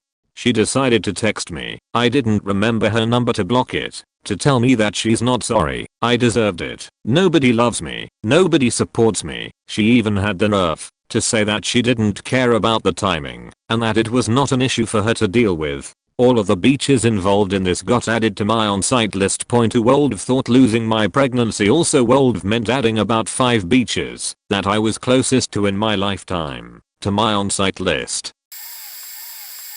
Me, I never ever lose my temper. Sure, I can get a little frustrated, but I always try to put humor into my frustration so people don't get too negatively affected by my complaining. And mostly I just don't let negative feelings get to fester. And since I was a kid I've learned to postpone any reaction apart from survival instincts. But I completely lost my shit earlier this year at Ups for never making my home delivery. They just send it to some boutique where I can pick it up. And I hate that. I pay extra to get my items to my doorstep. So, I've used Ups 8 times that I had receipts and history on, every single one with home delivery, and 0 of them actually getting here. And the same happened this time, with an excuse of me not being available or at home to receive the parcel. But this time, I worked from home and saw the driveway from my home office the entire time. I get my notifications that I can track and see when it arrives and the time window of delivery. So I'm literally sitting there watching for them to come, so I could see why there's always an issue. I suspected a routine of very unprofessional laziness, but I won't call it out unless I can substantiate such a claim. Every job can be rough and time is often a complete mystery to planning staff, it seems. So time goes on and the delivery time window just passes. Get a message from Ups that I wasn't available for the delivery, and I just snapped. I messaged them on Messenger, called the local Ups office, and told them all of my experiences with them, and the poor bloke stopped trying to defuse the situation pretty quickly as I just shot down the script he's been spoon-fed by Ups, and I could hear that he was really ashamed of the situation and going for the script. It pained him to try to do the scripted replies and arguments. So he offered me a refund of the shipping, and I said no. That's not going to help the problem that they're obviously having with their staff. So I told him as clearly and directly I could without being a complete anus to the poor guy that you are going to call your driver, you are going to tell him that I know that they've been bullshitting on their delivery tactics, and that he's going to turn back, get my item, and deliver it to my door as I paid for. Is that understood? Yup, I went full on dad anger on him, and the guy I talked with apologized profusely and told me that he genuinely is on my side on this. So I apologize too for being so angry about it, and that I know that he's not the problem here, and that he seems like a good guy. A courtesy I felt I owed him points. So after 20 minutes I get a message on my phone again saying that my parcel will arrive later that day. Fine, good.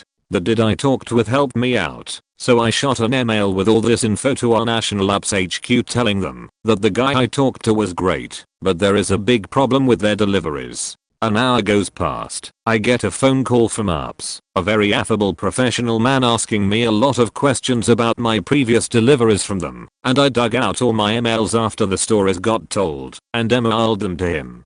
Another hour and a half goes by. I get another phone call, this time from a clearly angry but professional man, asking about all of this again, from the day to all the previous encounters with Ups I've had, and he apologized. Told me that he'd get my package delivered as soon as he could, and asked if he could use my emails, phone call with the support guy and receipts that I sent for their teams to see and discuss.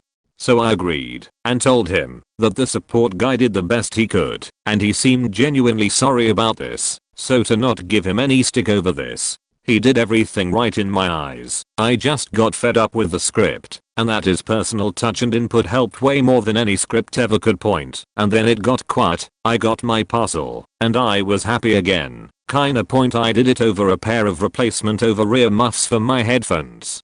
They cost a total of $15, 159 of my national currency. I did all that for some ear muffs, and not wanting to walk 1 kilometer to the pickup place, onward a week. Thought a lot about the support guy I talked to and just had to call back to make sure he didn't get any flack from what happened, because it seemed like I made some waves with my interaction with them. So I get a hold of him, and we talk for a bit, and I apologize again, and he did too, and he didn't get any stick. What happened? Quite the opposite, he even got a small bonus, so that was cool.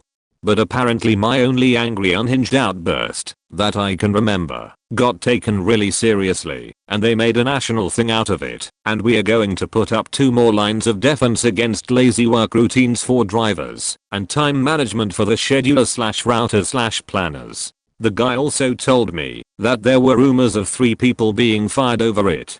I don't ever want to lose my temper, even if I can control myself and keep being communicative when I do, but it felt really good to just go ham and just let that stuff happen, and that it actually made a difference. But the leading up to it is horrible.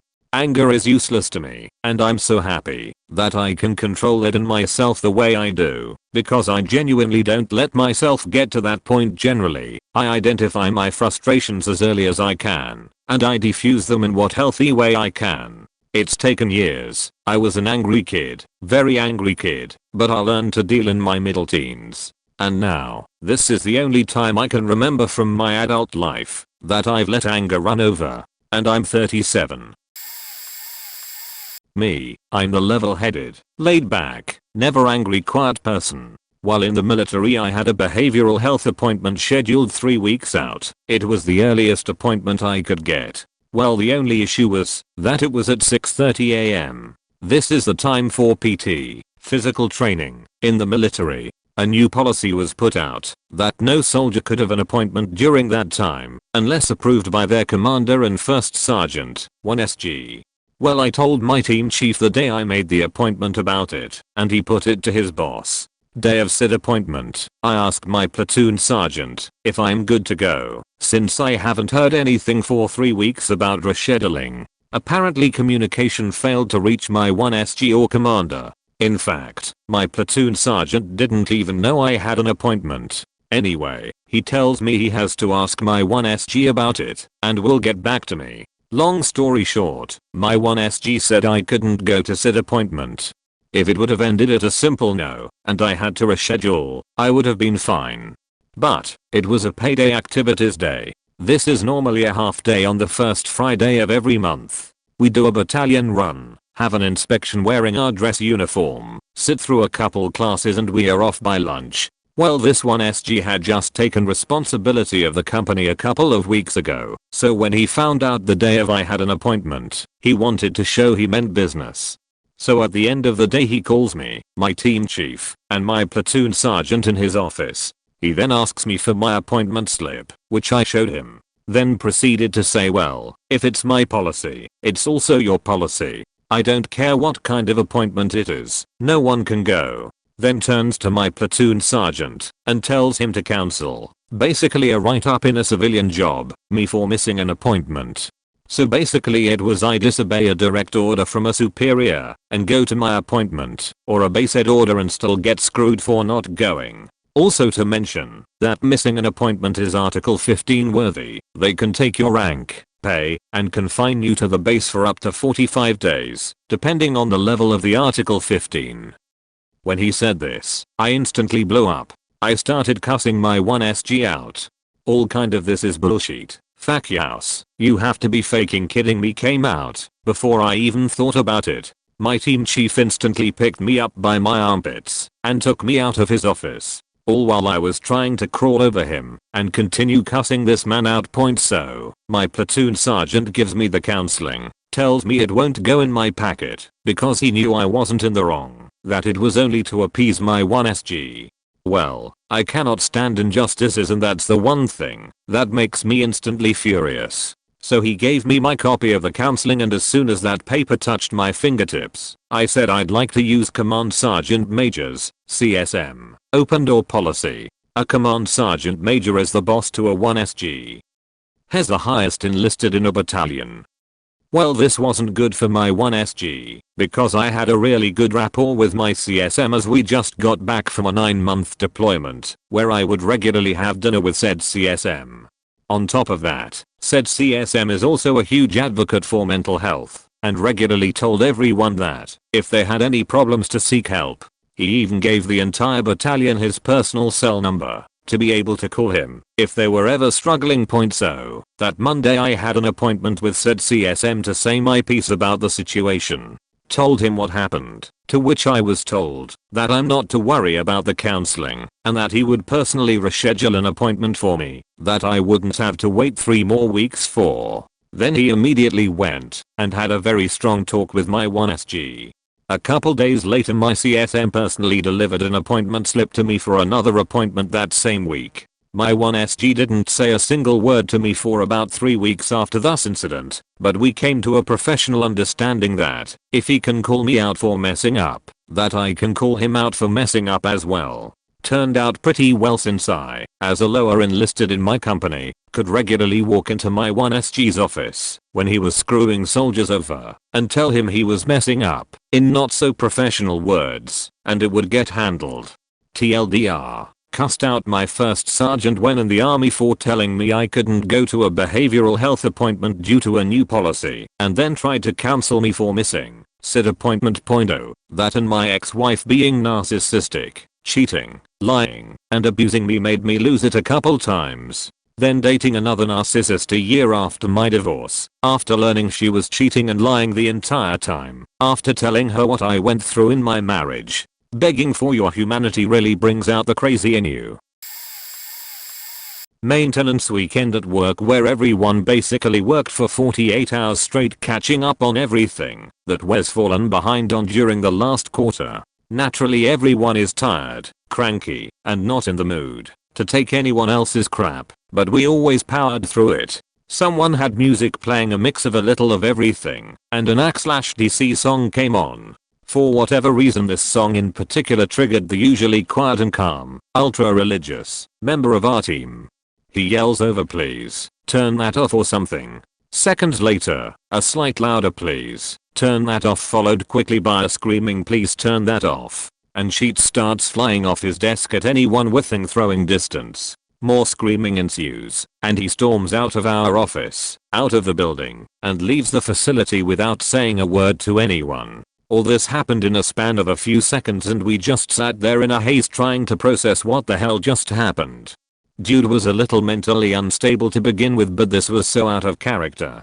Fun side note, he had an arsenal of weapons including a few fully auto submachine guns that he had no problem sharing videos of him shooting. Everyone was talking about him coming back and shooting up the place, and I think most of us were only half kidding about it. Monday rolls around and he comes back to work like nothing ever happened. We just stayed clear of him from then on out. This was over a decade ago and the majority of us no longer work there, but this comes up every time we run into each other. This was me at my last job as an assistant manager at a winery. I absolutely loved the job, loved my employees, and loved my boss. It truly was a family, and 4 years on we still all gather for days and holidays. But there was this manager in a completely different department who decided one day she was going to micromanage our department, and despite constant complaining to the owner basically took over our department. My boss would give me more leeway and responsibilities, and mean boss would take them away. Good boss put me in charge of a subdept and Megabyte would revoke my computer privileges. I'd ask my employees to do something, and she'd make them do something else I didn't need done. One day I simply had it. She had raised her voice at some of my employees about breaks in front of customers on a relatively busy day. I walked back into the closed off office space and let Megabyte have it. She threatened to fire me, and I busted out laughing because I knew she couldn't. Just full on scream laughing directly in her face. It was an unexpected way for me to lose it because I'm a very calm, easygoing, tolerant person. She couldn't fire me, but she made the owner fire me. It was so absolutely worth it, and I've become somewhat of a legend at the place. Whenever I meet new employees they go, "Oh yeah, her." Husband and I were traveling to visit his family in Spain the day before Christmas and had a layover in New York City from Chicago. We booked both our flights on the same credit card through American Airlines, and the second leg was through Iberia. We both go to the different terminal with our boarding passes and are sent through security. Get to our gate and realize somehow my husband's ticket is for a completely different flight on American that left an hour before we landed. Hadn't bothered looking at his ticket, we just looked at mine because they were stacked on top of each other.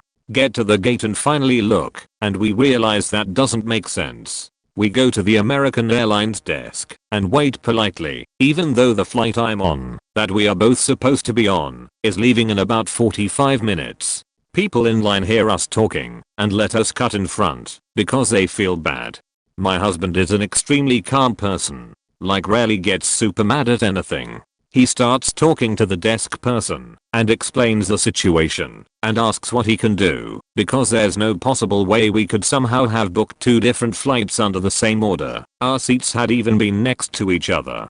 Desk person is extremely rude and eventually just says back, "Can you even read?" That was basically it. My husband starts losing it and I end up stepping in before he can literally yell at her. I ask what options we have, and she tells us he can either sit in the very last seat they have available on my flight for $2K, or he can stay in New York City for the next available flight 2 days after. Completely rude the entire time. Husband is pacing back and forth away from the desk swearing. We buy the ticket on a credit card figuring $2K is cheaper than waiting for yet another flight and staying in a hotel in New York City for 2 days and then trying to figure out getting him on a train from Madrid to Malaga the day after Christmas and then getting him a ride from Malaga to Nerja. Ends up sitting in a middle seat between a family with young kids. I offer to trade my seat. Nope, they don't want to.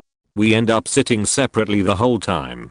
Husband's bag also gets lost, so he has to borrow his uncle's clothes. When we are returning home we have to go to a different desk because he missed the flight they erroneously booked him on. Explaining that in Spanish was fun. He speaks it, but not super well. In the end the desk person in Madrid sees the error on their computer, but says they can't do anything about the extra money we had to spend, because we agreed to it.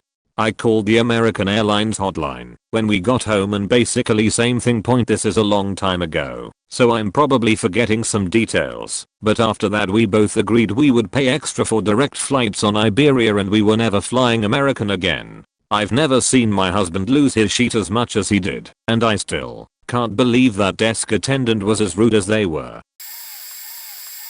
Lol, I was the calm one. This happened recently actually. I was working at this particular app store for almost a year. It was all okay, super easy work up until a few months ago when boss decided to hire a 48-year-old man-child who has issues with authority and being told he's wrong. This is not a hard job. I tell people all the time that the only requirement is being able to read and follow simple directions.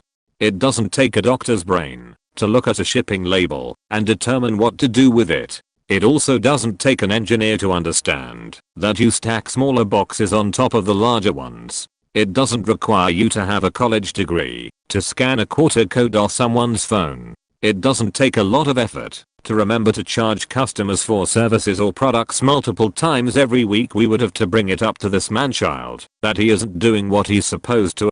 He actually throws a tantrum one day, throws his name tag on the ground and walks out saying I'm done being told what to do by 12-year-olds, me being the 12-year-old. Even though I'm 30 years old as of today. Lol. Anyway, he ended up keeping his job somehow despite all this. My boss telling me I basically need to get over his fuck ups and work around them / continue to fix them myself.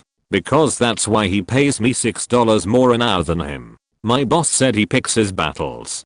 Months continue on. Man-child is still faking up every day and not caring. I point something out like Amazon returns, hey this actually has to be packaged in a box. Or this is a next day error. You can't just toss it in with the stuff going ground. Dude would never care and say oh I forgot or something like that. For nearly 5 months I kept to my lane about it all and never fought uppity about it. Until 2 weeks ago. I don't know why, but for some reason on this day, I just wasn't having anything. I see an Arbogast faked up Jenga looking stack of boxes, a small item with a label just wrapped around it. It's not boxed or anything, just the item itself with a label wrapped on it. The epitome of faking lazy and not caring. So, I chose my battle point. I grabbed it, took the label off, and sat it on our packing table, waiting for this guy to walk back and see me with it. He needs me to sign some papers for him, so as I'm here looks at the item and says what's wrong with this. I respond that it's an Amazon return that needs to be packaged but wasn't. Motherfaker just says oh and tosses it back on the table, making zero effort to rectify the error. I'm still calm at this point and just say look chat, I totally understand forgetting every once in a while, but this has been an every day thing. I'm really going to need you to care enough to pay a little more attention to this sort of stuff. We already got one coworker who has to pay out of pocket for the errors. This absolute faking adult of a child says well I don't care, you can't tell me what to do, and then walks away from me. I don't know why but this just flipped my switch. I grabbed my keys and said I'm done with him constantly speaking to me like that. I'm trying to walk out the door and another coworker is blocking my path. I try to get around, but this guy's actively stopping me and trying to push me back towards the customers. My brain is done at this point, and to just get past this guy I actually have to hurl my phone at the wall behind him just to make the room. Everyone was witness to my blow up. Customer, our pickup driver. It was an absolute embarrassing mess. I'm in my car, absolutely furious while explaining the situation to our boss over the phone, telling him that this is the final straw, and this motherfaking basically tells me that he isn't going to do anything about it. Makes another comment about how I'm paid so much more than him. 2 days later I tell him I'm quitting, and sure I'll do a 2 weeks notice and work it. I'm not a total asshole despite what just happened. It's been about a week now. I got a text from a coworker the other day saying how badly I scared the driver and how one of our regulars who I get on very well with was also too scared to even ask me what happened. Never have I ever in my 15 years of working a job with different people reacted this way. Never have I ever felt the need to throw something out of anger. It wasn't a fun feeling. I never have been so angry that I was physically shaking. Sorry for the long one to whomever decides to read this. My high school chemistry teacher, Mr. L, the most upbeat chill person you could ever meet, had a genuine love for teaching and watching people learn. If he had an issue with certain behaviors or kids not taking chemicals seriously, he'd give us a firm but quiet talk about it. He even managed to stay calm and make slightly nervous jokes as he threw open windows and turned on the fume hood after a couple boys in my class were messing around with chemicals and unintentionally made mustard gas. He was inflappable. Except once point, when the following happened. I was actually down the hall in biology, but my now husband that at the time was barely an acquaintance was an eyewitness. A girl raised her hand, and Mr. L jovially made his way down to help her out. But just as he reached her, she turned rowdy to talk to her friend about something decidedly not chemical related. Something, and Mr. L snapped. I will never know what or why, and nothing like it happened again so far as I know. But he slammed his hands down on her desk with a huge bang that we heard all the way down in BO. He started screaming, going on about how tired he was of kids not taking his class seriously. It was silent in the science hall and my teacher even leaned out in the hallway, flabbergasted. Class ended soon after. There was talk about it, but Mr. L was well liked and no one blamed him whatsoever. The next day everything went basically back to normal, except for kids in his class being extra retentive and well behaved for a while after.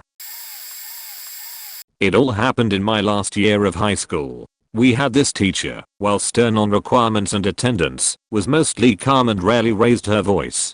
Keep in mind that this class I'm in had some trouble with certain teachers. Mostly it's because of people who have a long streak in coming to morning class late, and we all suffer. We had a small group of troublemakers and class clowns that would piss any teacher off from how they seemed to go to school to fuck around.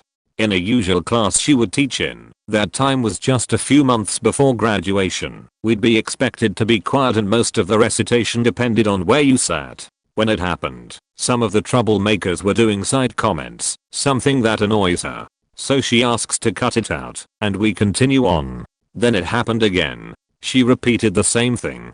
But the troublemakers we had were basically little sheets, and it got persistent until she finally says, "If I was your class advisor, some of you won't graduate and be learning in this school anymore." Unfortunately, our class advisor at the time defended the troublemakers and we all graduated, save for one person who got expelled early before we had a damned reputation. She seemed to just wonder why the troublemakers made it up to the stage on graduation. I missed that teacher. I wished her none but the best.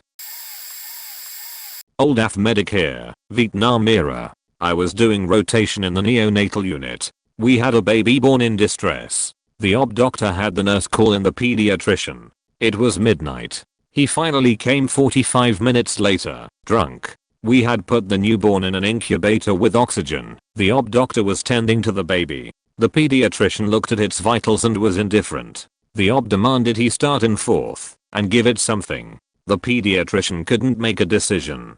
The OB grabbed him by his shirt and slammed him into the wall, screaming at him. His head hit so hard it seemed to bring him out of his stupor. With the help of a civilian experienced neonatal nurse they got its fourth started. The baby stabilized, later recovered. The OB was still yelling, pacing. He promised he would report him through channels and the medical board in his state of residence. The whole brouhaha lasted a couple hours. FYI, we had a lot of brilliant doctors who enlisted or were drafted to fulfill their military service. The pediatrician was angry because he could have practiced privately making the big bucks. Too many soldiers figured if they messed up bad enough the AF would discharge them. This large modern hospital, ortho/psyche, at Feet.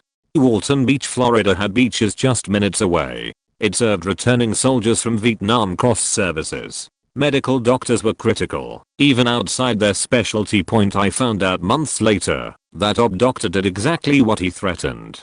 The pediatrician was demoted and transferred to the worst possible base in the AF at the time, a minor clinic in Manuscript. I was that guy. Worked at a kennel for a few years when the owner sold to a corporation. Instead of bringing in people who knew animal hospitality or even liked animals, they brought in a team that transitioned to CVS to a Walgreens. Stupid suggestion after stupid suggestion. It only got worse. Little dogs were let out into a play area without notifying other people who had dangerous dogs right next to them. We were told to move dogs in a certain way that involved them being out in the heat for a long time and a lot of other really horrible things. I was told I'd go to another kennel the corporation owned, all expenses paid, to get a feel for how things could possibly work, to take notes and bring back good ideas. They delayed my trip for 4 months, and when I asked the final time, I was told that was no longer a thing that was happening. Literally the next week, they sent someone from the new team to do the exact same thing. I used my sick time, came back after a week for a day, and then never went back. In the midst of all this, I was verbally disagreeing with a new team manager about a really stupid choice that put dogs in danger, when a very sweet coworker of mine happened in at the wrong time. A lot of facts and bullshits were thrown around by myself before she, visibly upset, asked if everything was okay. Not as good as the others here, but yeah, I guess I needed to write it out. Motherfuck you in the earhole, Louis. Glad you got fired for pretending to cough COVID on someone when the pandemic first started. And fuck NVA. Back in high school, one of my best friends. He's the nicest, calmest guy. I've seen him mad literally once in my life. We were hanging out at his house, and his mom and his mom's boyfriend came in. Her boyfriend went by Mr. Name to my friend and his brother. Not sure why. Guess they weren't super comfortable with him yet. His last name starts with an S, and my friend accidentally mixed up the first letters when he said hi, so Sister M. He chuckled a little, but more as a whoops, my bad kind of reaction. Well, he was standing by the stove, and next thing he knew the boyfriend had shoved him back first onto it, holding him by the throat, screaming him not to disrespect him. My friend's mom tried to pry him off, yelling the whole time. My friend was trying to fight back. I was paralyzed at the table until I heard his brother, who is a year or two younger than me, coming downstairs. So I intercepted him and rushed back upstairs. A minute later my friend came barging in, tearing through everything in the room, screaming how he was going to kill the guy. He tried his damnedest to break everything he could find, including his drumsticks. I don't know why, but the image of him trying to snap them in half is seared into my brain, like a symbol of how mad he was. I wasn't completely sure he would haul off and hit me or his brother if we said anything. He was out of school a couple days, I think because of bruises on his neck. As far as I know they never told anyone, so I might be the only friend of his who knows it happened. Annoyingly his mom stayed with the guy. I think they are still together now, like 15 or 20 years later. Not my place, but boy I hope there were a lot of apologies from him. In high school our civics teacher, who was also our football coach, was a pretty large guy. He was probably 6'3" and every bit of 300 pounds, but not in a fat way, just a large man who looks like he lives in the woods and built his house by hand kind of way. He was always the nicest guy on the planet. He had like 4 or 5 kids, 2 of which were adopted and all but 1 were girls. Whenever his little girls would come in you would just see him melt apart. His oldest son was in like 7th grade and none of the other kids were in school yet. He was such a loving and gentle person to everybody. During class he would always be joking and do everything he could to make the classes as enjoyable as possible. Well, there was this one time we were sitting in class and it had been about 10 to 15 minutes after class started and he was telling us a story about something in the lecture and somebody starts knocking on the classroom door, but they're knocking pretty hard, and instead of just knocking a couple times and waiting they kept knocking and kept knocking. He was telling this story from the lecture and chuckling while telling the story as he's walking to the door, and it was like a night and day difference, because as soon as he grabbed the door handle he went from happy and cheerful to the most terrifying thing I've ever seen. He whipped the door open and the loudest I've ever heard him screams what There were like 4 kids who were late coming to class, and he spent like 2 minutes just tearing into these kids for not only being late to class, but disrupting the class for everybody else by being rude and banging on the door. This entire time he's just yelling so loud, and he's right in their faces. When he finished he told them to get in there and sit down, and then slammed the door so hard the walls shook. Normally you could hear other classrooms talking faintly and stuff, but after that the entire school was just silent. He walked to his desk to a second to get a breather, and then went right back to teaching how he was before. Still to this day the most terrifying thing I've ever witnessed in person. This incident happened when I was in class 10th and the practice exams for boards were going on. For people outside India, consider it the final year of middle school. There was a professor, call him Mr. R, whom we had trolled for the entire year. I agree it's very disrespectful, but you can't expect better from bunch of village kids. He had remained quite patient throughout the year. I suspect if he even understood that we were mocking him. So that day was mathematics exam. As it was a practice test, no one gave a sheet and full-fledged cheating happened throughout the test. In the middle of it, about 1.5 hours had passed, and Mr. R came in as a replacement of the current invigilator. But he really did give a sheet about the exams. He tried to stop the quite open cheating that was going on. A student, let's call him M, mocked Mr. R. For the first time in his career, he probably understood he was being mocked. He turned around and found H, not M, still laughing while the others abruptly stopped. That was when he unleashed his wrath. Slap, slap, slap, slap, probably 10 to 12 times, turned his right cheek red. H was about to cry, but Mr. R showed no remorse, dragged him into the principal's office. We didn't hear about the case for the rest of the exam. However, the principal, a rational man, and also knowing that H's father was an influential man, resolved the issue then and there, without any punishment for H, and not any known punishment for Mr. R for hitting the kids. We still talk about it sometimes, and if M is there, he'll do impressions. He probably enjoyed it the most as H took the hit for his mocking. My English teacher had someone read a paragraph about a slave, then asked questions to another kid about how the slave was feeling. Kid was playing games on his phone, couldn't really answer, and asked how he was supposed to know how the slave was feeling. My teacher walked up to his seat and calmly asked him to give her the phone. He, slightly confused, answered why. And she went, give me your phone, in the loudest voice I had ever heard. Instinctively he reached into his pocket, reaching for his phone, not only confused, but scared shitless. After handing her the phone, he started I want to play a game. Unlock it. Everyone in the classroom was hiding in their seat, shocked to the bone. As he was done unlocking the phone he handed it back, shrieking away from her, like he was expecting a punch, even though her movements were really calm, and she hadn't even raised her hand. Stand up. I'm going to sit here. He stands up, go into the corner, hesitation, now pointing to the corner. Go into the corner. He goes into the corner and looks back. Turn around, turn around. Student is now facing the corner with hands next to his head. Do you understand how slaves feel? It takes almost 2 seconds before everyone realized what the fuck just happened. The teacher gets up, gives the student his phone, and tells him he may sit down. Everyone was dumbfounded for the remaining 10 minutes of the lesson. This was our English lesson in 9th grade in Germany, and it was the most godlike performance of a teacher I ever witnessed. She was usually a calm person, even in our class, that was usually more difficult than others. This was me. I used to work at Fruit named company in their retail stores. I was a technician, so I was in the back room a lot fixing phones, computers, etc. Occasionally you have to call other stores to check if they have parts for a certain repair. Unfortunately we didn't have a special number to get their back room and had to call the main store number like everyone else and sit through the automated phone menu to wait in a queue to get to a human who could direct your call.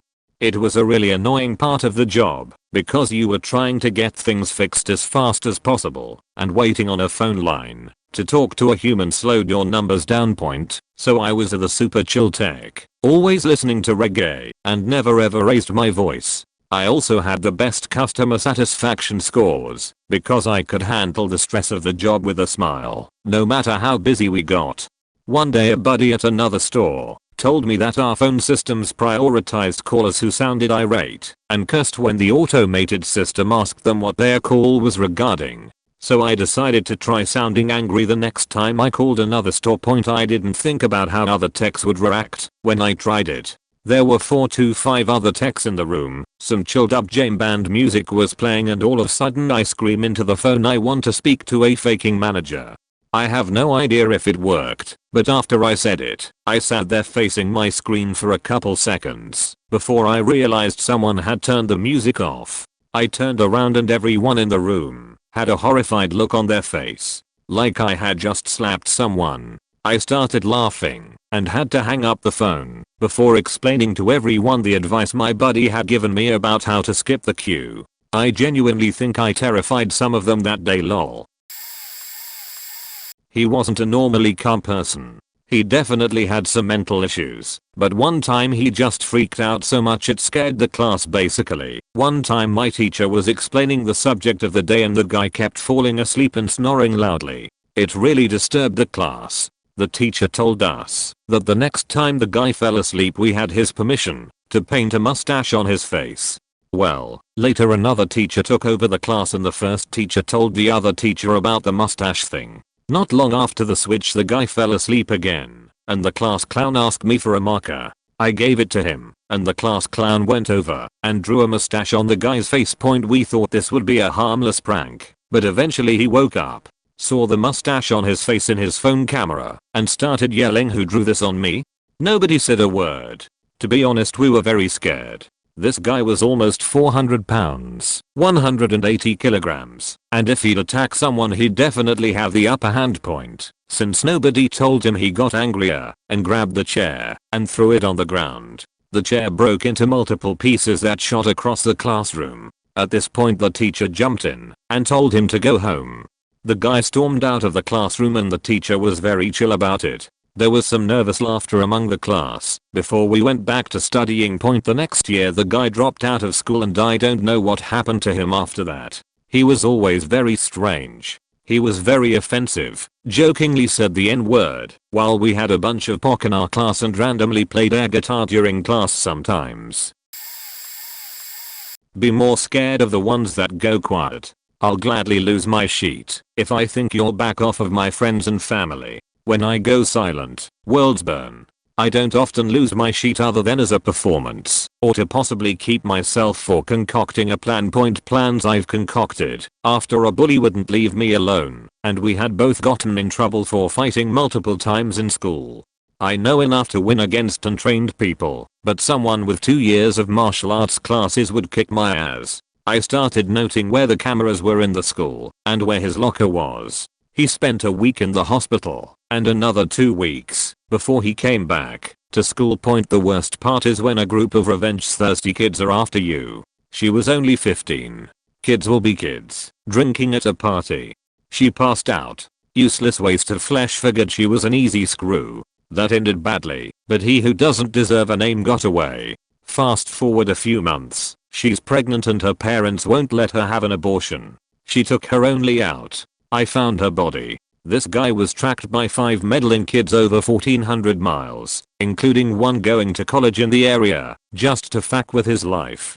Complained calls to managers, possibly stealing mail, so bills wouldn't be paid, or services would be cancelled.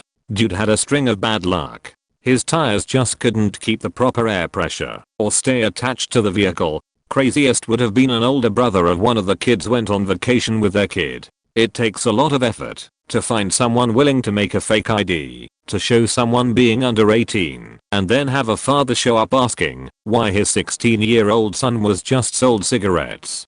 By now you're probably asking why we didn't go to the cops. We absolutely did. We were given the impression that a handful of kids who had been drinking wouldn't be adequate evidence after any chance of genetic matching had been removed. The final end result, an apparent suicide with a very detailed letter that was printed from his own computer. Now, I'll have to plead the fifth on details.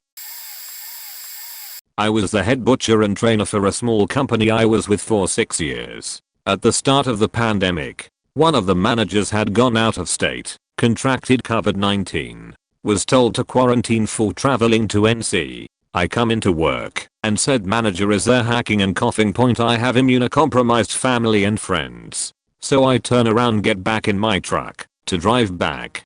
Next day I go to work, said manager is doing the same thing without a mask. Call the owner to let him know what's going on. Maybe 2 minutes passed, and find out I'm suspended without pay for 2 weeks. I'm normal, pretty soft spoken and humble. Easygoing, likes coming into work, rarely unprofessional. However, my whole family has a pretty short fuse. We keep it at check very well, but shit happens. I was overdue for to deliver a reckoning of biblical proportions. Overdue by about 15 years. I was a chef and later a butcher, with a little naval service between the two to help deal with the temper. It worked great till that day. They messed with Ferdinand. I lost it, completely off the hook. Pretty sure I smacked someone in the face with a pork tenderloin I was in the process of pulling out. Then I dropped the boning knife. And distinctly remember smacking someone with it, while yelling just about every vulgarity I'd ever heard between kitchen and the USN. Directed at this tubby Napoleon Bonaparte sized guy. Then dropped the pork and my apron, and walked out. As I was driving home, kind of in shock from how bad the episode was, I got a phone call about 10 minutes into the drive. It turned out to be a future employer. They spotted a old resume I had posted several years ago, and informed me, if I was available, I could work for them. Had a new better paying job offer in 20 minutes of walking out. Why not? I got $5/HRAs, full benefits, 401k, etc. Which caused them to kick themselves in the ass. Because a signed executive order carries the weight of law. So moral of the story is, sometimes you fall in the sheet, but get up and smell like a rose. This did happen. I studied in the same school for 10 years, and we were about to graduate in about a month, so it was our last days in school. Even though in our school there were many groups of students who used to fight each other for dominance, I never got involved even in any quarrel. I was really active in sports, and had athletic body. So few of the groups wanted me to take their side, I never did. I used to sit with nerd group, to keep me out of any fights, even though I had good talk with almost every Dominion groups, and on the last days, we didn't have any class so everyone was chilling, and having fun. But this group decided to mock the nerds group. Thing is, they started to throw trash and stuff, and were mocking them. I was sitting with them, tried to stop them, but realized they will not stop, until they will have their fun, so I sat to a distant place. They didn't come after me, but I heard one of their guys saying here's a coward like his scientist dad. That released my adrenaline so bad, that I don't even realize, when I grabbed his neck, and lifted him up. He was choking, and literally 5 other guys were pulling me, but couldn't move me. I was keep shouting, what did you say? What did you say? Why did you brought my dad into this? The whole class was trying to calm me down, and they were all shocked to see this side of me. Even I can't believe that was me. In the end, teachers heard the noise and came there. They saw nothing. Students spoke nothing. And the guy who was shocked just told teachers that we had a quarrel. Nothing serious because of my calm and good impression. Teachers assumed it was his fault. He tried to take revenge with his group, but as aforementioned, I had good talk with every group, so other 3 groups stood in my defense. He only got a chance to slap me, but his hands only reached my chest. I had a laugh. His group laughed and called it a square. I have a mixed feeling of being proud and regret this incident. But it is unique experience. I've never been offensive ever, since. Sorry for my bad England and long Wales. Apparently, it's common in my family. My grandpa was probably the nicest person I've known. Until he puts on a surgical mask. Any mess ups in the operating room will get you shouted at the very least. Things will get thrown. The person will get suspended. You might end up so scared you pee in your pants. Those were the stories of other doctors about my grandpa. My dad was the epitome of calm until someone insulted my mom. Well, he calmly picked up a chair and beat someone with it. Maybe not too calm, because he also likes to joke around. His best friend, my godfather, told me this story during dad's wake. I even have a few, maybe more than. I'm not calm by any means, more talkative and happy in my demeanor, and I'm told I have an unusual temper. I was looking for my dad, and I saw someone who may have assaulted my dad and the poor idiot went after me with a knife. I popped his arm so hard the bone came out. Point officer vent. Someone grabbed the breasts of an officer mate. From happily laughing and drinking beer to throwing said person across the table, breaking said beer bottle, and walking towards him. My friend said my face looked dead, and it took 3 guys to pull me backwards and another friend had to stand in front of the guy. She told me I looked prepared to run him through with the bottle. Apparently, a close buddy also joined me with another bottle. I don't remember that part. We got called to ours, but weren't punished. Point great aunt was a psychiatrist, and she said I had a mild schizophrenia. Senior year high school, my best friend, a calm, collected and easygoing guy, went full on Hulk mode. Point to set the scene. In winter we would spend recess in the hallways near our main classrooms, and everything was fun and normal as usual. His girlfriend that day wasn't feeling too good, and one of her friends was picking on her and just being annoying, to which she told him to stop, she's not in the mood today. He persisted, so my friend very politely asked him to just let it go today, and she isn't feeling it, and we get back to hanging out. When my friend came back to join us, not 10 feet away from his girlfriend, and said annoying friend of hers, he went back to annoying her, and she eventually starts crying, and her friend then leaves, and enters a classroom, to join another group of friends. It took my friend a moment to notice she was crying, so the friend was already in the classroom. What happened next instilled terror into everyone. He went blank, rushed towards the closed door and blows through it, shocked it didn't break, and grabs the guy from his collar and lifts him a foot off the ground, and slams him into the wall while deafeningly shouting. The guy looked like he saw his life flashing before him, went paler than Snow White. My friend was around 170 centimeters, and it took no less than 5 of the biggest guys to even move him an inch off the other guy. Point until this day, 14 years later, demeanors change when he's present. Oh, I'm usually a very calm person. Avoid all confrontations, and I'm shy around people, unless I know them really good. Point I was once chilling with my friend during lunch break at school under a tree. We were in same class, but different grades. We were just chit-chatting and catching up till kid starts walking towards us. Turns out, one of the kid bullies my friend a lot. At some distance, they started throwing little rocks at us all while walking towards the tree. We ignore them, and I just tell him we can run away right now, but the moment we got up, it was too late. The bully reached us and blocked us. While they are verbally abusing my friend, they suddenly start bullying me. He tried to rough me up as well. First it was verbal. I ignored and looked around for some teacher or students to come and help us. No one seemed to pay attention. We kept quiet until one of the kid pushed me and kicked me. That's when I broke my silence and said that don't kick me or else I retaliate. Happened another 2 times and warned them every single time. The 4th time, when the guy threw a punch, that's when I reacted and the guy was on the floor. The bully friend tried to break the fight. I planted his face in the freaking tree. Both kids had bruises on the face. Suddenly we see students gathering around us, and they were shocked.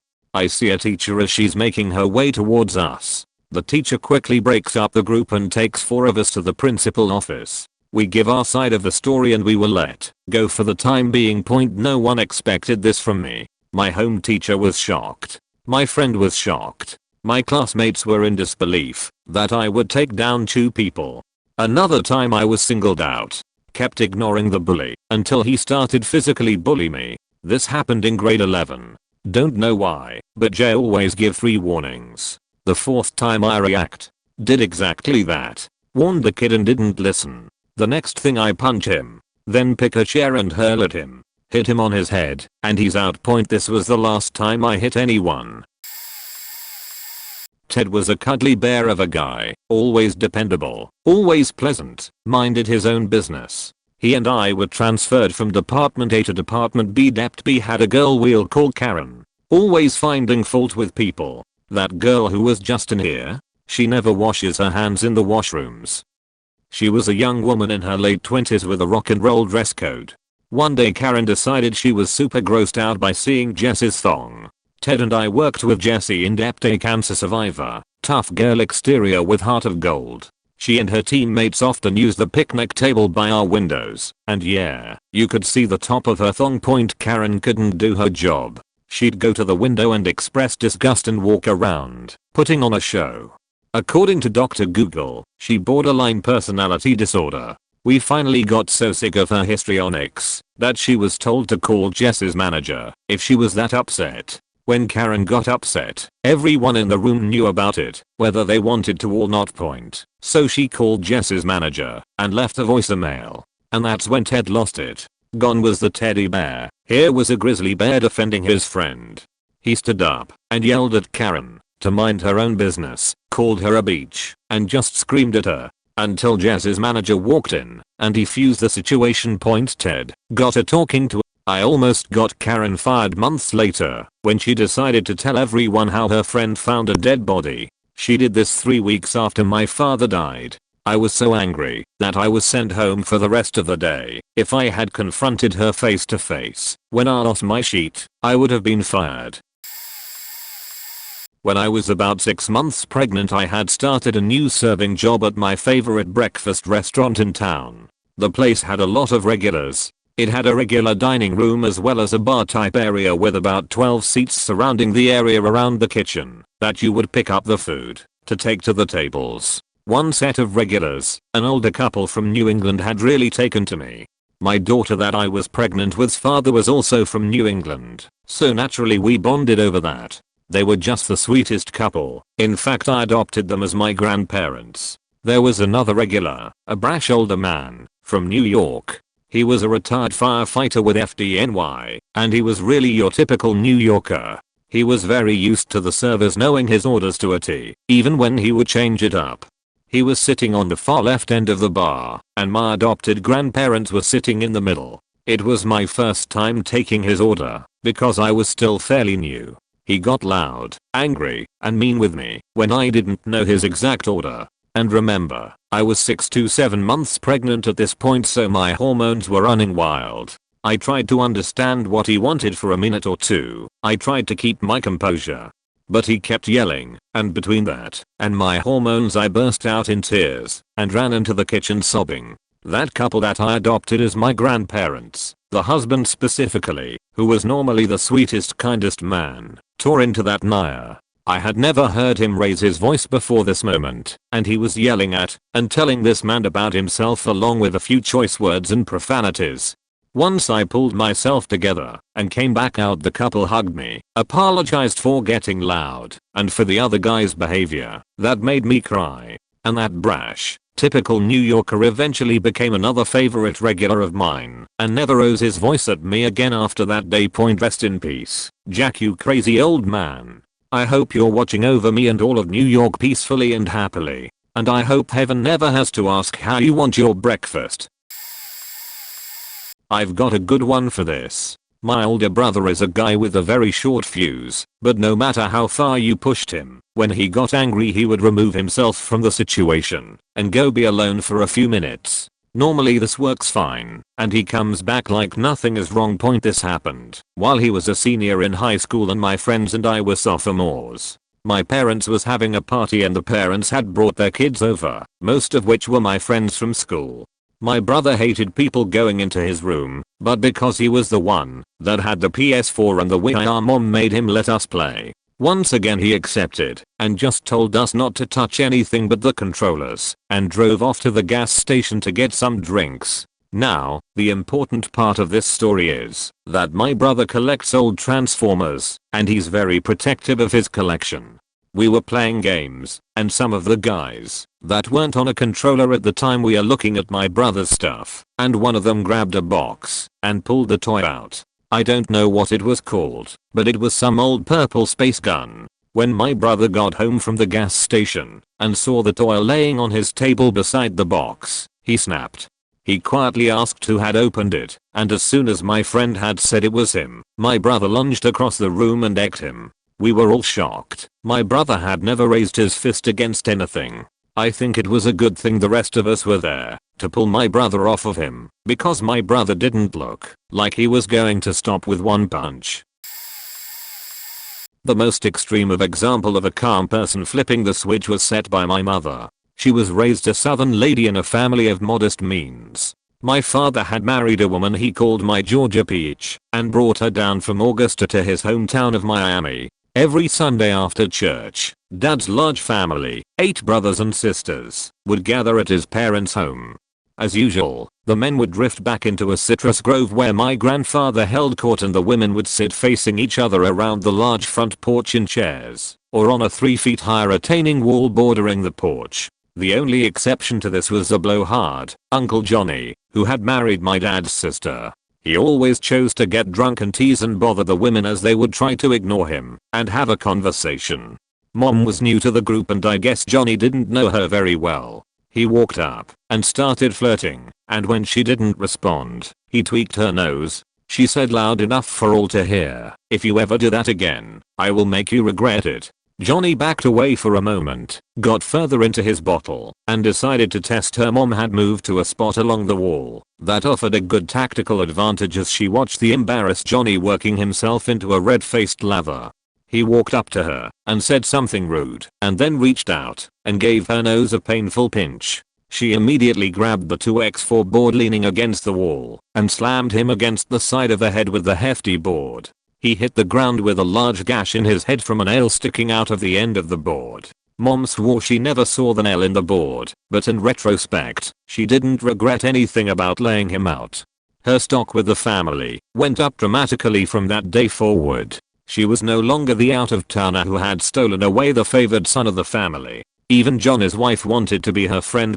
The only downside of this story was that after hearing my relatives all recount this favorite family lore almost every time they gathered, I was so proud of my otherwise dignified mother that I had to be repeatedly admonished for telling all my friends and half of hers about this embarrassing family incident. Johnny never bothered my mother again and stopped hanging out with the women after his embarrassment. My grandfather told him he was lucky that my mother laid him out because my father, known for his temper and background as a prize fighter, would have done far worse. Twice, one violently, one cold. First was one that seems to be a theme here. I went to school with someone who was very bright, tall, posh, and very popular with us girls. So he was a target for the scum in the school, but he was also very gentle. I never heard him shout, swear, and never saw him hit anyone, even in retaliation. Anyway, we sometimes walked home together, and one day this ghastly boy called Tom wouldn't leave us alone. Standard bully behavior. It must have just been too much. My friend turns around, grabs him by the throat, slams him into a tree and looks Tom straight in the eye as he struggles. Memory plays tricks and I can't imagine it is true, but in my head he was almost blue when he was released. He runs off, and my friend just says I'm very sorry about that, and we keep walking. It was the first time I realized just how physically imposing he was. Plays rugby now, not top flight stuff though. The second was at my first job. Standard low resourced small business, and we had a very clever guy working there who management really took advantage of because he could do anything that was thrown at him. There was one project I remember where the company was out of its depth and he just went away and planned it all out. Last thing on a Thursday my boss came out of his office and told us it would be all hands on deck the next day. Our biggest, by far the biggest, client needed something done by the end of the day, so we would need to be in early and would be expected to work until it was done. Clever guy reminded boss he wasn't in tomorrow, and boss flipped and started shouting and shouting and shouting. Clever guy leaned back in his chair and calm as anything stated that he knew that 3 bits of the work couldn't be done by anyone but him, so good luck, and that he wasn't going to work his notice. Boss called his bluff, but was offering him the world by the time he walked out of the door. 5 minutes later we failed to deliver on the project, lost the contract on Monday, and were being taken to court by the end of the week. I've got 2 kid stories. When my nephew was younger, he was the sweetest kid you could ever meet. Polite, quiet, never got in trouble in school. He was in maybe the 1st or 2nd grade, and there were some 6th graders on the bus that were bullying him, calling him names, pushing him, not quite enough to get the full attention of the bus driver, but enough to be annoying. One day, one of the bullies tried to grab his backpack. Something snapped. He stood up, pulled it back, and then starting swinging with it. knocked all 4 bullets to the floor of the bus, and then pummeled the one who started it. Never said a word, and then sat back down. Bus driver pulled over when the commotion started, stood there and watched, kicked the 4 bullies off the bus, and then continued his route. No one messed with him after that. Second one was my daughter. Well liked, got along with everyone. Her dad passed away before Christmas one year, and it came out he was an alcoholic. We lived out in the country and this one kid turned around on the bus one day and started teasing her about bet you are glad your dad is dead. Kept going on about how bad her late father was. I found out later he had been doing this for a few days, but she had been ignoring him because she didn't want to get in trouble. This day, she had had enough. She got up and just nailed him with one solid punch to the face, then hit him with her backpack so he would stay down. He got kicked off the bus at the next house. This was in South Dakota in the winter, so he couldn't put him out without a way to call his dad. Found out later the kid was the son of the school custodian and thought he could get away with picking on younger/smaller kids. Driver was looking for an excuse to kick him off. Driver called his dad. The neighbor, who happened to be my kid's sitter, called his dad, and a couple of days later we went down to the school where his dad marched him out to my daughter and made him apologize. He wasn't allowed back on the bus for a month. He also stopped bullying the other kids. You don't mess with the kids in my family. They have long tempers. A long time ago I was working in a far northern town for several months and staying in the local "old hotel," the town's only accommodation. That included a restaurant and waterhole point. The night clerk was an old fellow, a refined and learned gentleman and former dentist who, due to alcohol, physical infirmity and serious deafness, had ended up in his current position. Outside of dealing with a rare check-in or check-out, he spent his nights reading and doing crossword puzzles. I liked him and often exchanged pleasantries and bits of news as I came and went. Late one night I entered the lobby to see a drunk native harassing my old friend, swearing and demanding something, probably money for more beer, while the night clerk was simply trying to read his newspaper and doing his best to ignore the fellow. I stood by watching in case things got out of hand. After a few minutes of this, with the drunk guy leaning over the desk and being ever more obnoxious, the clerk quietly folded his newspaper and took off his glasses. He reached under the desk and brought out a lengthy piece of wood that I recognized as the hardwood handle of an old-fashioned post-hole auger, about a meter long and 6 or 8 centimeters thick. Without a word or change of expression, he stood and simply two-handed the drunk guy over the head as hard as he could. The drunk dropped like a stone and lay on the floor bleeding and twitching, while the old clerk simply sat down, put his glasses back on, unfolded his newspaper, and continued reading, as if nothing had happened. He never spoke a word, or showed a hint of emotion throughout. It was absolutely surreal. I simply bade him good night. He offered his usual dismissive wave, and I suppose life resumed as was normal for that time and place. I never heard of any deaths, so I presume the drunk woke up and staggered off, never knowing what caused the lump on his head or the blood on his clothes. I'm the normally calm person, at least that is what people think. In reality I'm actually a naturally violent person, so much so that my G/F is unable to sleep in the same bed as me and has to stand across the room to wake me up. It is basically a problem when I'm not yet conscious enough to control. But this is a problem that I have worked on for decades, and so many people see me as a normally calm person to the point that when someone I didn't even know recently falsely claimed that I threatened violence, which I didn't do, no one I know believed her, and the only reason she got away with it was her witness, who I did barely know, was friends with the judge. Long story, because I work on not using violence, I rarely use it, but one time I did resort to it. Was about 20 years ago. Was shortly after I got out of the military, so still a little skittish, and was working for a telemarketing company.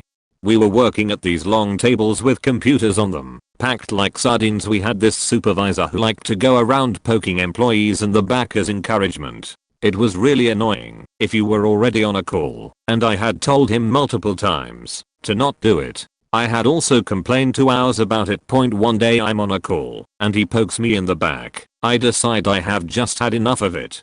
I push back my chair, grab him by the throat, and hold him against the wall. Point. The woman sitting next to me gets all wild-eyed looking, because I do this without even changing the tone of my voice, and I end up finishing the call. I was on point. Then I give him a dressing down about having told him to not do that, and go outside for a smoke. Point. When I get done, and go back inside, end up going 2 hours.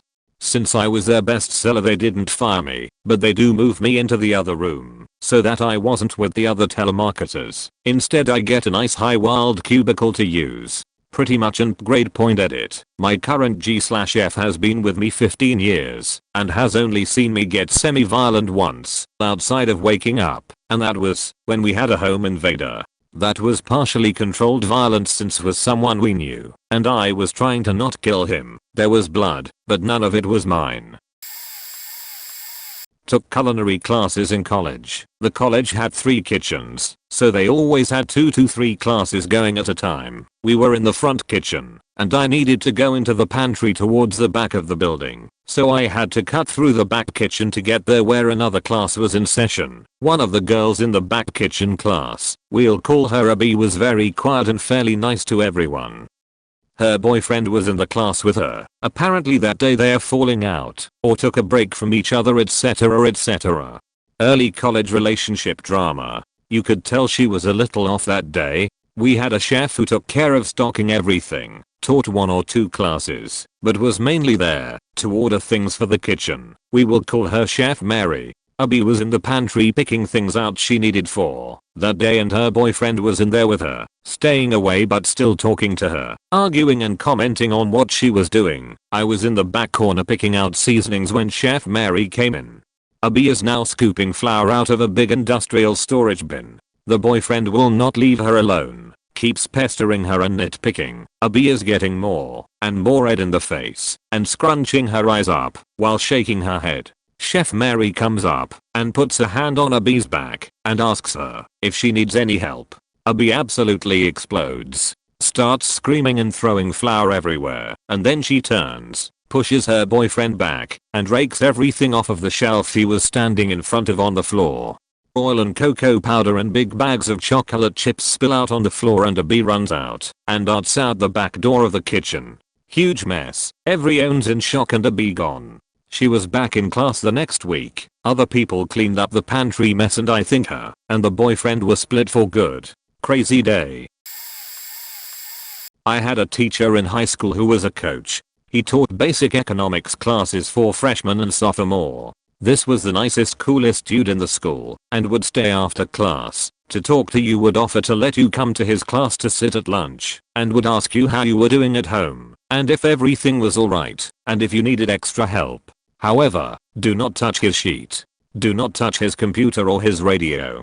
One time we were sitting in class and coach has his radio on. He was one of the few teachers who would play a radio during class, or have music playing during downtime in class, when we were sitting in groups. Since the class is so casual and coach is so calm and cool, one of the students got up and went up to the radio and was like, "Hey coach, check this song out." And he changed the radio to just a normal song, nothing vulgar or wrong, but changed it and turned the music up a bit. Coach, without missing a single beat, ran over to the radio and turned the music off and started smashing and breaking the thing 0 to 100 in an instant, and berated the fuck out of the kid who did it. I mean, full on screaming and "get out of my classroom" intense. I had never seen something like that happen, and all the kids were dead ass quiet and worried for the rest of the day and even week. I had heard stories of this, but had never seen it before. There were rumors of more instances throughout high school. I did see another one, which was a kid went and sat at his desk and started messing around on his laptop. Again, coach got up and ran over and smashed the laptop almost instantly, banging it and beating on it. Again, disciplined the kid and screamed and yelled, and it was just jarring. I have absolutely no idea why or what triggered this behavior, but if you touched coach's stuff it got insane for an otherwise really chill guy. Ages ago I worked briefly in school on the side in a small manufacturing place, helping on the warehouse. Nothing fancy, pulling parts. This was during the Odge trial, the original. I was easily youngest by 20 to 30 years there. Two co-workers were a white and black man of similar age and education. I'd say early mid-50s at the time, so figure they were born during WW2. They were great friends normally, including hanging out outside of work for bowling and movies, but that day they were both on edge. Both normally ultra chill, no matter what was happening. So, everyone wheeled around these carts to pull orders. When it was that time of day, I see them down the far end doing this and chatting. Suddenly I can hear both yelling at each other, just insult after insult, in each other's faces, chests touching, furious. They both knock over their carts and the rest of us are like, what? The whole thing was 20-30 seconds. They both storm off to different parking lots. I see my black co-worker 20 minutes later in the restroom. I have no idea what to say. I'm a kid at this point. So I ask, are you okay? He just kinda smiles a little, says odd stuff, and goes home for the day. Other guy already left. Point next day I see them in the lot, having a heated chat in the morning that ends in laughter, handshake and hug. Ours came down that day, but they both refused to go, saying it's settled. That day they come back from lunch, their eyes red as stoplights. They smoked a stupid amount of marijuana together for lunch. Point never came up again. Zero to earthquake to zen rapid fire, all over odd stuff.